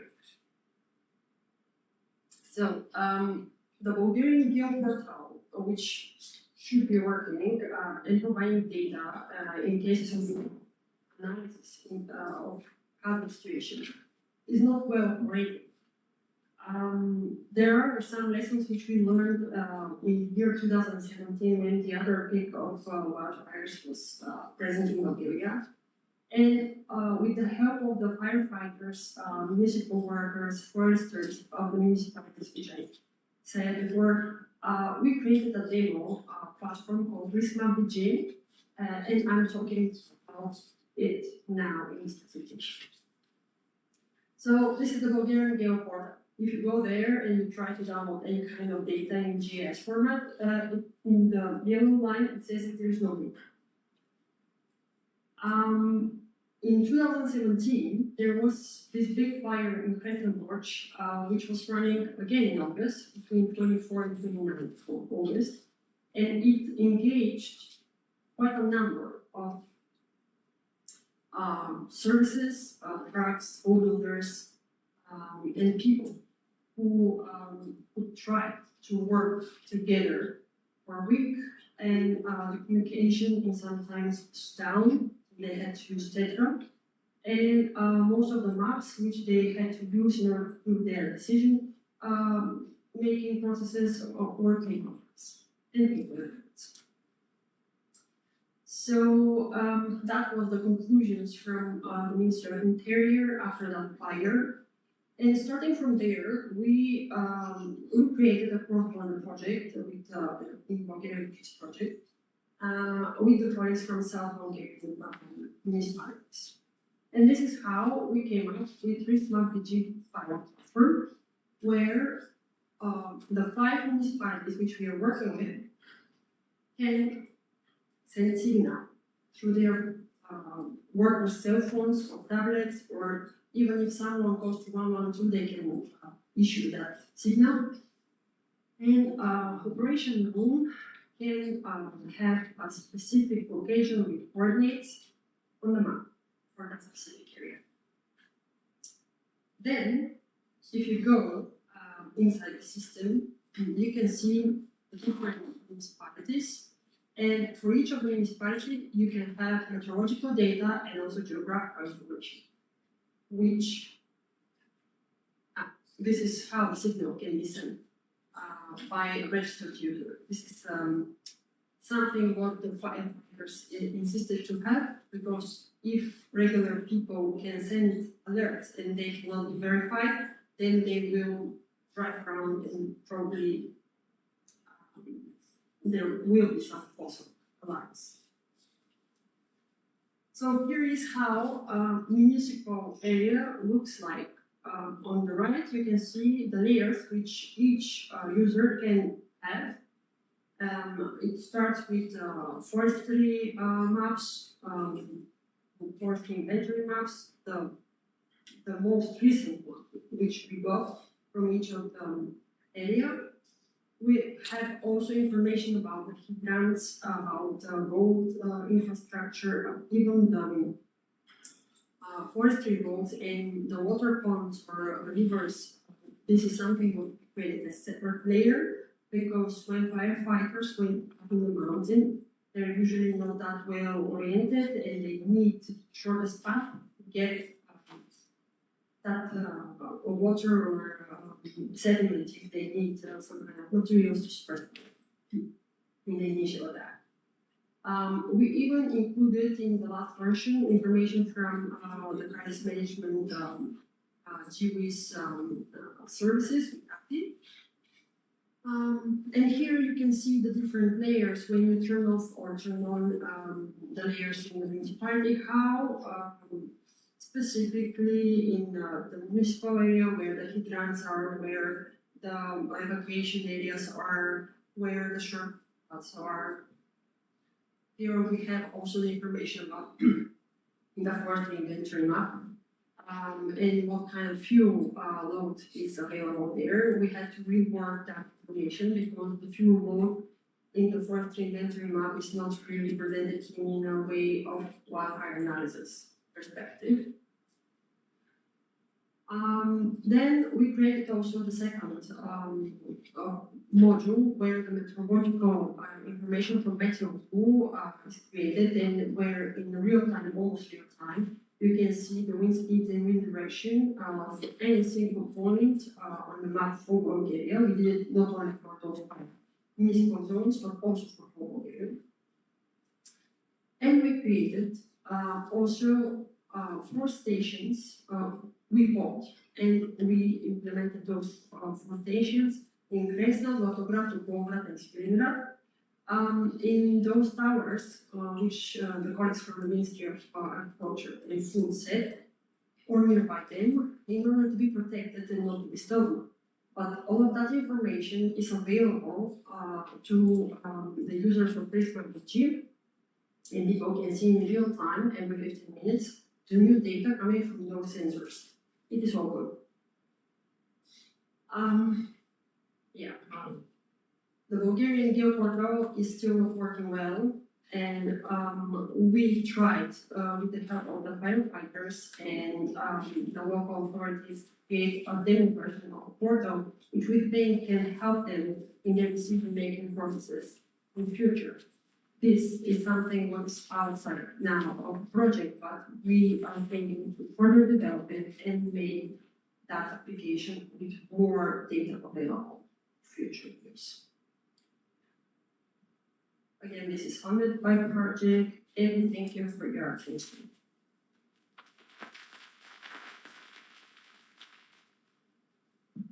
Any questions? Thank you for the 2 presentations in 15 minutes. Well done. That was very easy. It seems that one of the challenges with early warning for wildfires is getting information on remote areas. So have you considered, or is work being done on satellite imagery for those remote areas to combine with the tactical information that local responders can input in the systems? That's something you looked at as part of the larger scope of the project. Yeah, like I said, the project was running up until October last year. We started collecting information from satellites and trying to cross-check with local observations and firefighter and local foresters information in order to do as best maps as possible. But we are looking for other fundings and opportunities to work with a larger number of people in order to create something better, because at the moment this is just a platform to verify our idea how we can support the local authorities react in case of forest fires. But we know that there are still missing pieces of data there, and we need to still collect it.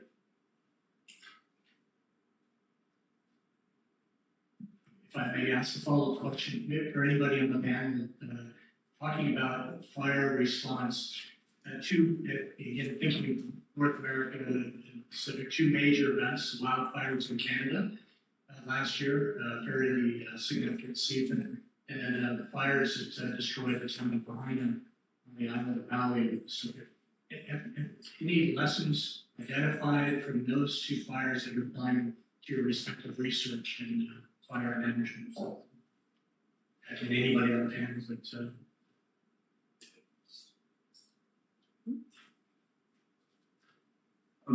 I was talking to, I saw a presentation about that fire in Maui, and the problem was that the houses have around a lot of fuel around them, a lot of plastic, a lot of wood, a lot of things that burn terribly.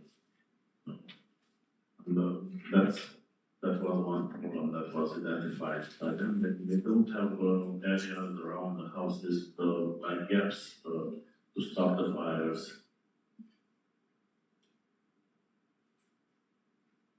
Yeah, my colleague Dimitris is saying that we have two questions online for our presenter here.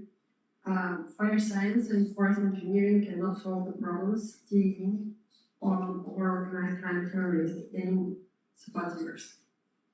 Profit the police and prosecutors. Consult on a case-by-case basis, but in long terms, assess more has to be done. What does the future look like? Yeah.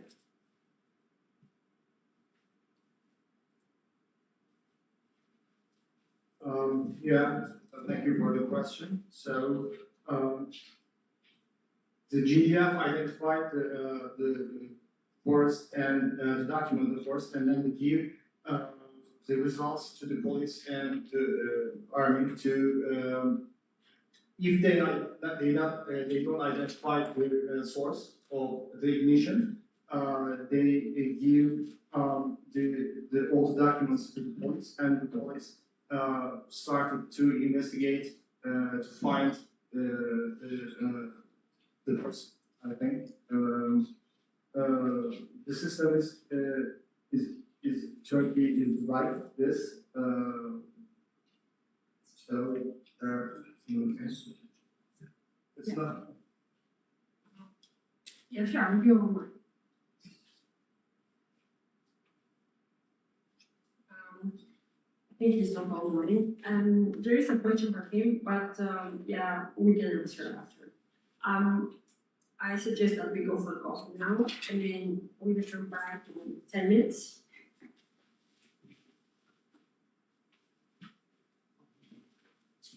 It was my student.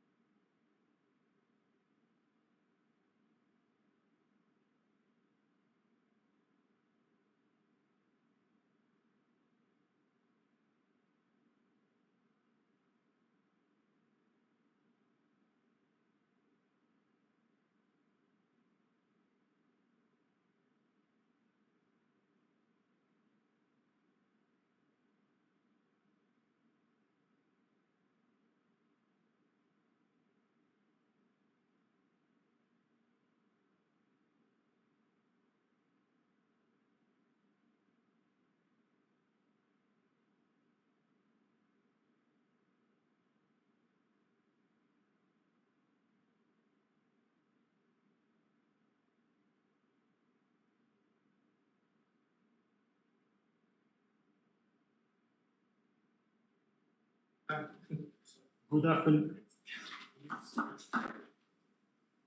Good afternoon, dear colleagues, guests, and panelists. My name is Mihai Ilie. I'm the course extension head here in the center. It's my honor to welcome you to this session of our annual conference. In this panel, we will discuss about critical topics. Sorry, the mic is not working. Can you hear it, Mom? When it's working, it's made up. It's not sure.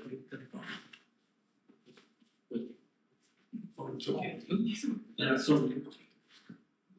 In this panel, we will discuss about critical topics that are the forefront of crisis management and disaster response. We will explore natural and human-induced hazards, disaster medicine, risk management and assessment, air pollution and health. And before we begin, I would like you to remind everyone of the importance of your active participation. Your questions and contributions are vital in enriching our dialogue. So thank you for joining us today. So according to the schedule, our first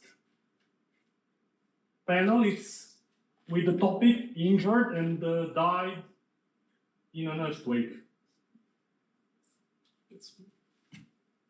The floor is yours.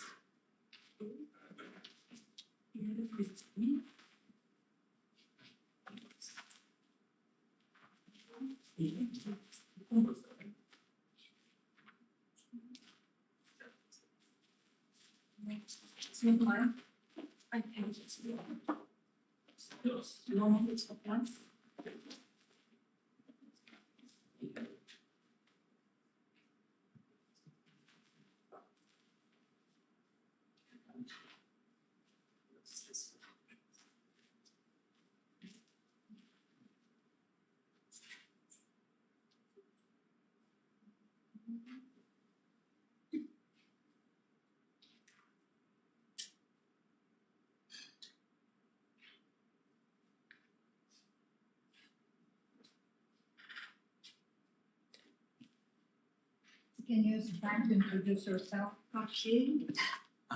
First, from the Institute of Information and Communication Technology. It's one of the organizers here on this event. And I'm a mathematician and work in the field of mathematical modeling. And this talk is about modeling the consequences of earthquake, especially estimation of injured and died people after the earthquake. Can we use this mic? And to repeat? Sorry, no, it's okay.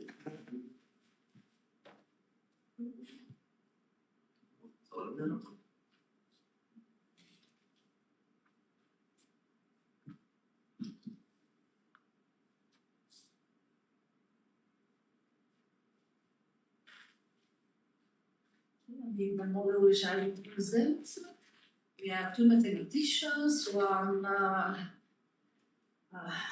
professor for the medical department of Trakia University of Stara Zagora, and one people from Polish Academy of Science. We are people from different fields because modeling is a very complicated process. And to prepare a right model, we need experience from different directions.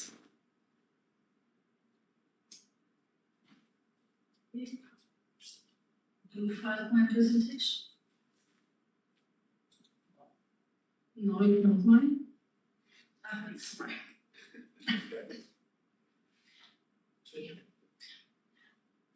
I introduce my colleagues. The last one is from medical department. Marcin Obrzeźwicki is from Polish Academy of Science, and me and Leonid Kirillov, we are from Institute of Information and Communication Technology.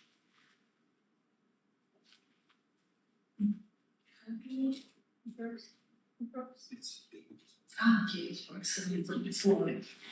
Okay, the earthquake is an event which is difficult to be predicted, but we can expect where will be hard earthquake with because there is some statistic data, there is some geological research, and this is map of Bulgaria.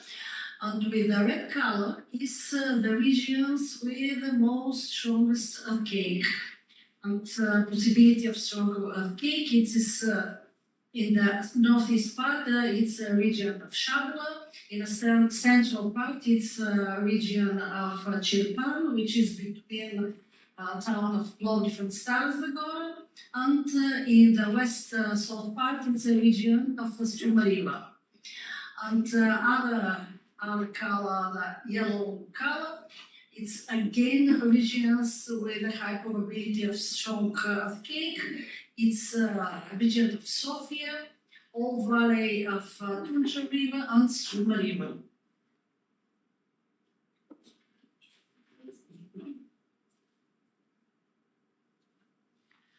And here I include a table with the strongest earthquake in territory of Bulgaria in the last 120 years. I don't know why, maybe it's by some hazard, all of them are in March or April.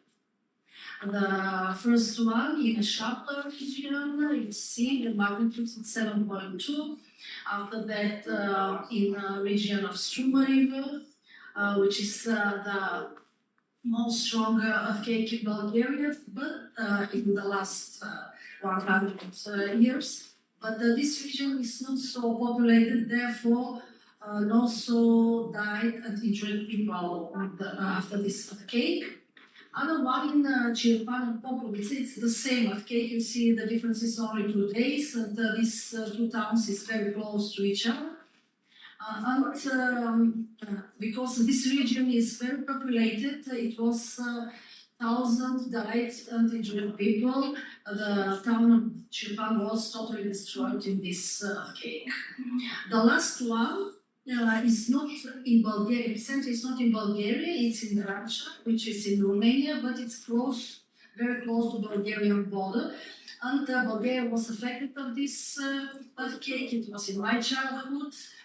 And I remember this until the northern part of Bulgaria was destroyed, the building and died people. Therefore, I included in this table. But it is very important to know what will be the consequences after the earthquake to be prepared. Because after this earthquake in 1977 in Bulgaria, was prepared the map for the previous slide and some regulations about the new building which will be constructed, how resistant to be. But there is a lot of old buildings which are not so resistant, therefore we need to be prepared, the authorities to be prepared, the medical assistance to be prepared, what to expect after some earthquake in different regions of the country. And our aim is to estimate the died and injured people after earthquake. We prepare a model and a mathematical model about the consequence, and our input data is the number of building of the region we research, the resistance of every building, the number of inhabitants in every building, earthquake magnitudes.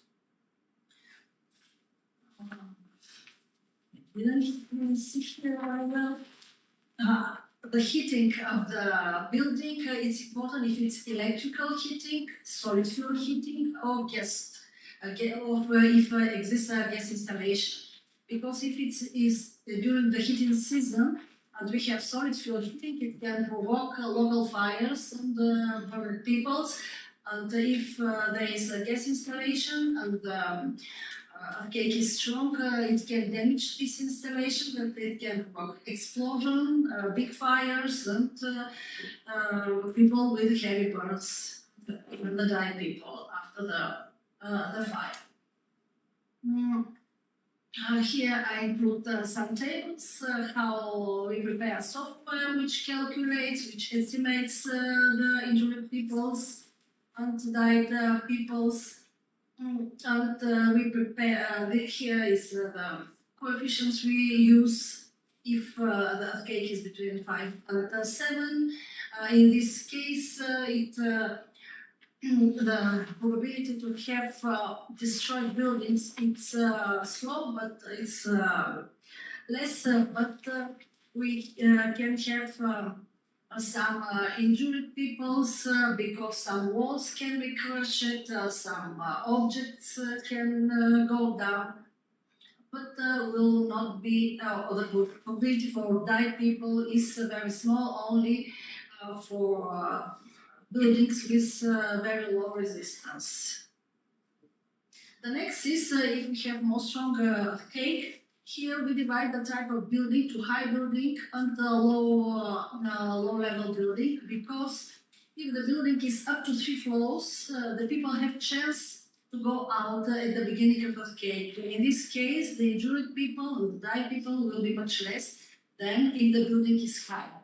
In a high building, only from the first floors the people can go out, but in a higher floors they have no chance to go out, and after that can happen, there can be some small injuries or have fractures or to be burned if there is heating on solid fire, solid fuel heating, or if there is a gas installation. Here is the coefficient for low-rise building. As I say, they are different because in this case the people get a chance to go, have a chance to go out.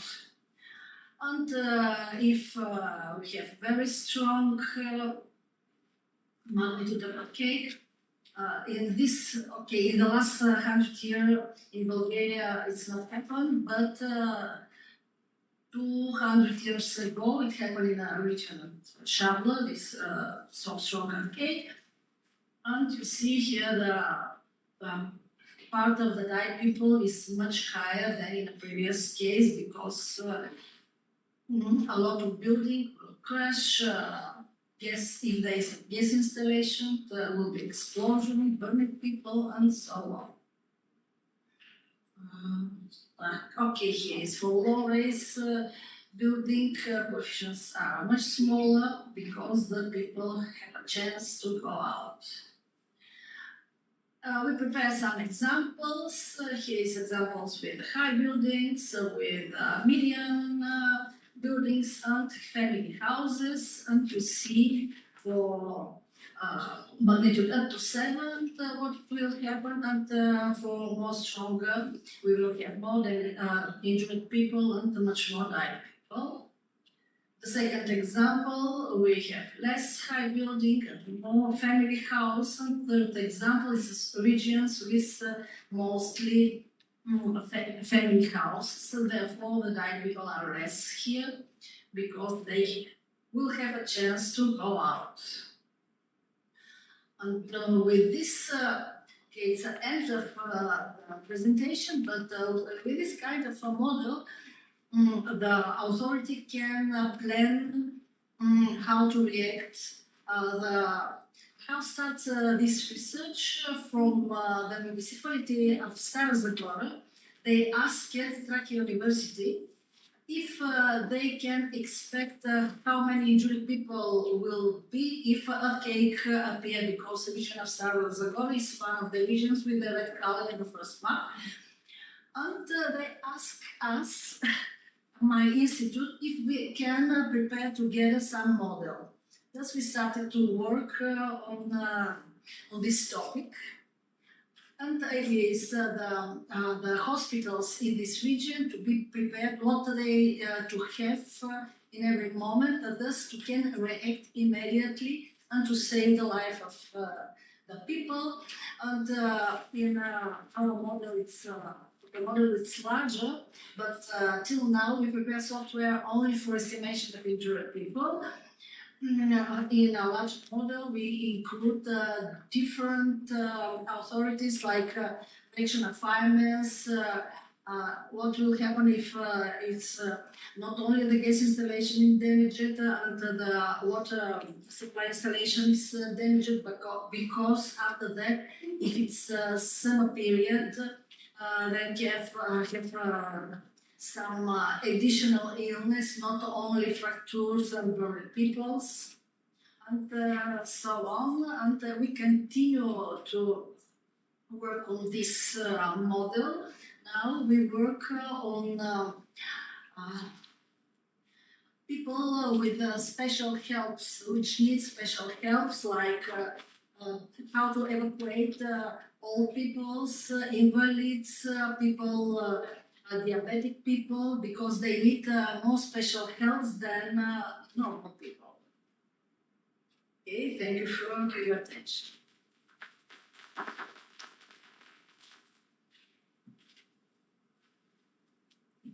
Thank you for your good presentation.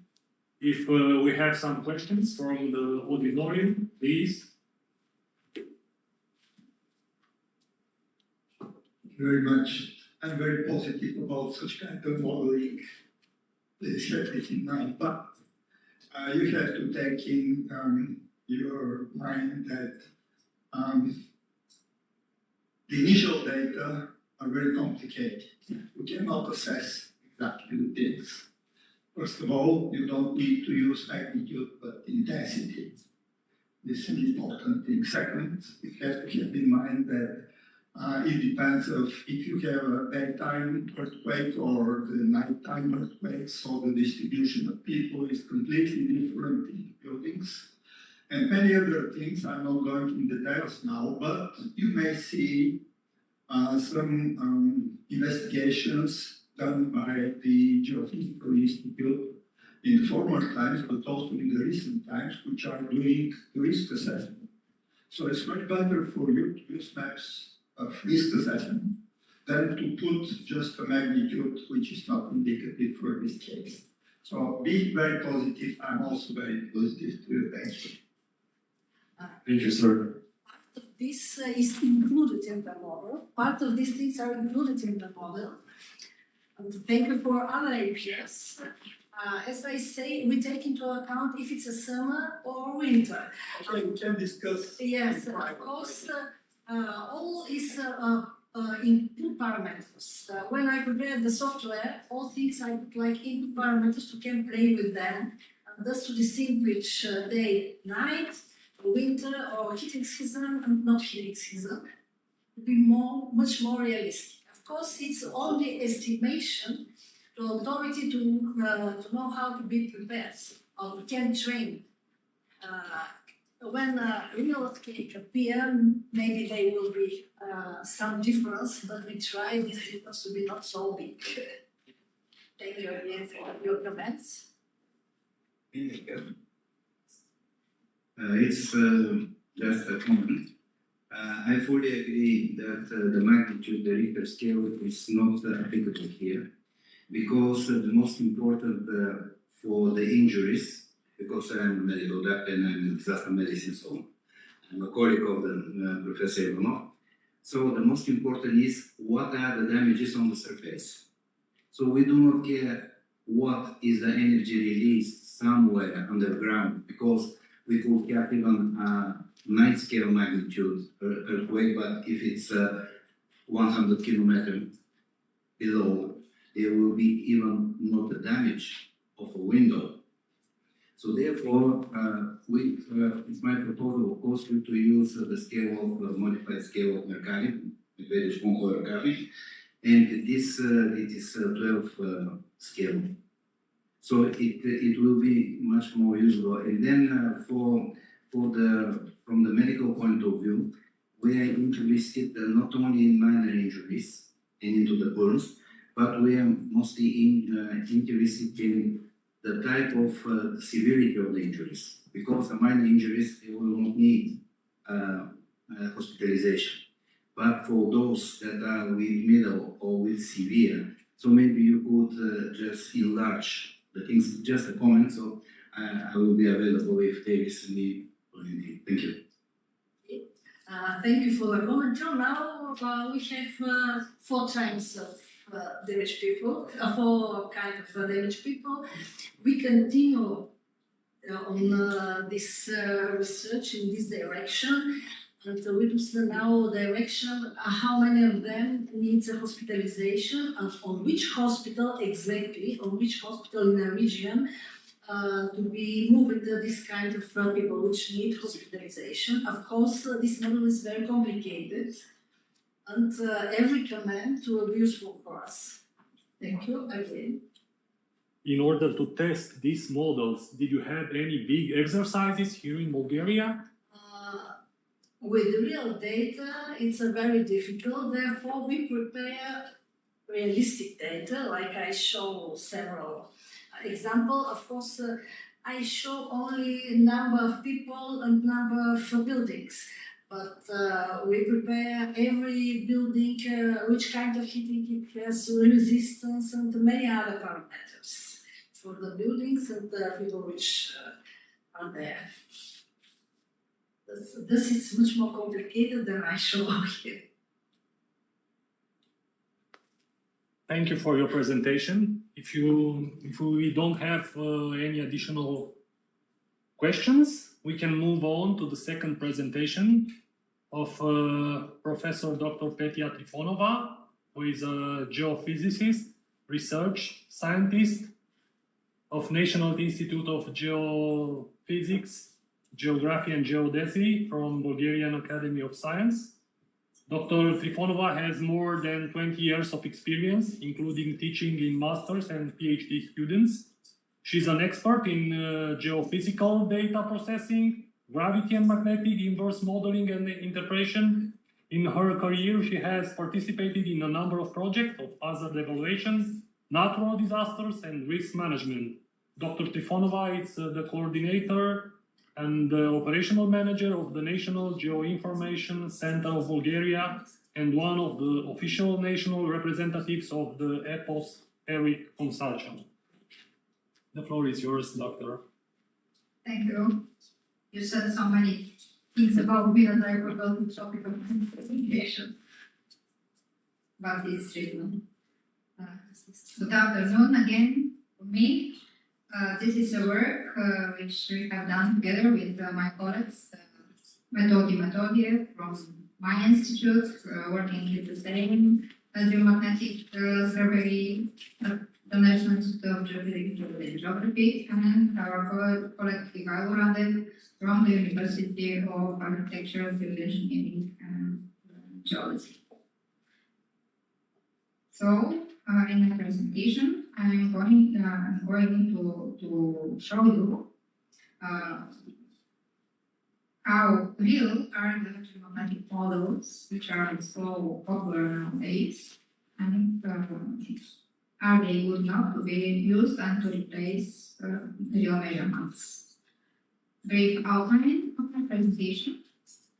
I will tell you some facts about geomagnetic fields. I will explain why geomagnetic models are needed.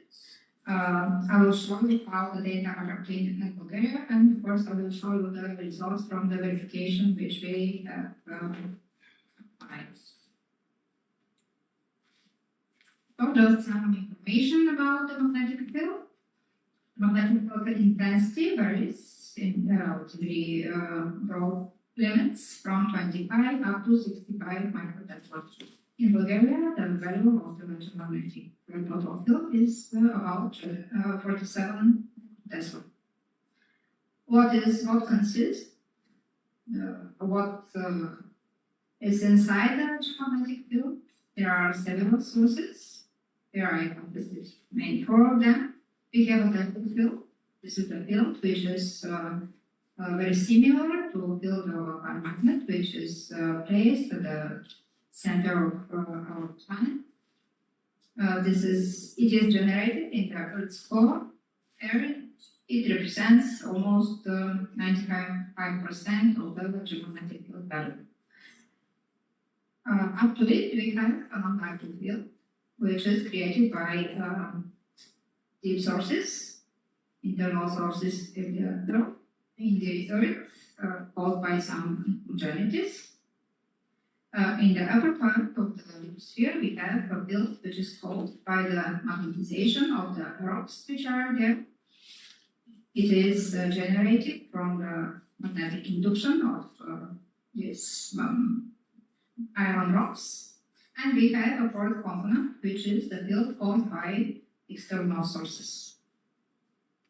And this is the smallest part of the magnetic field which we register here on the Earth. Who is interested in geomagnetic field? Who are the users of geomagnetic field data? Maybe all of you know that the primary use of the geomagnetic field is for navigation.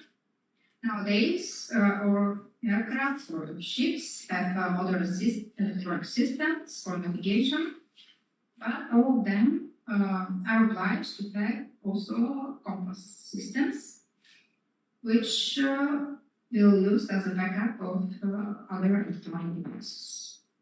So the geomagnetic field, and especially one of its elements, namely the declination. I will recall that the declination, this is the angle between the magnetic north. This is the north which the compass shows us, and the true geographic north. So this is the angle used for navigation. All these aircraft and ships, they need to have such data and such compass systems, and they need to periodically calibrate the systems. Except for navigation, the geomagnetic field is used for the regional topographic maps. In all maps and now in the GIS systems, the value of the declination is also used and put in the cartographic formats. Here I have put some information about the geomagnetic field variations. There are two types. We have short period variations. These are variations due to the solar activity. We have daily variations. It depends on which part of the planet is the sun and the activity of the sun. We have monthly variations, which are connected with the rotation period of the sun, which is between 27 and 28 days. We have also seasonal variations, which are due to the tilt of the Earth axis, rotation axis. And we have also so-called geomagnetic storms, which are very, very short period variations, which are caused by solar activity. When we have extreme solar activity, we have such geomagnetic storms which disturb significantly the geomagnetic field. The other type of the geomagnetic variations are so-called secular variations or annual variations. On this plot, I have put the secular geomagnetic changes for a 20-year period from 2000 to 2020. We can see that in Bulgaria, in the continuous observed period, the geomagnetic field has changed for these 20 years with 1 microtesla, which is about 2% of its value. In here, at our place, the geomagnetic field strength is increasing. So let's see what are the geomagnetic models. This is one of the global models, the IGRF models. IGRF stands for International Geomagnetic Reference Field. It is created by a large international group, and it's updated every 5 years. This is the 13th generation of the IGRF models. This is a map of the model of declination for the year 2020. On this model, you can see that Bulgaria has declination varying between 5 and 6 degrees. These blue lines represent the negative angle for declination pointing to the west, and the red lines are declination, positive values of declination. The arrow is pointing to the east. The next model is very similar to this one. This is the enhanced magnetic model, which is produced by specialist experts from UK and USA. It is very, very close to the previous one. All these models are made using satellite data and complicated mathematical procedure. And at each point, the model, the value can be calculated using the geographical coordinates of the point. So these are the global models. And here we can see one regional model. This is model made by us 4 years ago. You can see that we have quite more lines, and this is because we have quite more data than the global models. In global models, we have field elements which are mainly from the this main part of the field, which is generated deep inside the Earth. While here in the regional models, because we have used a denser network of data and data for different periods, we can model also the other components of the geomagnetic field, namely the crystal components, including the rock magnetization in the upper crust. So this is again a model for 2020, but made from regional data. To produce such regional models, we need global models. Models need initial data, satellite information, and very heavy mathematics. To produce regional model, we need, instead of this, we have terrestrial data. We need to have observatory and so-called secular network. This is the observatory from PhD. In my previous presentation, I introduced the geomagnetic observatory. This is the administrative building where our colleagues work, where the data are archived and processed.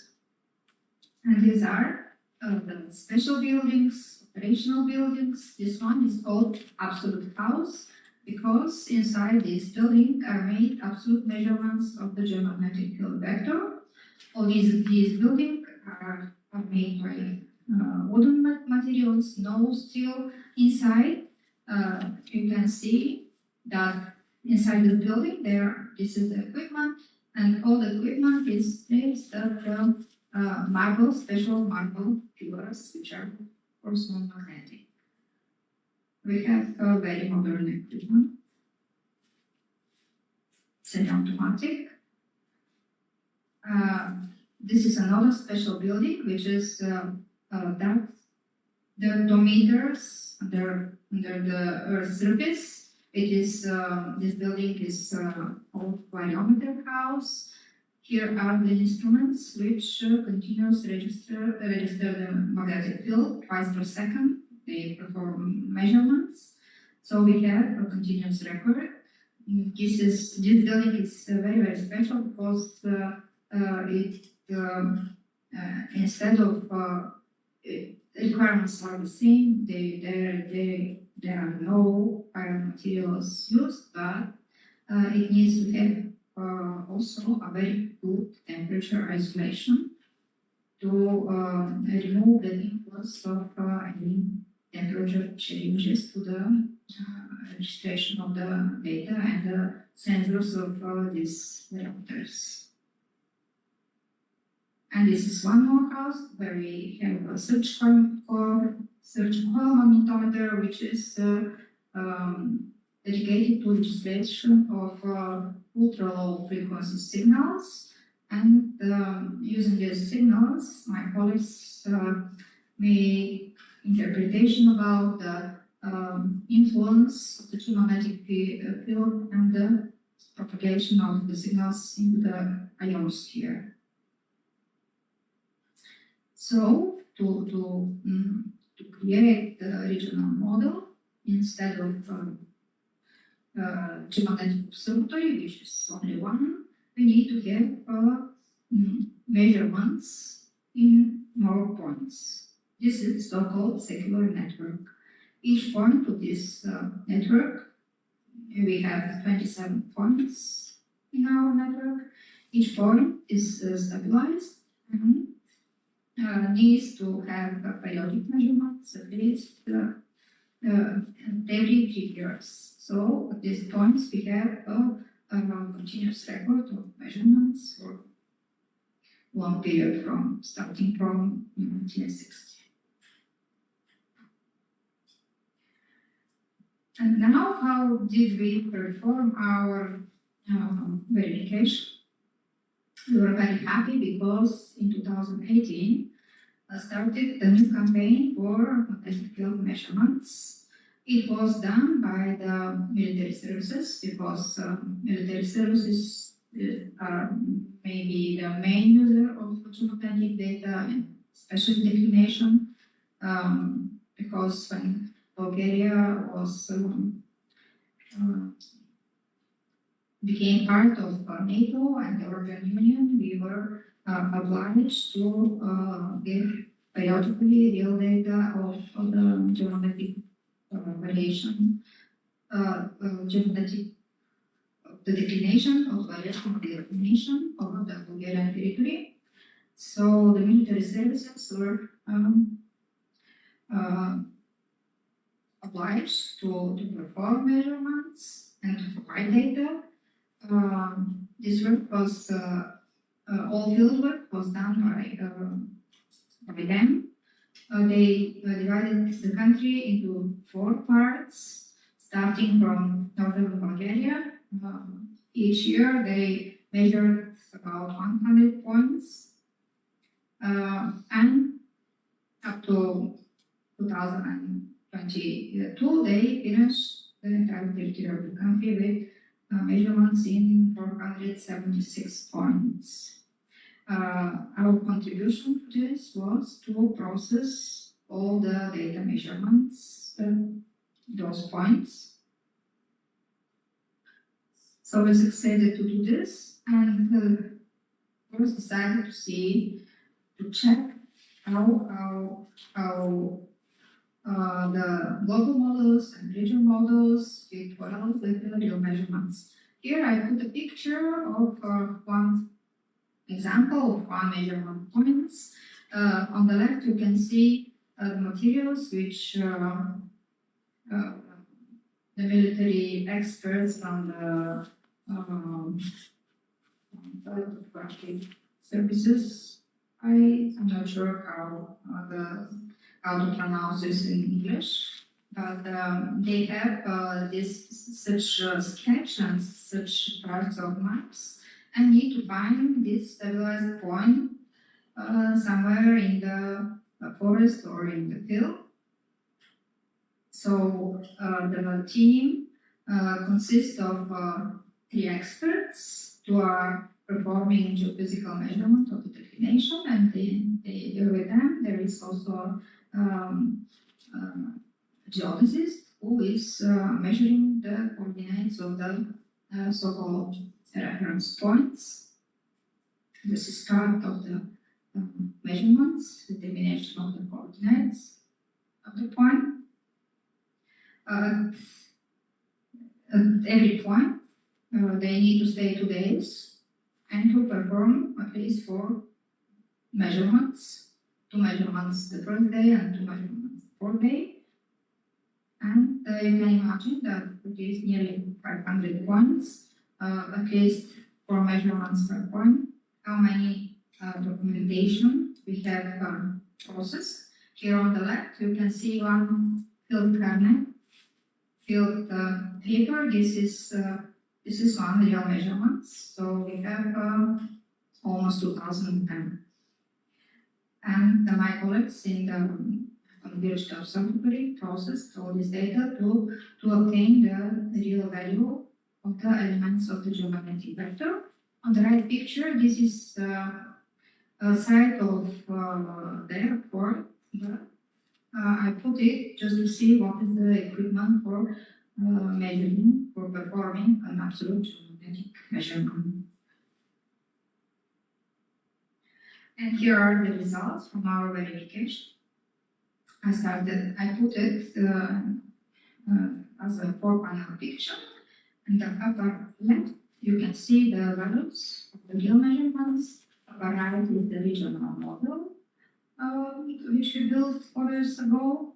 And the lower pictures, on the left is the enhanced magnetic model, on the right is the hygienic model. So you can see that the value of declinations has southwest, northeast 10. Declination is included in the northeast. It values are ranging from I can't see here. It's from 6 to 6.5 degrees. What can say that the regional model is much more detailed than the global ones. The lower left picture of the enhanced magnetic model has almost one value for the entire territory, which is not okay. The real compared to the real value, and it is quite lower with about half degree. The IGF model is performing better. The main value of the declination for the entire country is almost the same as the real one, but the interval variation of relation is a little bit smaller.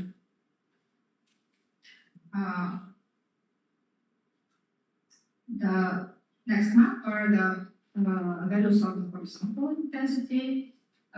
Here, the global models are performing very well. The values are very similar to the real measurements.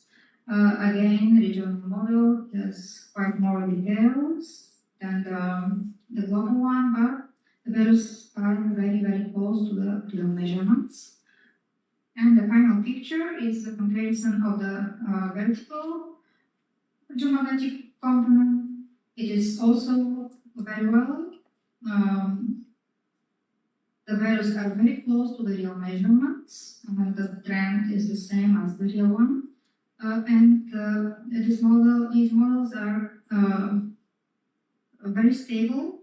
This component is the most stable one of all 7 components of the geomagnetic field. So here maybe this is due to the fact that the vertical component is least changing in time. The most changes are observed in the horizontal component and the declination. So from yes, this is the table with calculated interval of variations and the mean value obtained for the declination horizontal and vertical components. So here can be seen how well perform all models compared to the real measurements. Maybe this is the last. No, this is the last. So this is our small team, which people which work with geomagnetic data and which perform this enormous work processing all these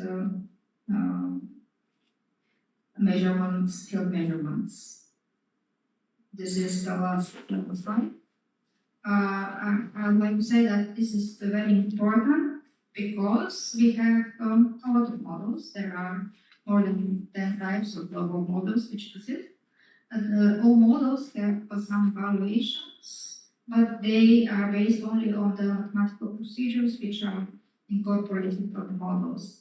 And because the measurements are performed on the field very rare, due to the fact that they are very hard to be accomplished. There need to have people, you need to have, you need lots of time, and it is quite hard work.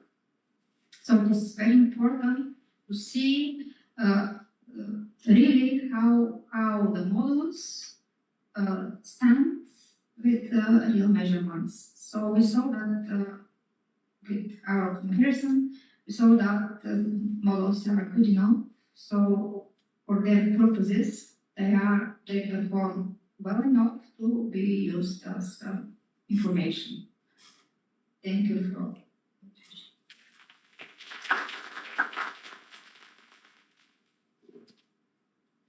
Thank you for your presentation. If we have some questions from the public, please. Okay. I'm sorry, I'm taking the words back. Okay, thank you very much, Petya, for your very detailed presentation. It's really impressive to look and finally compare it to your models, global and local one. Maybe just a short comment, probably it's most important to say that the sensitivity of these measurements is very high, up to 1 Tesla probably or even less. And second, the application of this model is because it is very needed. You mentioned that we entering NATO, we need to do all these detailed measurements because the magnetic field influences the tsunami effects, let's say it this way. Thank you. Yes, exactly. Actually, the paper maps and these measurements of declination are very important because electronic devices and electronic systems and satellite systems are still very vulnerable. And military services know very well that it may happen. So to need this old version navigation system and declination. So we are very happy that due to this we have modern data because this process was stopped for more than 20 years because nobody required such measurements and we don't have capacity to perform as a scientific institution. So we needed to help of the help of the military services. So we are very grateful to the military for helping us to have this research data.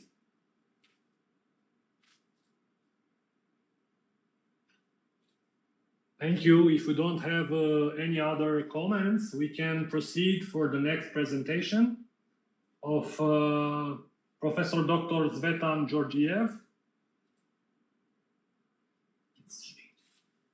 Dr. Georgiev is an associate professor in the Department of Steel and Timber Structures at the University of Architecture, Civil Engineering and Geodesy.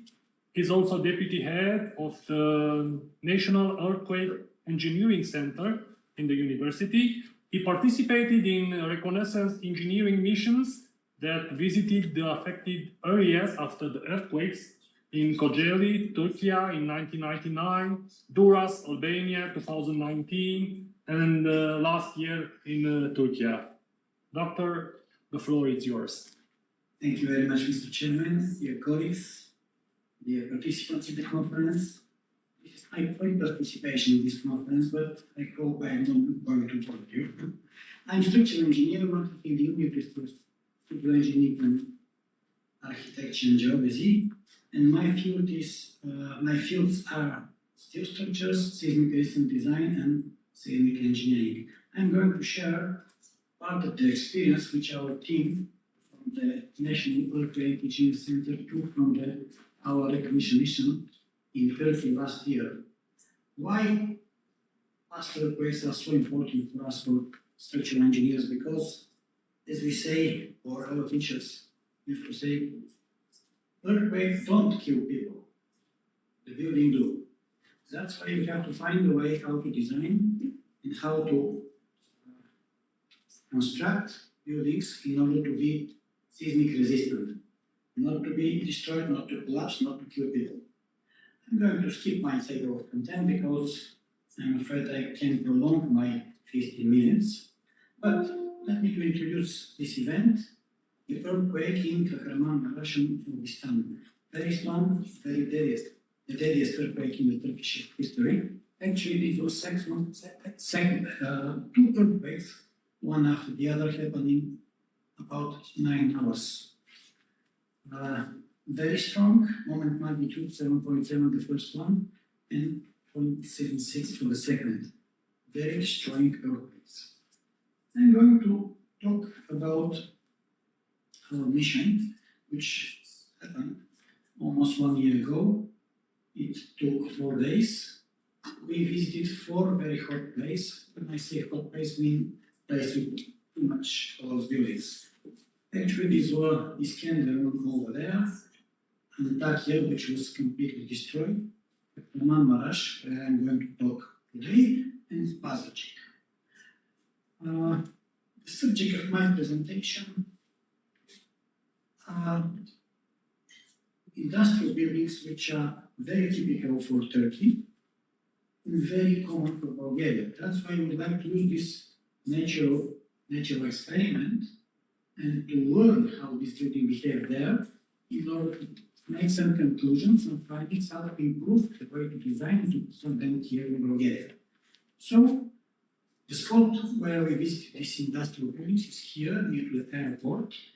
We were lucky to have few seismic stations with strong ground motion records in order to understand how strong was the event, because looking, it's a strong event, but we need some technological data to calculate strong according to the expectation of engineers for stronger. How we measure the how strong is one earthquake? We are using response spectrum. Response spectrum is something like an envelope of the response of the buildings, and in the song named performance-based design, we use 3 earthquakes for, I would say, designing our structures. First is very weak, let's say, not very weak, but weak, and we should have small damages, very weak damages. The second we call this design earthquake that might happen once per 475 years. We calculate for these buildings, and our building should have significant damage, but should not have collapsed. And the maximum considered earthquake that might happen, that might exceed the design earthquake, might happen, let's say, once per every 2,050 years. So according to the strong ground motion data, the nearest stations show that we are around the design earthquake. Which means that if the buildings have been designed and constructed properly, they should have significant damage, but without any kind of partial or total loss. Short review about the evolution of earthquake codes in Turkey. After the strong earthquake in Kocaeli in 1999, Turkey as a country decided to revise completely their seismic codes, and they did few steps in direction of improvements. They have issued seismic code in 2007. Here I have shown this with this red response spectrum. This is the newest one that was issued 3 years ago, 4 years ago, sorry. And this, the blue one, is our European. We decided to compare the actual performance of the buildings with the design response spectrum from 2007. Why? Because the buildings were new, that we observed on the field, but not for them to be designed 1 or 2 years ago. That's why this was the realistic approach. We use this response spectrum. Comparing with your code, you might see here some differences, but in this range of the periods, we call this short period structures. Usually there's a 1, 2, maximum 3 floor, but let's say residential buildings. So for us, the important range is here, where the 2 spectrums, the new and the old, are almost the same. Subject of our study was 2 types of industrial buildings. One is made of steel, another is made of precast reinforced concrete. What was the objective of this study? To study the actual seismic performance of these buildings and to check the adequacy of design procedure. Here we include all the effects, all the parameters that we can obtain the real performance, the calculated performance that I would say coincides with the real performance. That's why we are interested into the behavior factor, which is assumed by the code. Also, we are interested about some simplification that we engineers are doing in our design in order to see are they realistic or not. What we are doing to understand is our procedure is correct. I'm going to skip this slide. If you assume that we have one benchmark structure that is designed and calculated and executed exactly, idealistically as per the code, and if we imagine that the earthquake on site coincides completely with our design earthquake, then the performance of our building, benchmark building, during this earthquake, we call this performance point, should coincide with the compliance criteria that the code defines. This is the idealistic case, but we're using this as a benchmark. Of course, we have to check the real structure. Is it better or worse than this benchmark structure? And we have to check the real event. Is it stronger or weaker than this design earthquake? And then to see what we observe in field. So first we have to make comparison between benchmark structure and the real one. Second, to calculate the response spectrum from the recorded data available from the nearest seismic station. And finally, to evaluate compliance criteria of the observed on site, damages and collapse, and what should be according to the code. And what we need with my colleagues. We compare two buildings which are neighboring buildings.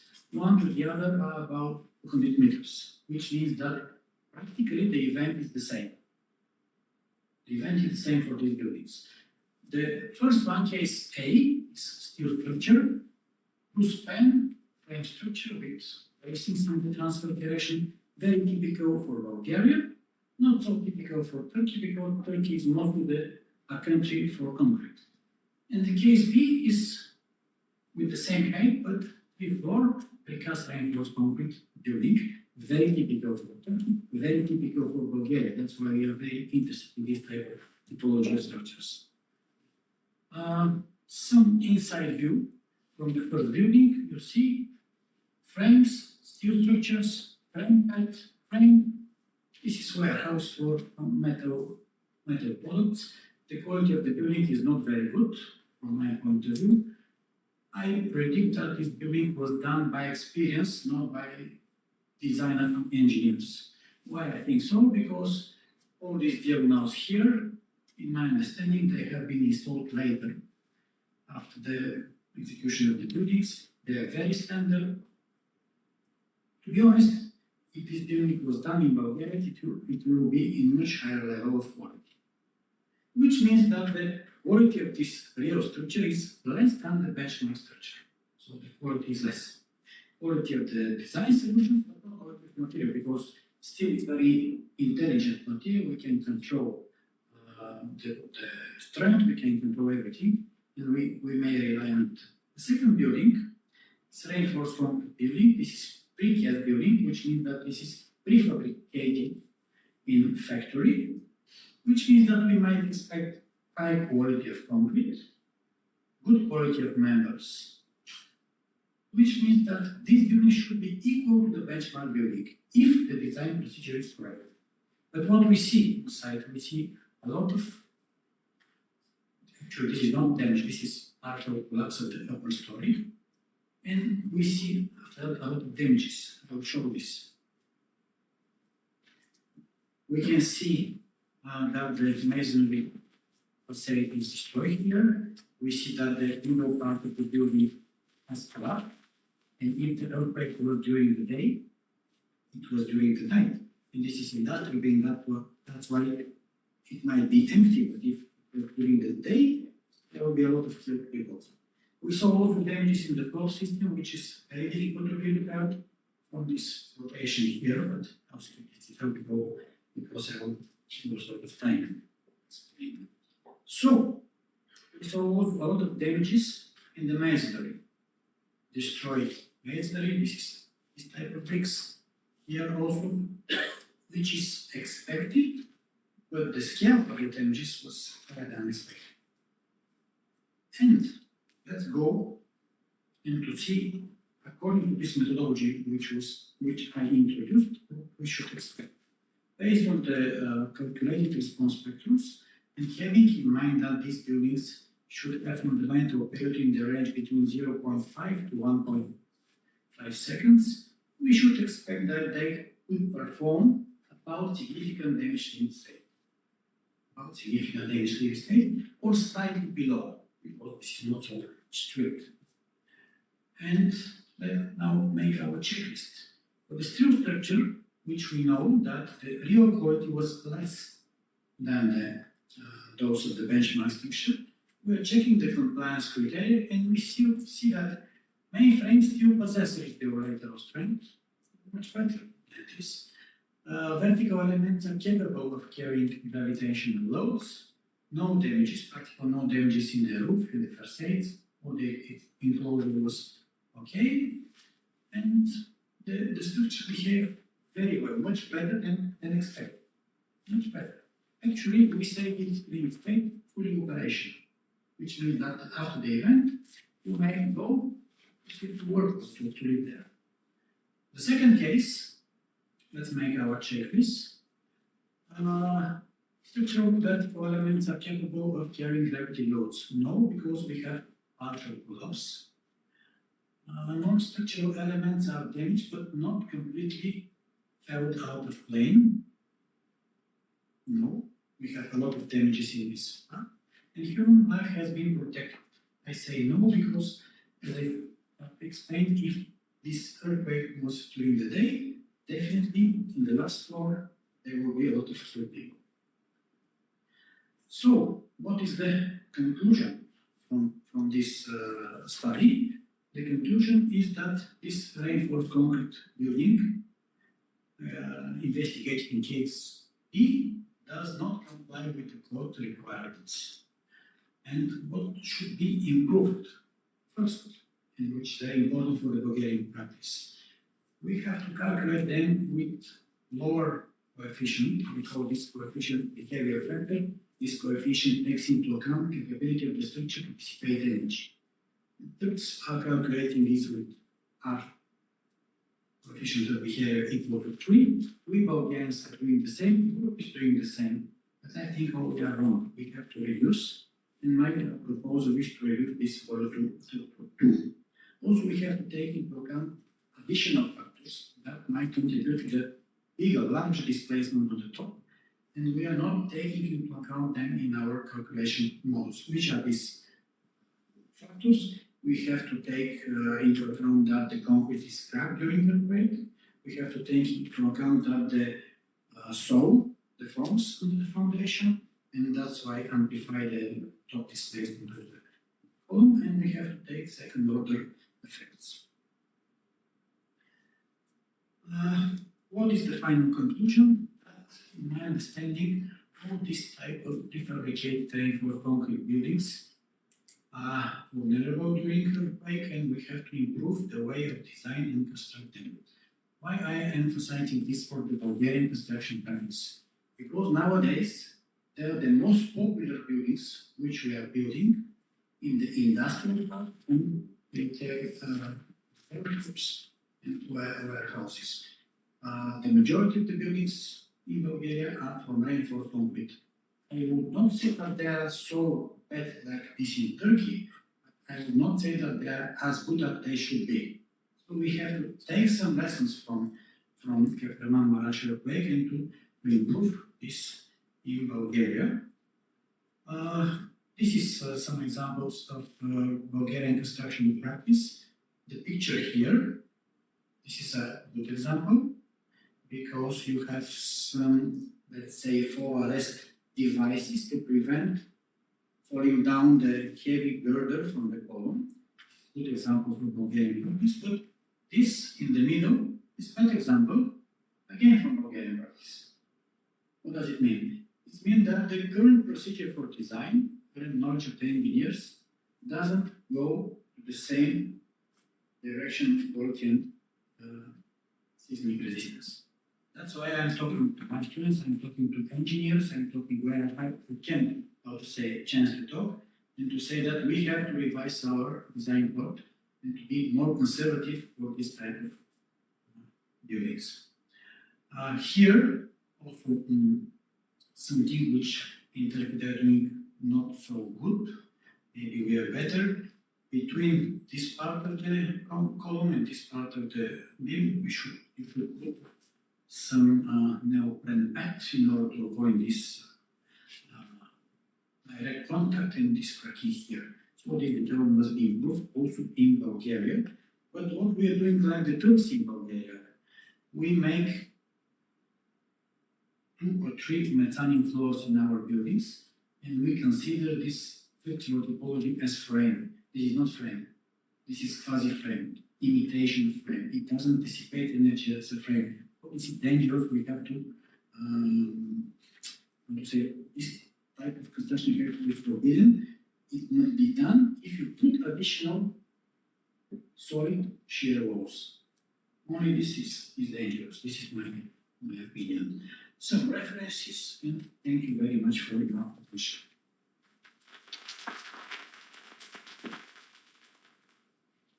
Thank you, sir, for your presentation. I have a question. From your point of view, based on the observation on the ground in Turkey, what was the most important fact responsible with the scale of the event? Construction technique, quality of materials, or bad legislation? What do you think? It's a very big question, but can you hear me? Yeah. Public.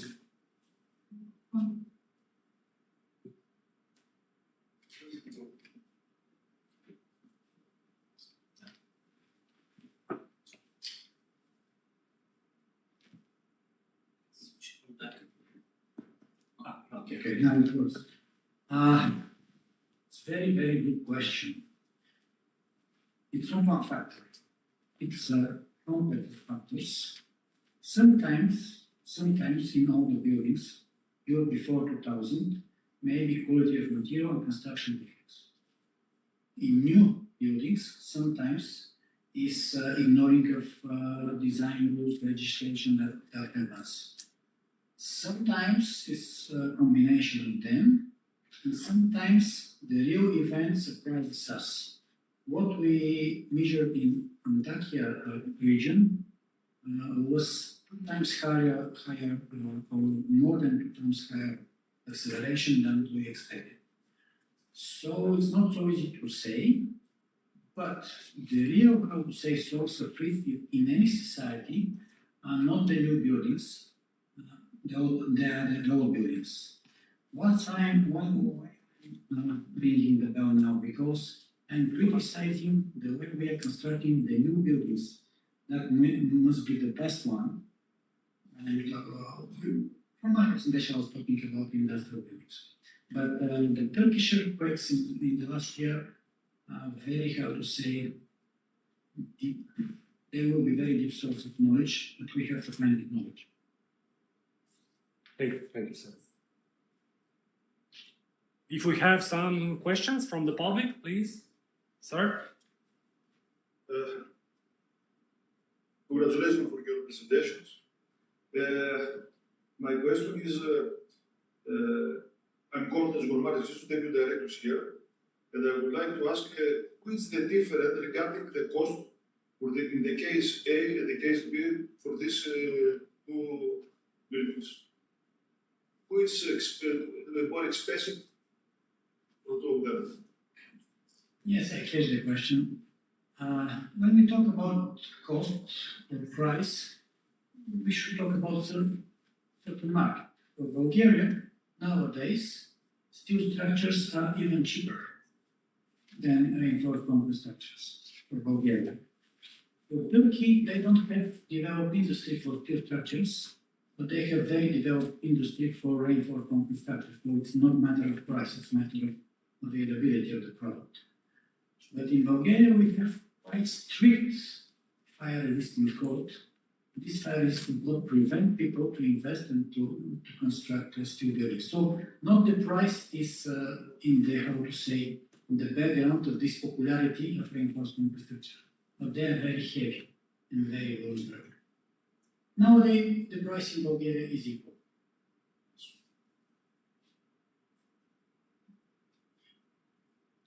Do we have any other questions?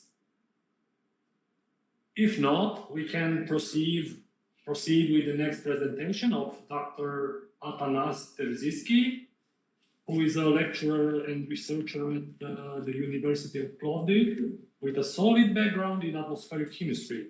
For the last several years, he has been one of the main developers of an open monitoring network for the observation of a broad range of natural processes on a long time scale with a high time resolution at evenly distributed ground stations while adhering to the principle of findability, accessibility, interoperability. So, sir, the floor is yours. Thank you.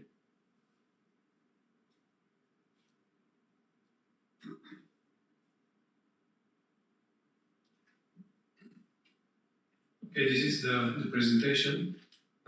In brief, it is about trying to find connection between seismic activity, earthquakes, and radon eruption from Earth. In short, radon source in nature comes from radioactive decay of uranium.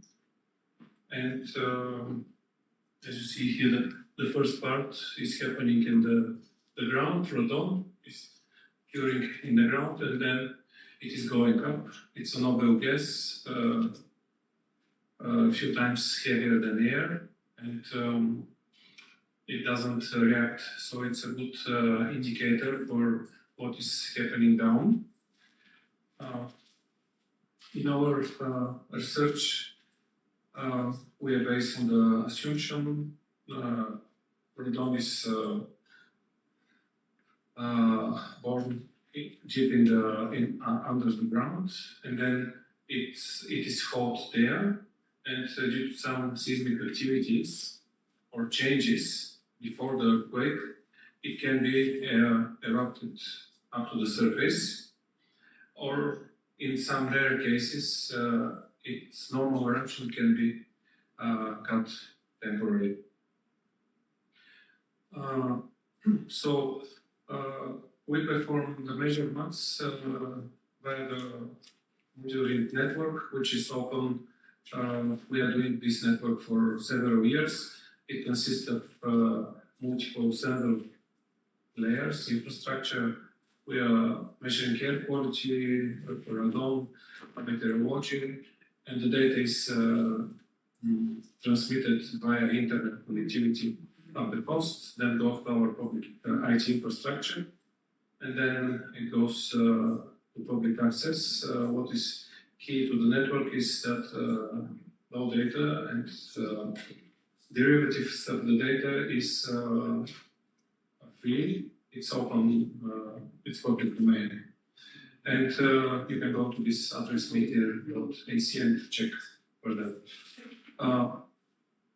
So in our case, we measure radon with these two sensors.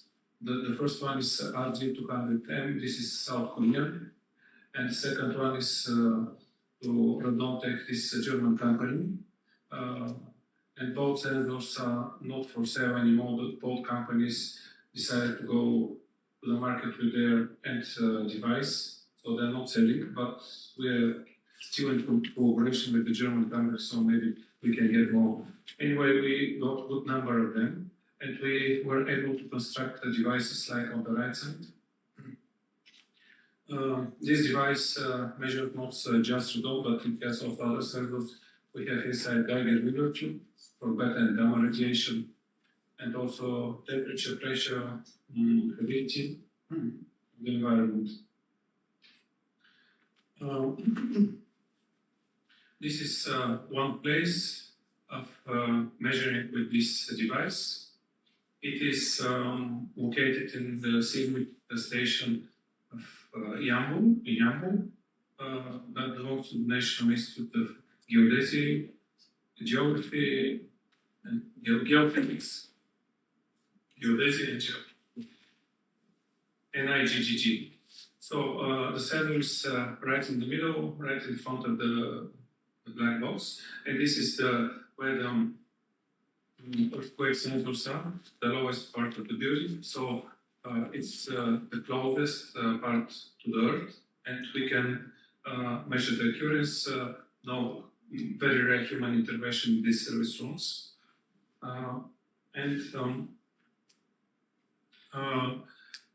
we can have some overview of the data.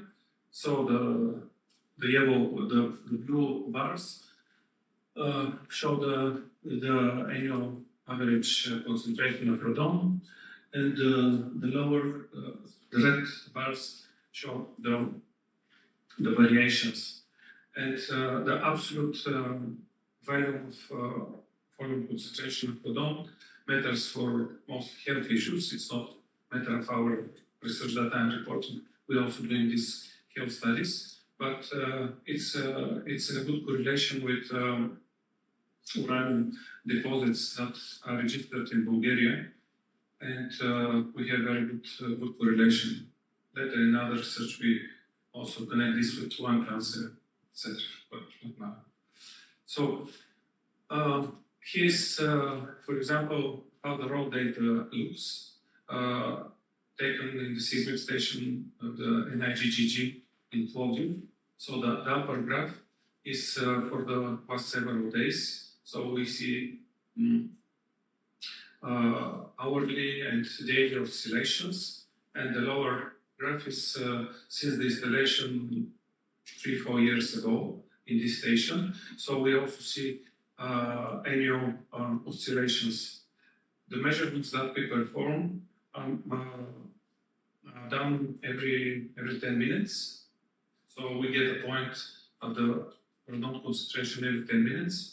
And it's transmitted to the server. So this is highly dynamic monitoring of radon, which is was not done in Bulgaria, and we don't have other data that we can use.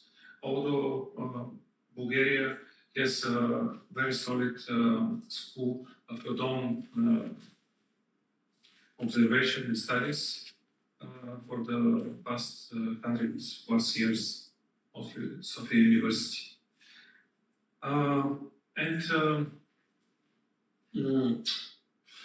Now we decided to choose the location of these stations, and here is a map of Bulgaria with the points where the stations of NIGGG are, and we had very good cooperation with Petya, and we were allowed to visit those stations and to place devices. So we have, for now, around 30 or a little bit more devices placed in Bulgaria, not only in their stations, but also in some caves. And caves are important because caves sit right on earth fault, where this soil gas and radon can rapidly pass from earth, so we can measure it.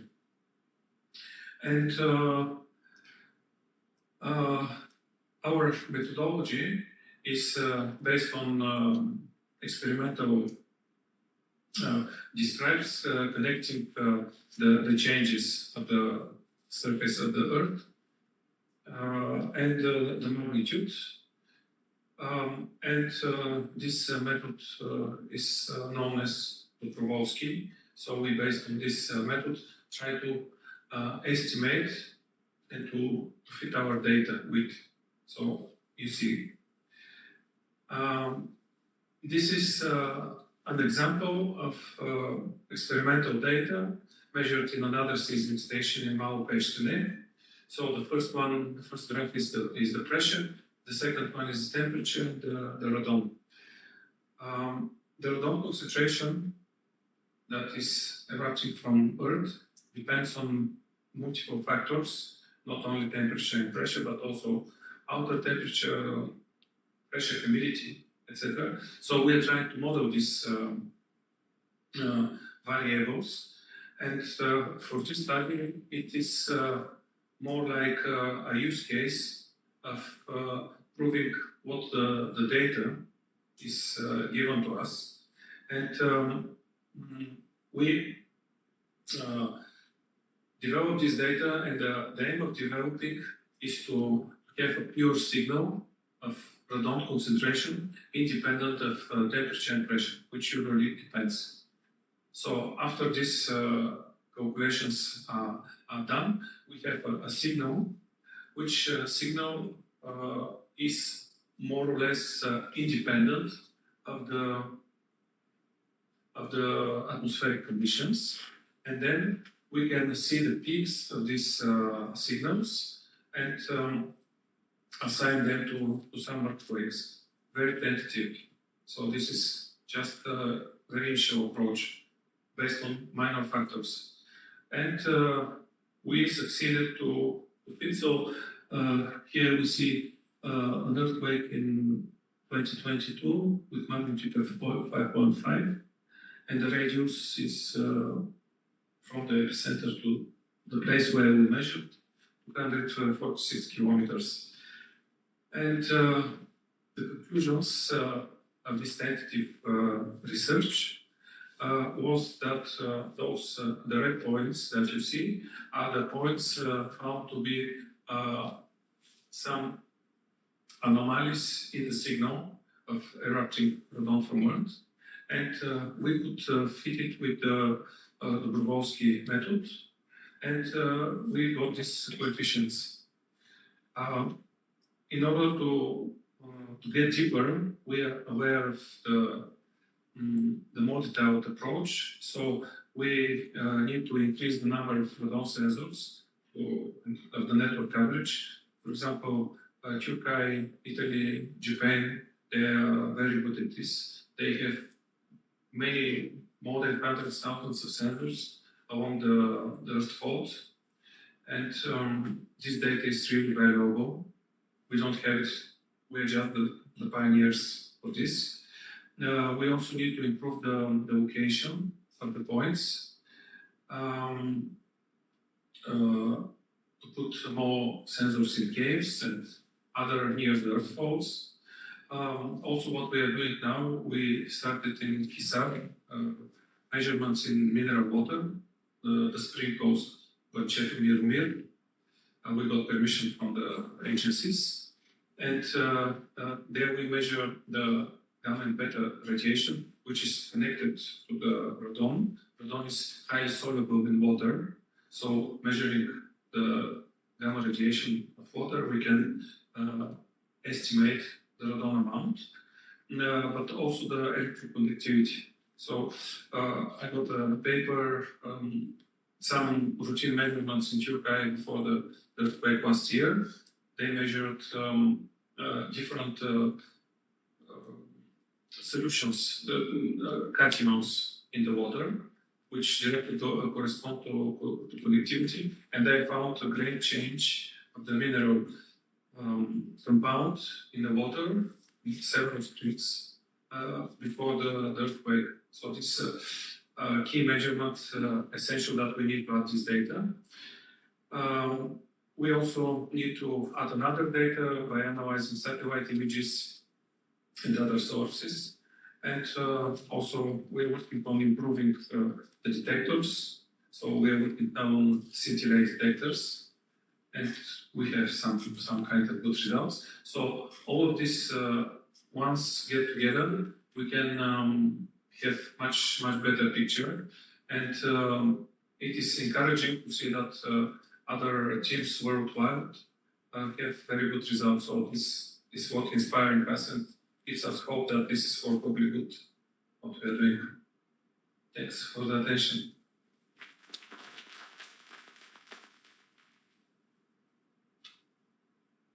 Do we have any questions from the public? Please, sir. Thank you very much. I have a question regarding your statement that you could detect earthquakes in the first set of slides, you saw in the lower graph that there was, for one brief moment, probably a day, a double concentration in radon. Was that, for example, an example where you have a disruption of the integrity of the surface, or was that a coincidence? The question is, how reliable does that work? Yeah, in order to have reliable conclusions, we need a long history of measurements that we need to analyze, and also with other parameters. So it's just service as proof of concept of our theories. We very tentatively assign this to seismic activity, but normally statistically, this signal statistically is different than other signals. And meanwhile, nothing happened in the room where it's measured. So we think that this is because of some occurrences in the earth down there. But in order to be sure, we need to be consistent. So we need more earthquakes to measure to get this conclusion, and to also analyze other data. And this data, everything is public, so everybody, especially mathematicians, are welcome to play with the data and apply different models. Related to this question, I also want to ask, how long is the time between the eruption of the radon from the Earth and the actual seismic activity? It depends, and it is also not very clear. So currently we are measuring soil gas, and soil gas goes together with methane, with CO2 from Earth, and it has some latency. And this latency may depend on the Earth structure. So this is why we are now focusing on measuring in springs mineral water, which water comes from much deeper and much faster. And this can give us more reliable results. Could be a solution in order to announce the authorities to expect something, or not the general public because it will create panic, but the authorities could be. Yeah, but about authorities, I don't know. We can give the data, but I don't know how the authorities gonna understand this and how reliable data can be. So it's still a matter of research. Even the best groups that are trying to make some connections are very shy to say something in public about this. But we are not trying to predict because it's too ambitious. We're just humble and try to find some connection because there is something there, and this is a good scientific topic. Thank you, sir.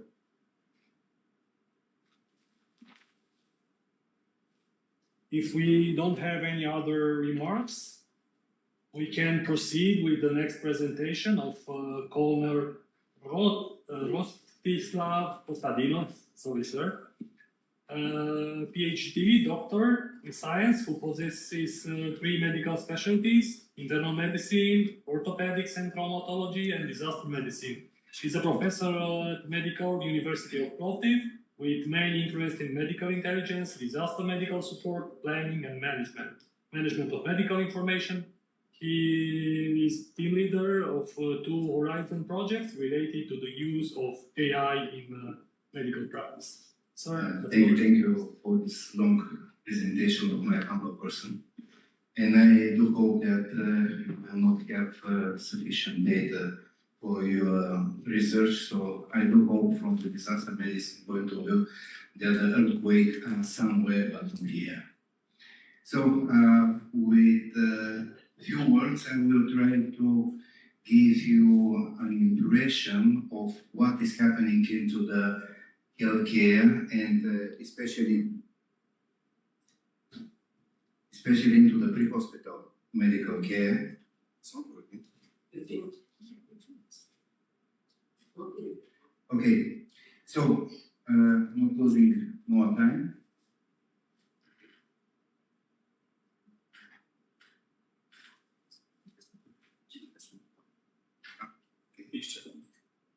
maybe I'm too fast.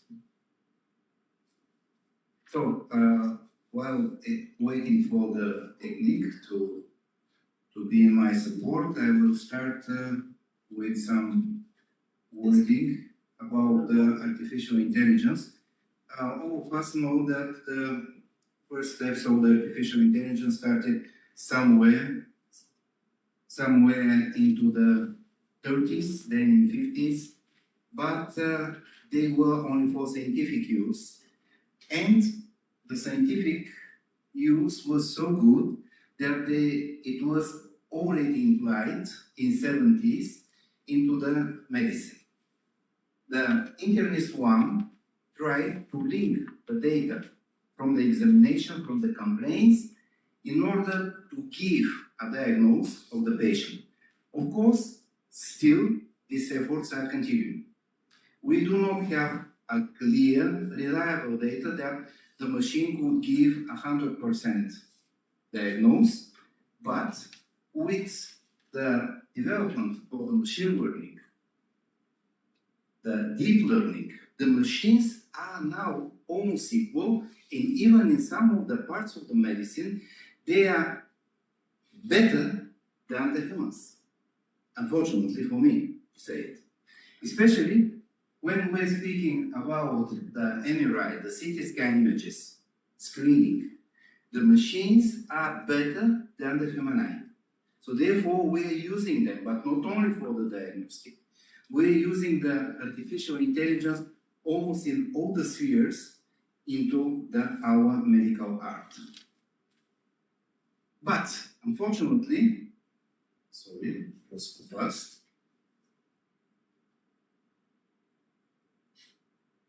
Back there. Please, next slide. Yeah, I will tell next slide. It's better.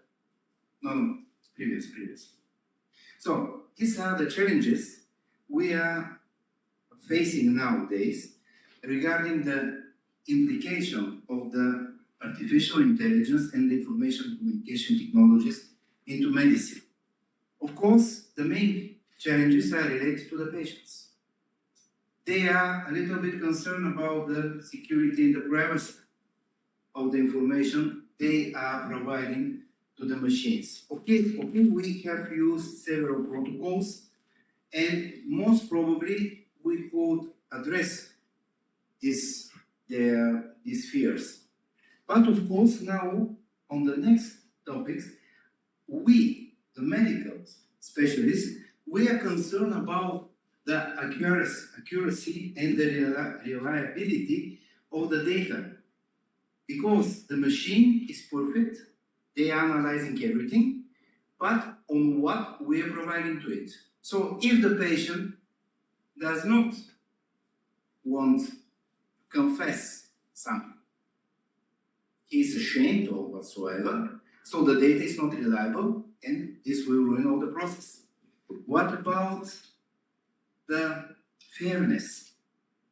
What about the robustness of the data? So now one of the projects I am involved in is about the trustworthiness of the artificial intelligence into the healthcare practice. Are we ready?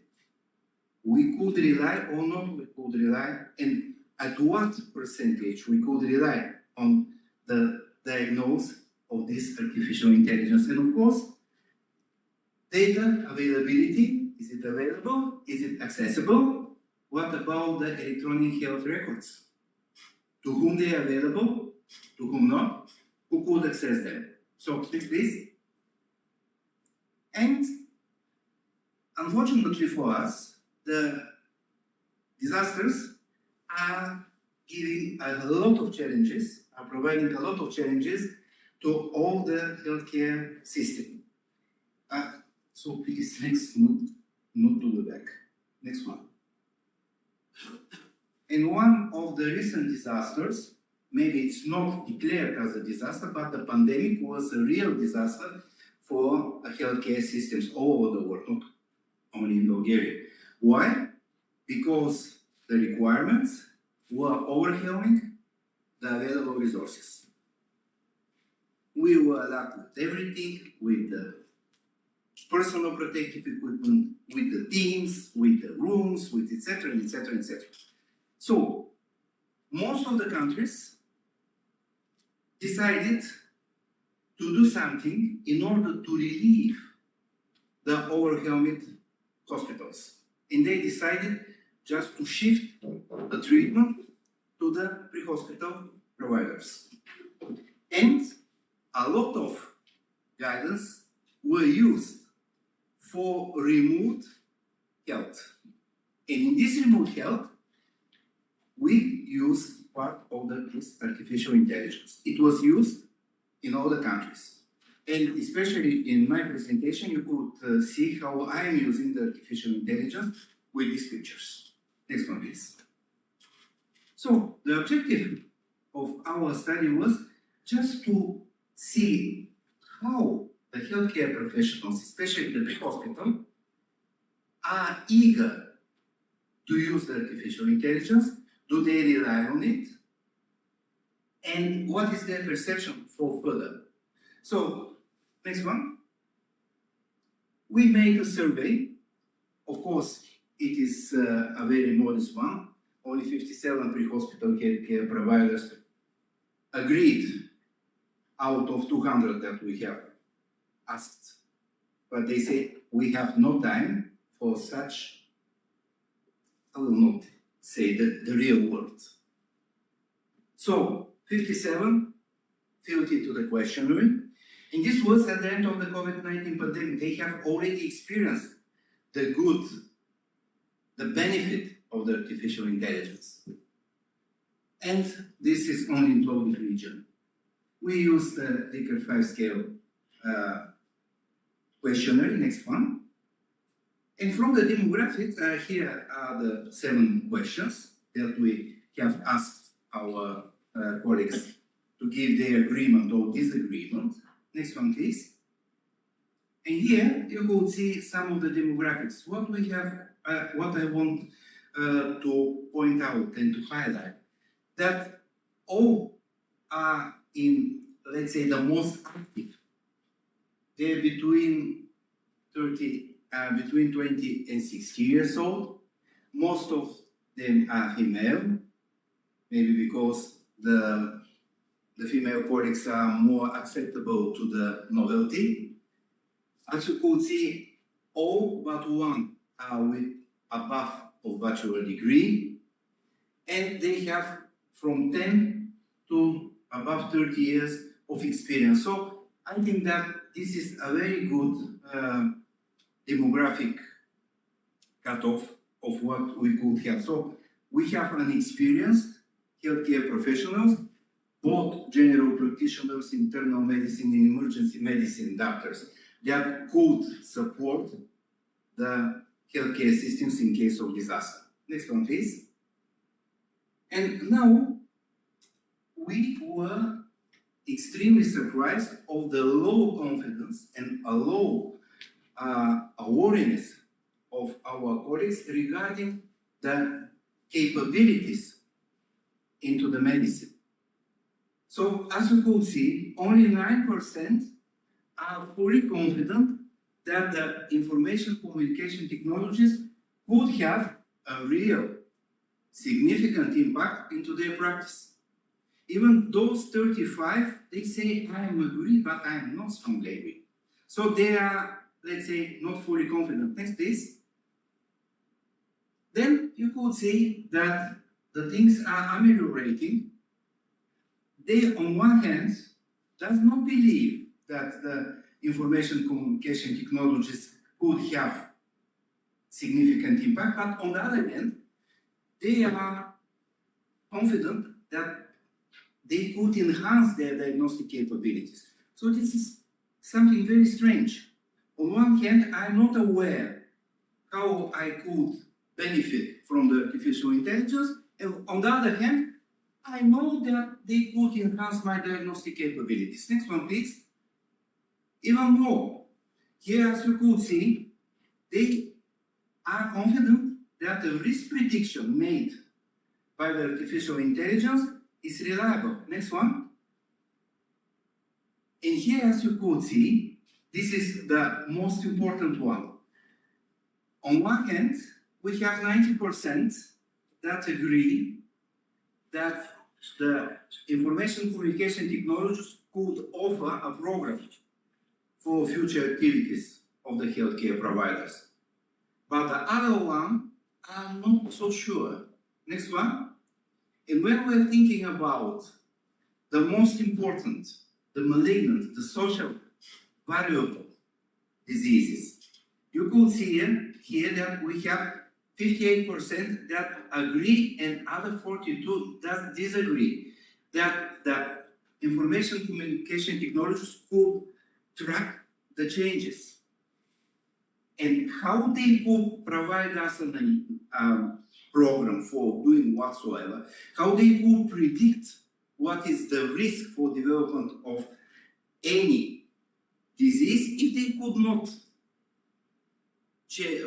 monitor this change. How they could offer us an idea for prevention if next one please. If they disagree that the artificial intelligence can interpret the things that are happening. And next one please. And now you could see that we are not believing into the capabilities for giving us a reliable information of what we could do and how to do and what is the result of this our prevention program. Next one, please. So, to summarize, the artificial intelligence, the information communication technologies are in constant development. The speed is beyond our imagination. But we, as medics, are still reluctant to accept this development. Even when we have seen, when the COVID-19 has proved the benefit of using the artificial intelligence, the information communication technologies for triaging the patients, for remote telemedicine. But we're still not confident. The worriness is less. We think that it's possible, but we are not aware how. So therefore, next please, we would like to conclude as one, one proposal. Next one, please. That a need of focused, enhanced information campaigns by you, the IT specialists, by the disaster risk managers, has to be guided to us, the medics, in order we to understand that we are not using one extremely powerful tool for better treatment or, let's say, better prevention of the diseases for our communities. Thank you. Next one, please. So, as you could see, this artificial intelligence doctor is waiting for your comments and questions.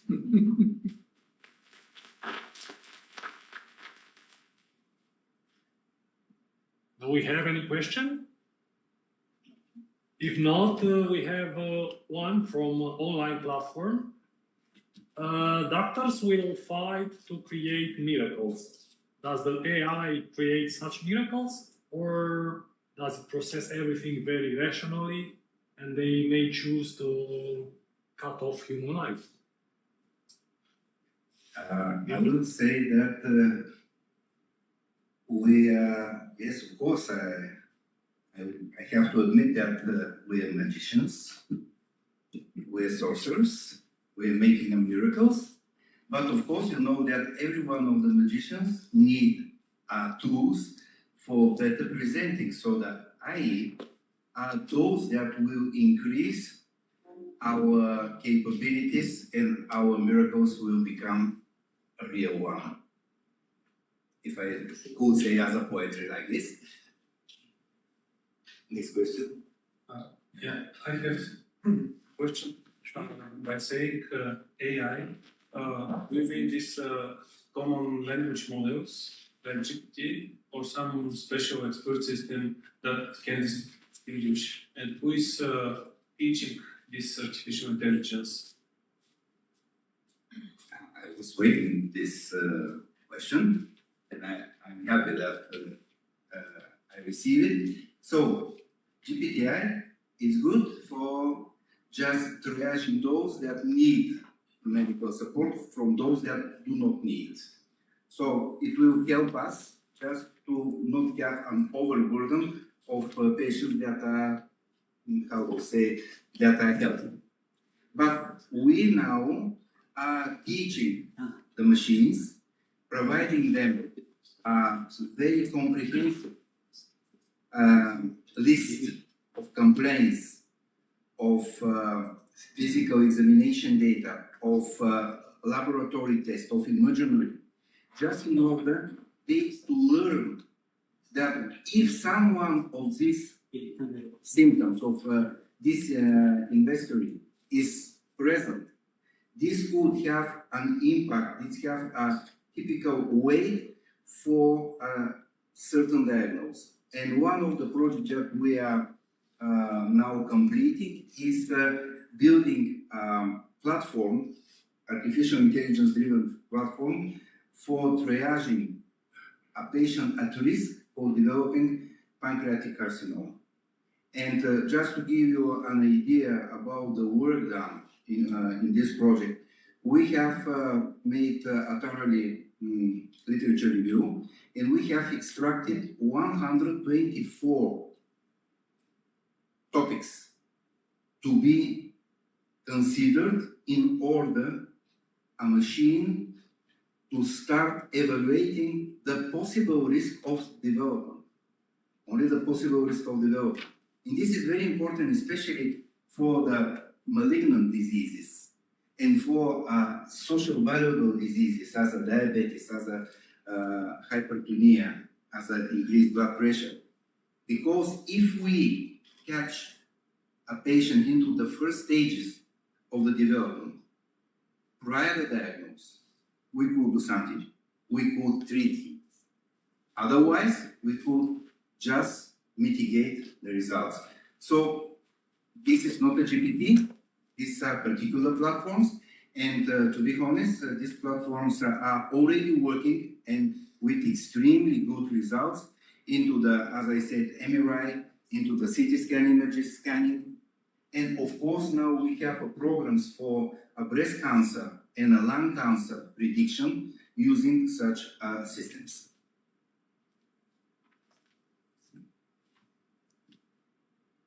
There is a direction in statistics which is called robust statistics. This is robust against discordant observations, outliers, noisy data. So they can be filtered, and to get prediction or inference about the majority of the data. The minority of the data could be considered in a second step.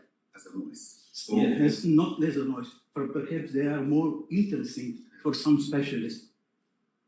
If you are analyzing gold and sand, then gold is very small, but more pressure, more interesting for the researcher. The same with your, because all these methods you are using in everyday work, like artificial intelligence, machine learning, they are follow classical procedure for estimation of the unknown parameters, but we need robust methods for this purpose. They are now developed very intensively, but are not in everyday use. This is the story. The same for your data.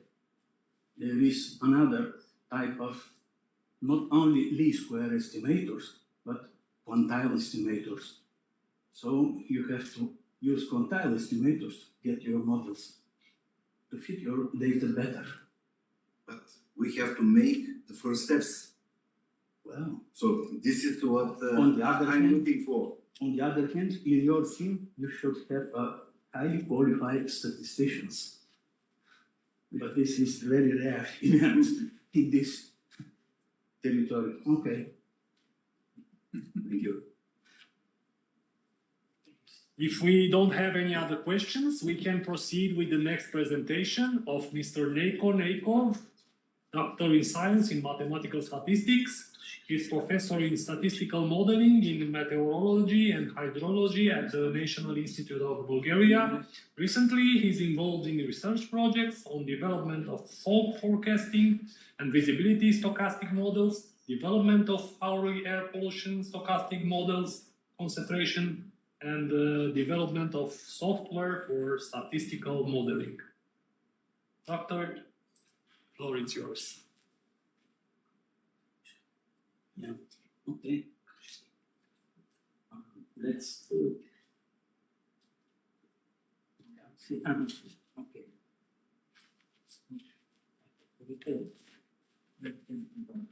With the left. The left? Yeah. Okay.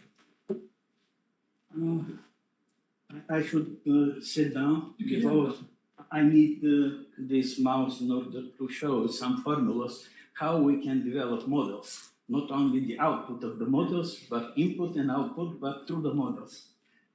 So this is, the title is changed and more precise, even though there is some incorrectness, and I will repair this in the next slide. How to?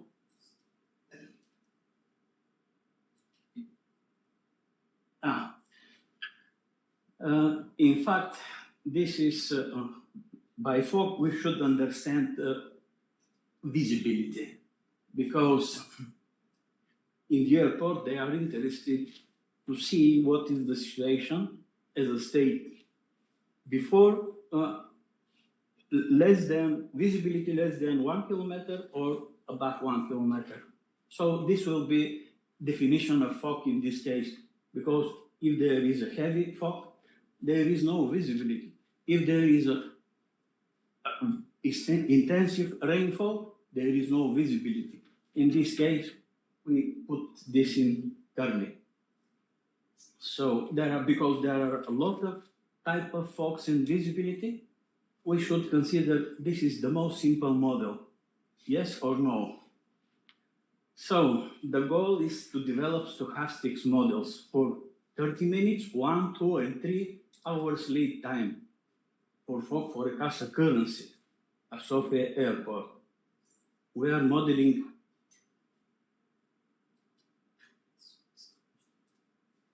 now. I should.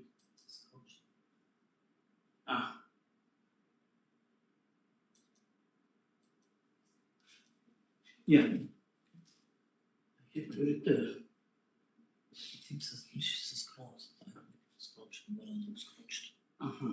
Okay.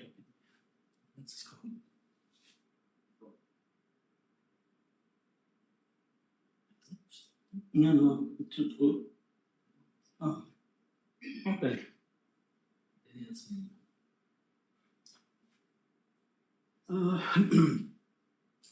Let's say a few words about what is this stochastic forecast model. This is a probability model. We have to model the probabilities of occurrence of an event. And this is the same model, one model for many occasions, for the fire, for the occurrence of health, etc., earthquake or not, yes or not, binary data. We're modeling binary data with this. So, because the data are temporary, so we shall use dynamic binary because of 2, yes or no, or ordinal if we've got more than 2 states of visibility.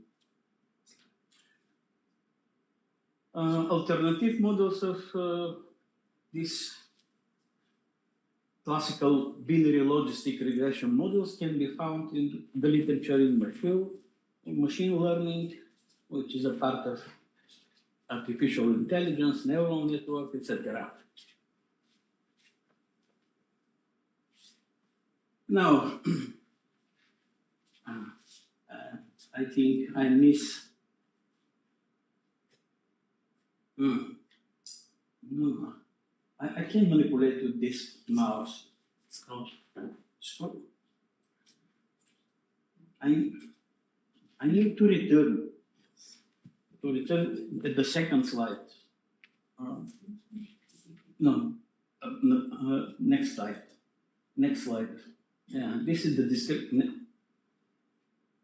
Назад, назад. Okay. Okay. Data description. This is data from Sofia Airport. There is a special we say meteorological aerodrome report measurement, which are every 30 minutes. They measured fog, temperature, dew point, wind speed, and many others parameters. But we need only this and their lags in order to make inertia of the process, to account the past information from the data. Standard SYNOP measurement, like temperature 2 meter, dew point, precipitation, atmospheric pressure, wind speed, which are measured every 3 hours, 8 times per day. And we need also information based on the aerological sounding data, like temperature, relative humidity, wind speed, and direction. Standard, it's measured at wind speed and it's measured at standard pressure level. These are 3 levels. Once per day at 12 o'clock, Greenwich Mean Time. In this way, we've got about 300,000 data and 110 predictors in this model.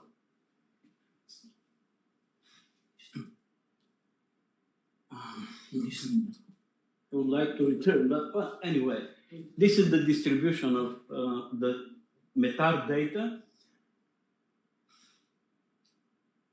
Okay, this is the distribution of METAR data through the years, because we are using data from 1st January 2007 till 31 August 2023. So you can see the distributions during the years of fog, no fog, and fog. At the second table, at table 2, you can see the distribution only for October to March, every couple of every consecutive years, the distribution of this data in order to have an impression that Sofia Airport is can be characterized with a lot of fog compared with many other locations. Next slide, please. Yeah, this is the distribution, frequency distribution of fog, and you can see during this frequency distribution over hours and months horizontally. So you can see that November, January, February, March are characterized with intensive occurrence, and the same for November, October, November, and December. Next slide. Next slide. Yeah, now we are going to develop a model. How? Well, because this is a binary process, let's define G at moment T by 1 if there is a record of fog in the METAR, and 0 if there is no record registered. For T, you know, about 300 in times during this period. And ZT be a vector of atmospheric measurement, which I explained at the beginning. Then XT is the measurement with their delay in order to account the past information of the data. So the probability, which are interesting of occurrence, is based on logistic distribution. This is widely used in quantum mechanics, in quantum physics. where beta are unknown parameters. Next slide. One possible predictor is based on this linear combination of any one of these predictors in the model. And you can, at the bottom of this, are truncated finite Fourier series in order to account periodicity, daily periodicity through the hours or any day of the years. Next slide. And because this is a binary distribution, you can use Bernoulli distribution, and this is the likelihood, the joint distribution of these data, which is called likelihood, because there are a lot of unknown parameters. We shall use penalization in order to get better estimates of these unknown parameters and to reduce in this way the non-significant predictors in the model. Because the predictors are almost 100, the number of all possible models are 2 in power k. 200 in power, 2 in power 100, this means 1 million plus 24 zeros. Here are all possible models. This is astronomical number of models. So that's why we use penalization in order to reduce in real time the number of predictors in this model. Next slide, please. And this is the output if we run all this data and use penalization for the model which is concerning 1 hour lead time forecast model. You can see all these meteorological predictors are significant. Both this is the table with table 4 is with the estimate. Table 5 is based on deviance table, which is mean like residual sum of squares and the influence of any one of the meteorological predictors. Next slide, please.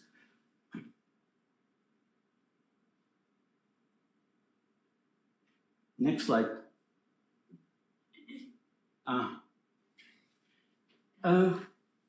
In order to get a reliable model, we need to do cross-validation between trained and tested data.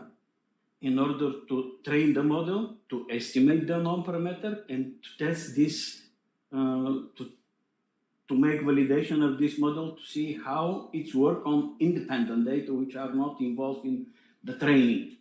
And because this is a periodic phenomena concerning the cold half of the year, then these green blocks are retained for the test data.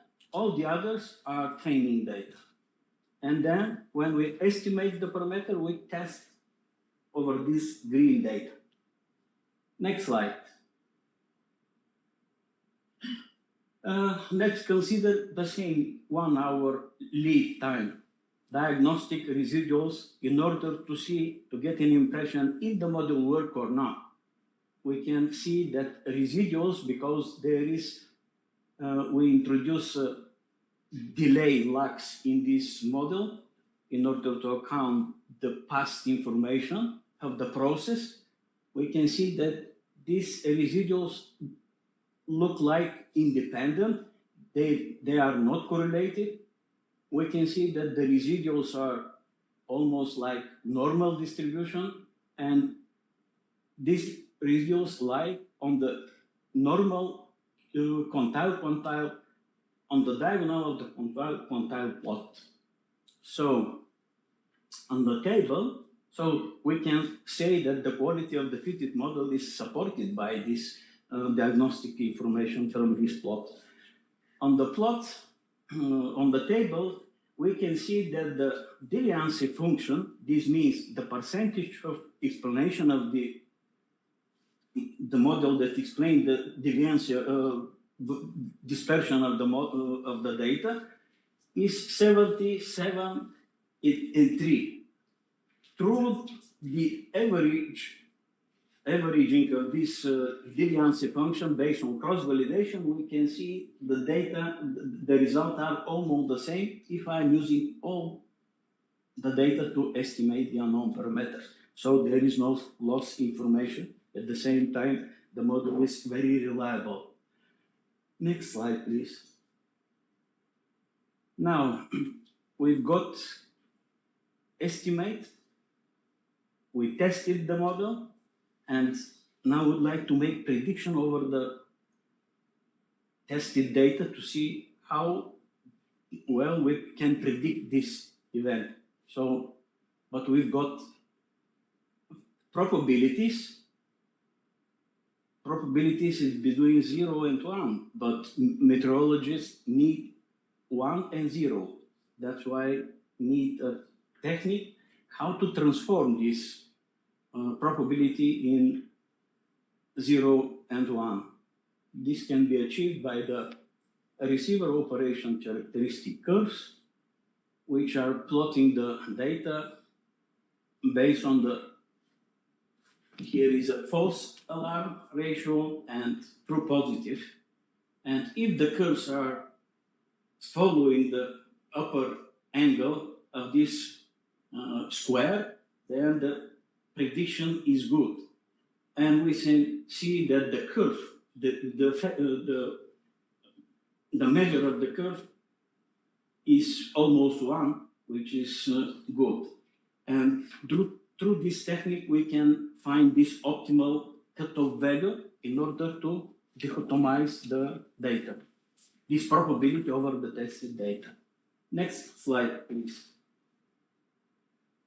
And here are the measure to assess the forecast of any one of the models. This is a standard technique: true positive, false positive, false negative, true negative. This is a two-way contingency table, which is called confusion matrix, which is based on the forecasting and observed data.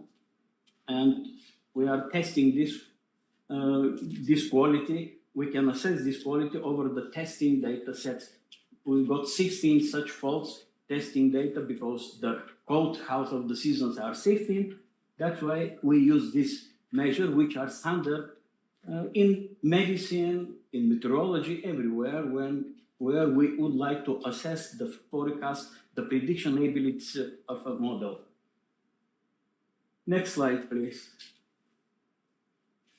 And here are the values of these measures, and we can see that the accuracy of prediction is 0.9855 for the 30 minutes model, but because data are highly asymmetric, we have very large portion of the data without fog and very few are fog when we compare with 300 data. So this is this is nice that we've got so high value, but this is not so reliable to make inference about. More important is to have information about true positive, true negative, false alarm ratio, etc. And you can see that in any one of these models, with increasing the number of leading time of the forecast, this value, the majority of this index reduced, it should be. But anyway, they are too high. For instance, this R square T-joule, this is like a residual sum of squares in the classical linear regression. And if it's high, then the linear regression model is good. And we can see that this is 82%. This means that we are able to predict for this large number of data, 82 correct fog days, fog hours. This is a simple table how this look in practice for the one of these confusion matrix, how we can how the data are distributed, but this is not so interesting. Next slide. Conclusion. Well, any additional data that can be used for this study, like humidity of the soil, temperature in the soil on different level, could be useful because they could improve the weather state on the airport because there are different type of fogs. So other type of predictors could be obtained from the weather research forecasting model or aroma numerical weather prediction models. Thank you for your attention.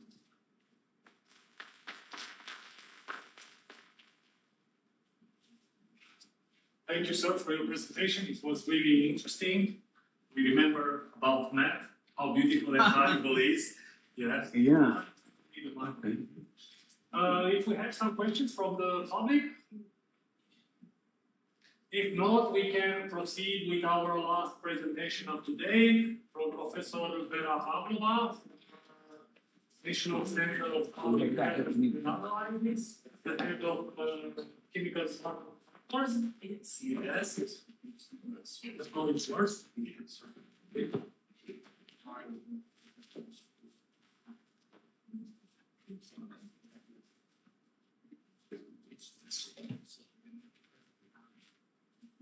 Come here. We're gonna break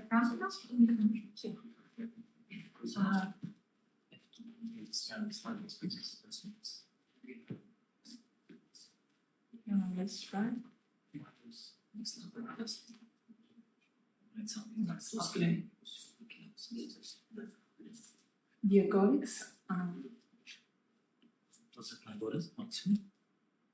Dear colleagues, I will present our investigation of the presence of cyanotoxins and some composition of phytoplanktons communities in the district Sudan for the period 2017-2020.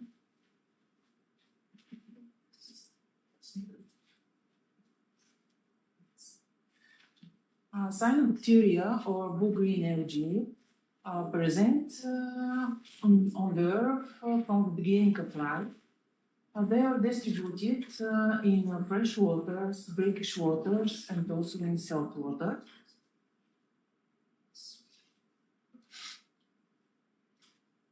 About conditions for their bloomings, eutrophication, like nitrogen and phosphorus compounds, light, heat, temperatures between 15 and 30 degrees, and also pH between 6 and 9. These are very good conditions for their bloom. According to their health effects, cyanotoxins can be hepatotoxins, which damage the liver, cause tumors, like microcystins and adenoids, neurotoxins, which affect the nervous system, like anotoxin A and saxitoxins, and also dermatotoxins. According to their chemical structures, they can be cyclic peptides, like microcystins and toluenes, alkaloids, and lipopolysaccharides.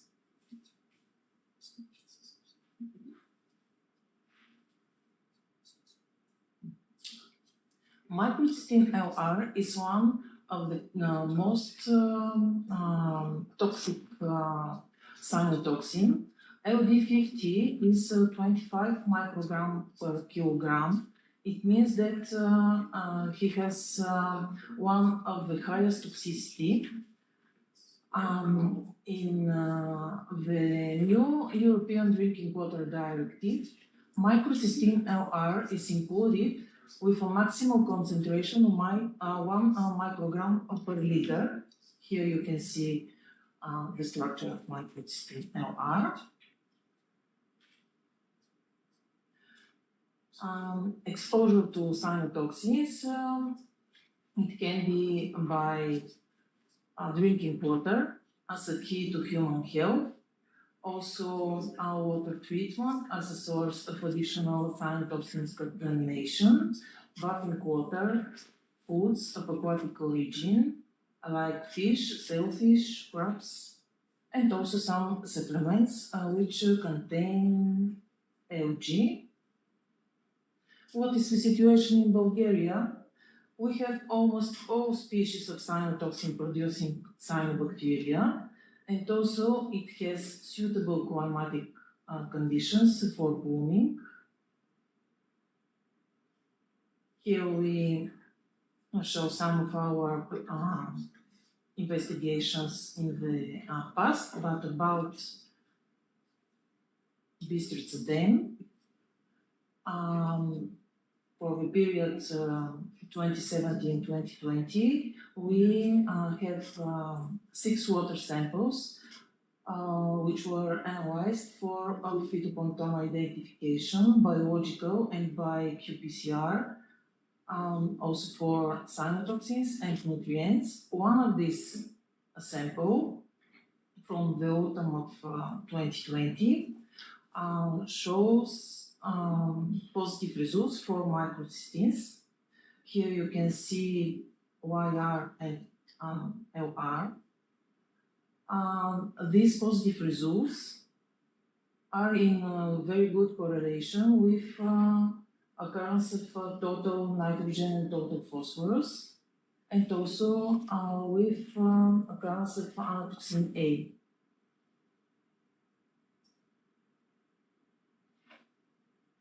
And in conclusion, it can be underlined the need of studies on the conditions for cyanobacterial blooms. We need not only drinking water to be investigated for these toxins, but also waters for recreation, water sports, and fish farming. Here you can see some pictures from our lakes with blooms. I don't know, is it visible? But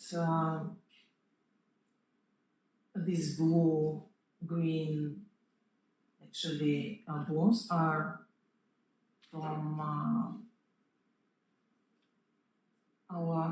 our lakes. So thank you for your attention. And I think that's about cyanotoxins. So we will hear and see more and more, because they're one of the new contamination for drinking water, and not only from drinking water. You see also in water bodies for recreation and water sports.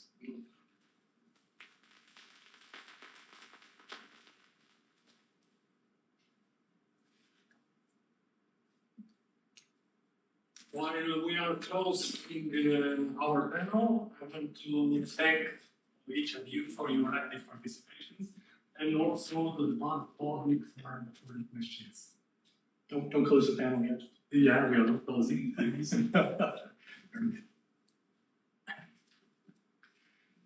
Thank you.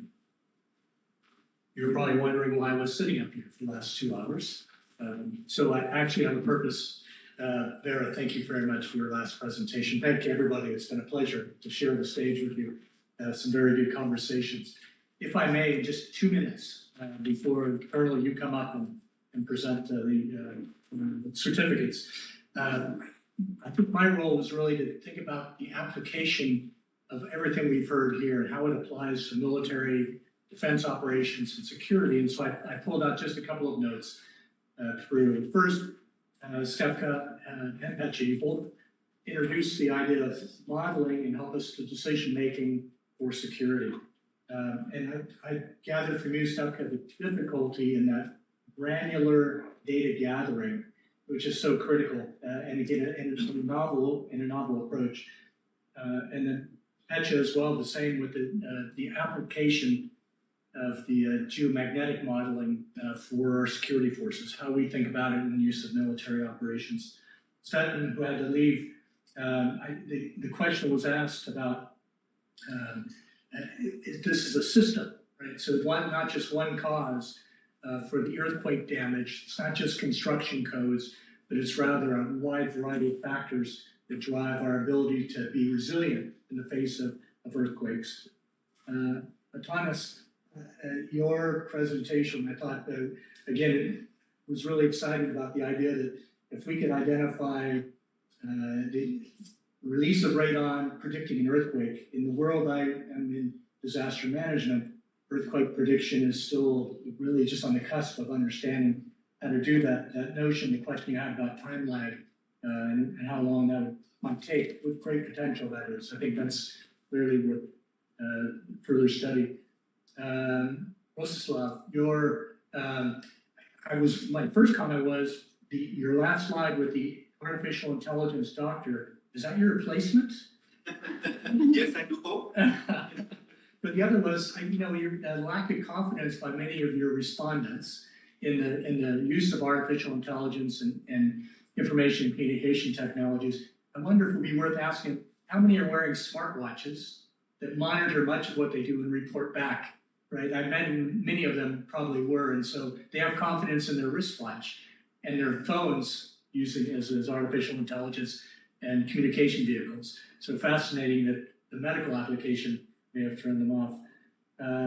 Nico, again, your modeling aspect of, again, thinking, how do I predict flight operations? And again, in the not just at Sofia Airport, but military aircraft operations. Yeah. How do I think about this in that applied sense? And then finally, because it's near and dear to my heart, my wife was suffering from a fish toxin that's from an algae bloom. And so I know that that'll be something we're going to spend more time with as waters warm. We see more algae blooms. Mm-hmm. So again, thank you all and thank you, Colonel. Thank you, Mihai. There you go, for letting me join the session here. Very interesting couple of hours we spent together. Thank you.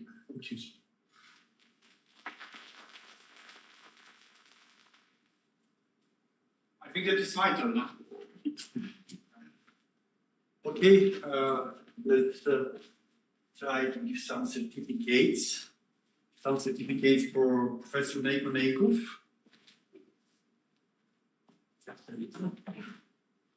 Too big. Thanks. Just prepared. Thank you very much. Thank you. Professor Tsvetan Georgiev. Professor Tsvetan Georgiev. Professor Atanas Perzijski. Professor? Yeah.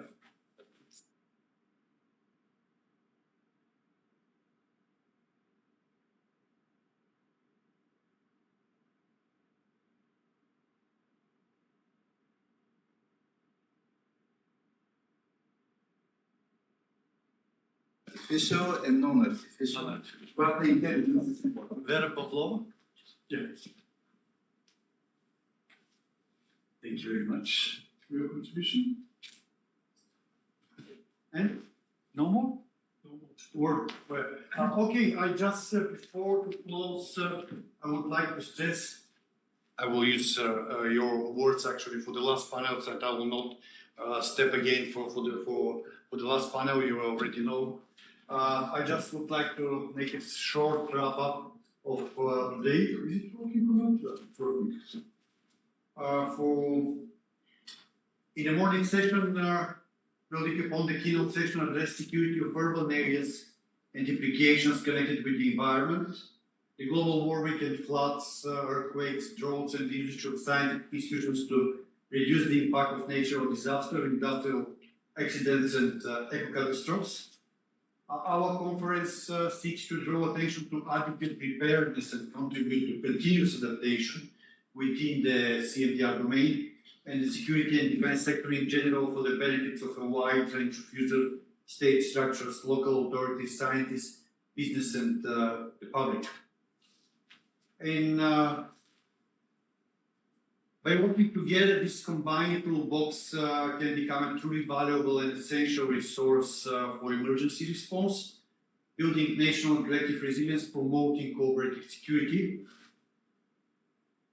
And today we covered the topics flooding and wildfire, natural and human industries hazards, disaster medicine, risk management, and assessment of air pollution and health.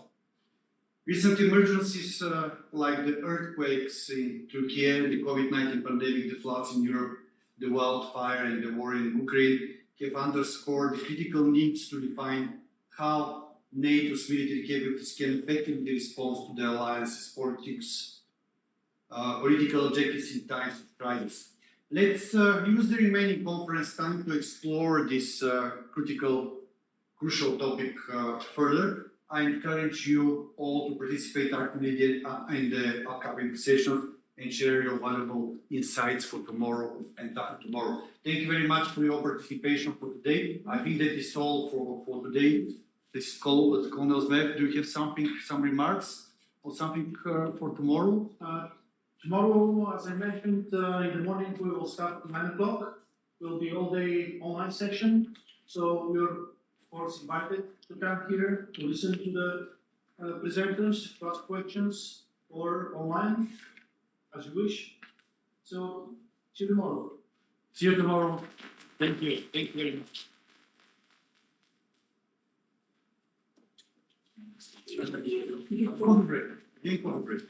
And thank you for our online participants.